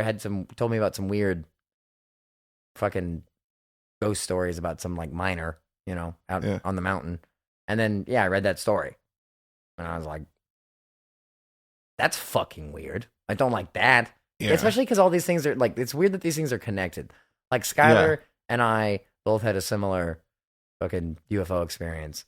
Right. And also like, I have weird experiences on Mount Shasta. Mount Shasta has weird UFO experiences and weird Lemurian fucking redhead giant shit that is also weirdly relevant in other parts of my life that's not connected to Skylar. And then also, his mom is from Mount Shasta. And the UFO, it's like, why the fuck, like, how am I this tied up into this shit, Is it the CIA? It's the CIA. Is it the CIA? It's the fucking CIA. It's gotta be the CIA. It's weird, though. It's a lot of weird shit. So, you have a really weird life, dude. Yeah, I know. It's awful. It's fucking really stressful. I don't know what's going on. Yeah, you've kind of crawled out of hell. It's remarkable, honestly. I appreciate that. You're the amazing person that you are. You're so sweet. I think functional is really the key word at this point. I'm breathing. Yeah. What keeps you going? Like you've had a rough go, and the things are just fucking weird. But yeah, I think a big part of it, if I'm being completely honest, is responsibility to others. Like, as begrudgingly as I can say that, like, I've had like issues with suicidal ideation in my life, and it's never been anything I could actually commit to, because like I have younger brothers. Yeah, I've got like there's that side of it where I know I have people that rely on me, and that is always something that has driven me, Right. And there's times when that's hard, because there's also times when it's like, fucking god damn it, guys, like I just want to fucking quit, please, But then there's also like, as I get older, life, as hectic as it has been and as chaotic as like the outside world gets, like my own personal perspective on life and the depth at which I like experience my life is just deepening, And it's really nice, because it's very exciting to think that like the more I live my life, the more I'm getting out of it. Yeah. I think in my early 20s, I was really afraid of the fact that like up until that point, I had not experienced anything but trauma and fucking just dumb fucking heartache over and over and over and over. And I got to a point where I was like, well, I can't do this forever. This is what it is. This sucks. But then it was like I got into my late 20s, and it was like, oh, that's not what this is. Like, I've kept myself there and like convinced myself that that's what it was, but it wasn't at all the whole time. Like, So I think I've learned a lot about self-love in the last couple of years, and that has really helped. Just like believing that I deserve to like live a good life, not just like, not just dreaming either. Like trying to really understand that I'm capable of doing the things that I want to do. I think that that's a big part of it. And just the community of support, Like, I am very lucky to have people like you to talk to have people like Rio, have people like Skylar, have people like Greg, And that's something that for me is like, it's vital. You have to have support. Like, yeah. And I don't know anybody Like, I know plenty of people that try without it, and I don't know anybody that succeeds. Especially, I don't know anybody that succeeds with their humanity and, like, self-care intact. You have to sacrifice a part of yourself to do the lone wolf fucking I don't need anybody thing, you know? Right. Because, like, you have to have people that you can let all of your breath out around. Like, let yourself just go limp and relax, like, truly relax. We need that as a species. You can't always be fucking expecting to get eaten. You know, you got to have a moment when you can trust the people around you are looking out for you. And that's, I mean, like, I think that's kind of what the analogy is like, even when it comes to just talking to people, that's what it is. You got to be able to fucking chill out. Because otherwise, you're just always, cortisol's always up, you know, always expecting like you're going to be under attack. And it's like, I don't think people can awaken until they get past that. So you got to have love around you, you know? And that's the other crazy thing is like everybody wants to give love. Everybody's so fucking focused on giving love and not aware at all of the fact that if you don't give love to yourself, it's useless. You are given a finite resource and pretty soon it's going to turn into resent and contempt because you cannot continuously give it out if you're not giving it to yourself. You know, it has to be like a well that you refill. But most people just are like, all my value is in how I serve other people. No, your value is inherent, dumbass. Like, go after it, but be good to people. Like, use that to bring up the value of the people around you. Like, that's what we should all be doing, because then we could live in a society that wasn't, you know, this tick-ridden fucking mangy mutt, whatever the fuck it is. Yeah, it seems like love, again, kind of back to the I don't know, the raindrops in the ocean. It's like, yeah, like the whole fucking universe actually loves you, but you also have to like love it, and you're part of the universe too. Like you have to love all of it too. Like it reciprocates. And I think love is one of those things that it is. There are parts of the world naturally that the way that it treats you will not be seen as love. Like a leopard will eat your fucking face off, you know. But at the same time, like, you know, like at the same time, though, loving a leopard is not letting a leopard eat your face off. Loving a leopard is understanding that it's a creature with its own rights and its own fucking autonomy and its own boundaries and its own needs and staying the fuck away from it. And that's like, that's the thing is that I think that that's where people, like, loving nature is not having to subject it to your will. Or it's like when, like, white people are like, if you don't understand black people, you're a racist. It's like, you don't understand black people if you're white. You just don't. It's like they have an entirely different cultural experience. And that's 100% okay, you know? Like, yeah. But it's like you have to be okay at least with accepting the fact that there are differences in how, like, experiences are had. And, like, for any of us, like, we all kind of have to go through that, like, you can't put yourself in the shoes of another person properly, really, ever. You know? It's not possible. We can't do it. Right. And then when we talk about animals, like when we talk about how people, like, want to give animals... I don't know. Like, I don't see love with animals as like as anything but like true respect, you know, or for the natural world around us. It's like that's how we participate in the love with it. You know, love between humans is this weird thing, and with some animals, you know, like you can be affectionate towards some animals and they respond to it. Some animals, you should not try to love fire ants like that. You know, I was like, they just don't want it. They don't want no part of that. They're not a part of that system. So it's a very, love is such a dynamic thing because it means all these different things, but at the end of the day, it really just like it boils down to like cohesion and like working together, you know. And I mean that's the point. It's not even about like changing other people. It's about accepting them. It's about accepting the world for the way that it's supposed to be and finding a way to like fit into it and become a part of it, you know. And I think that that's the thing is that none of us know how to fit. And I mean, like the society we live in is not built to fit into. But on top of that, now we've also made it impossible to fit into the other world properly, you know? So it's like, we're just caught in between. And it's like, everyone's fucking depressed.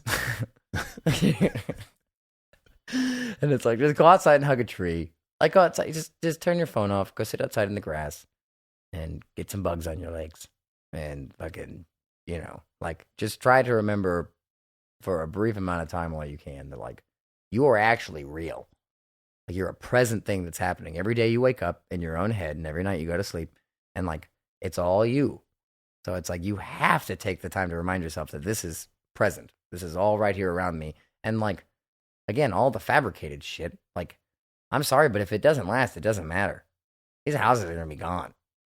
You know, fucking when all of the concrete is broken and rotting and our species is fucking long gone, these trees are going to be here.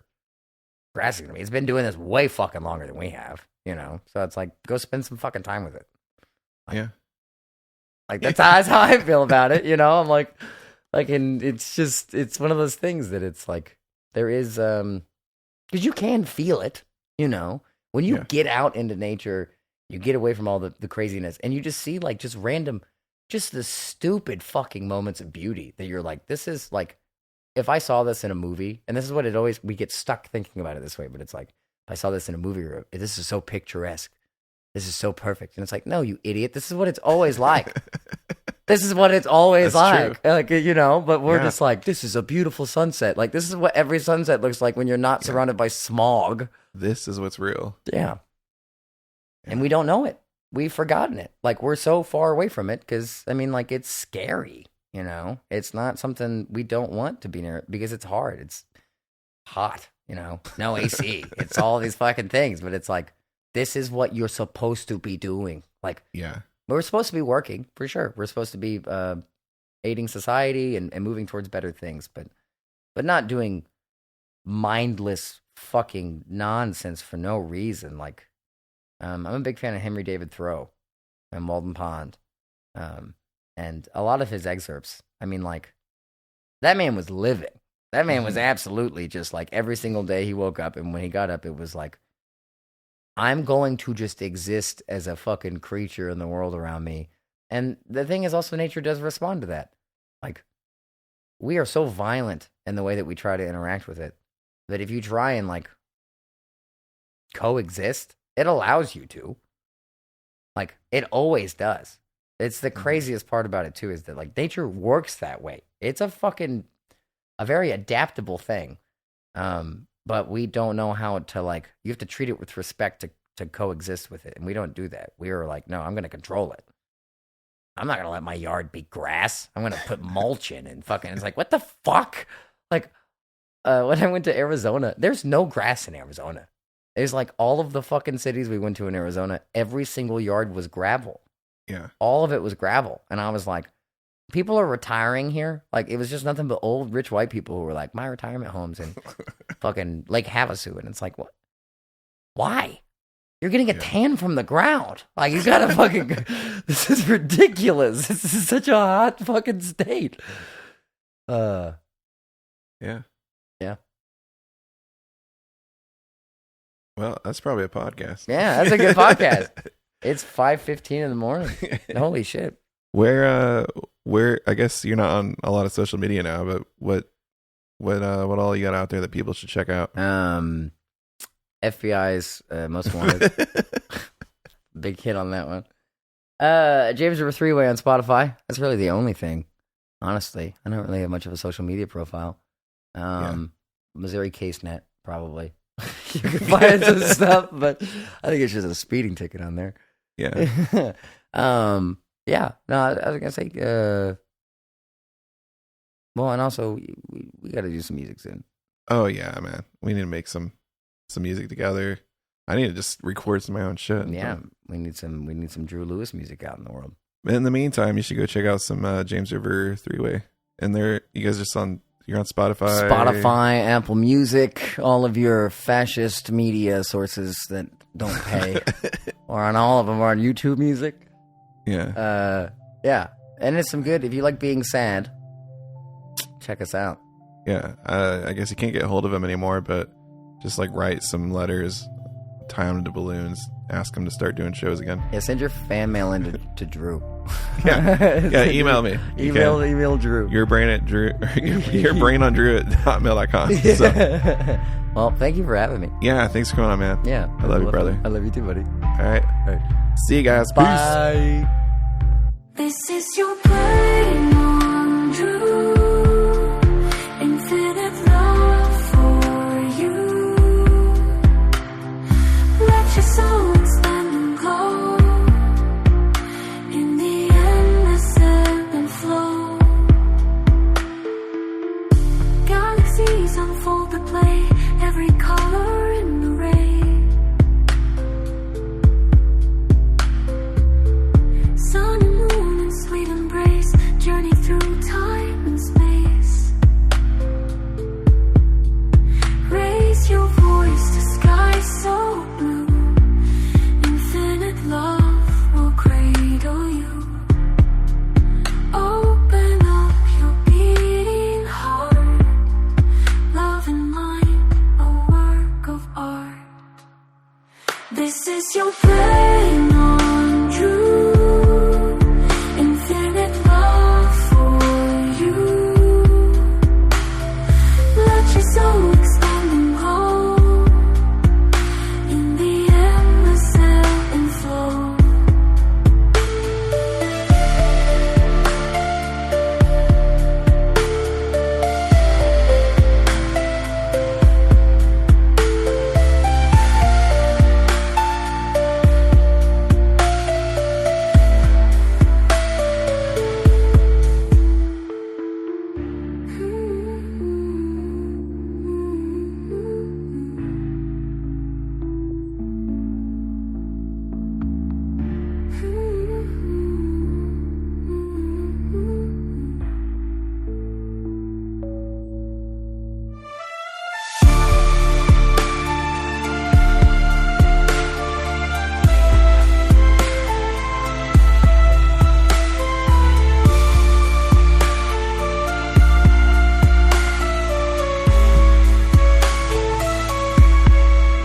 This is your brain on true, infinite love for you.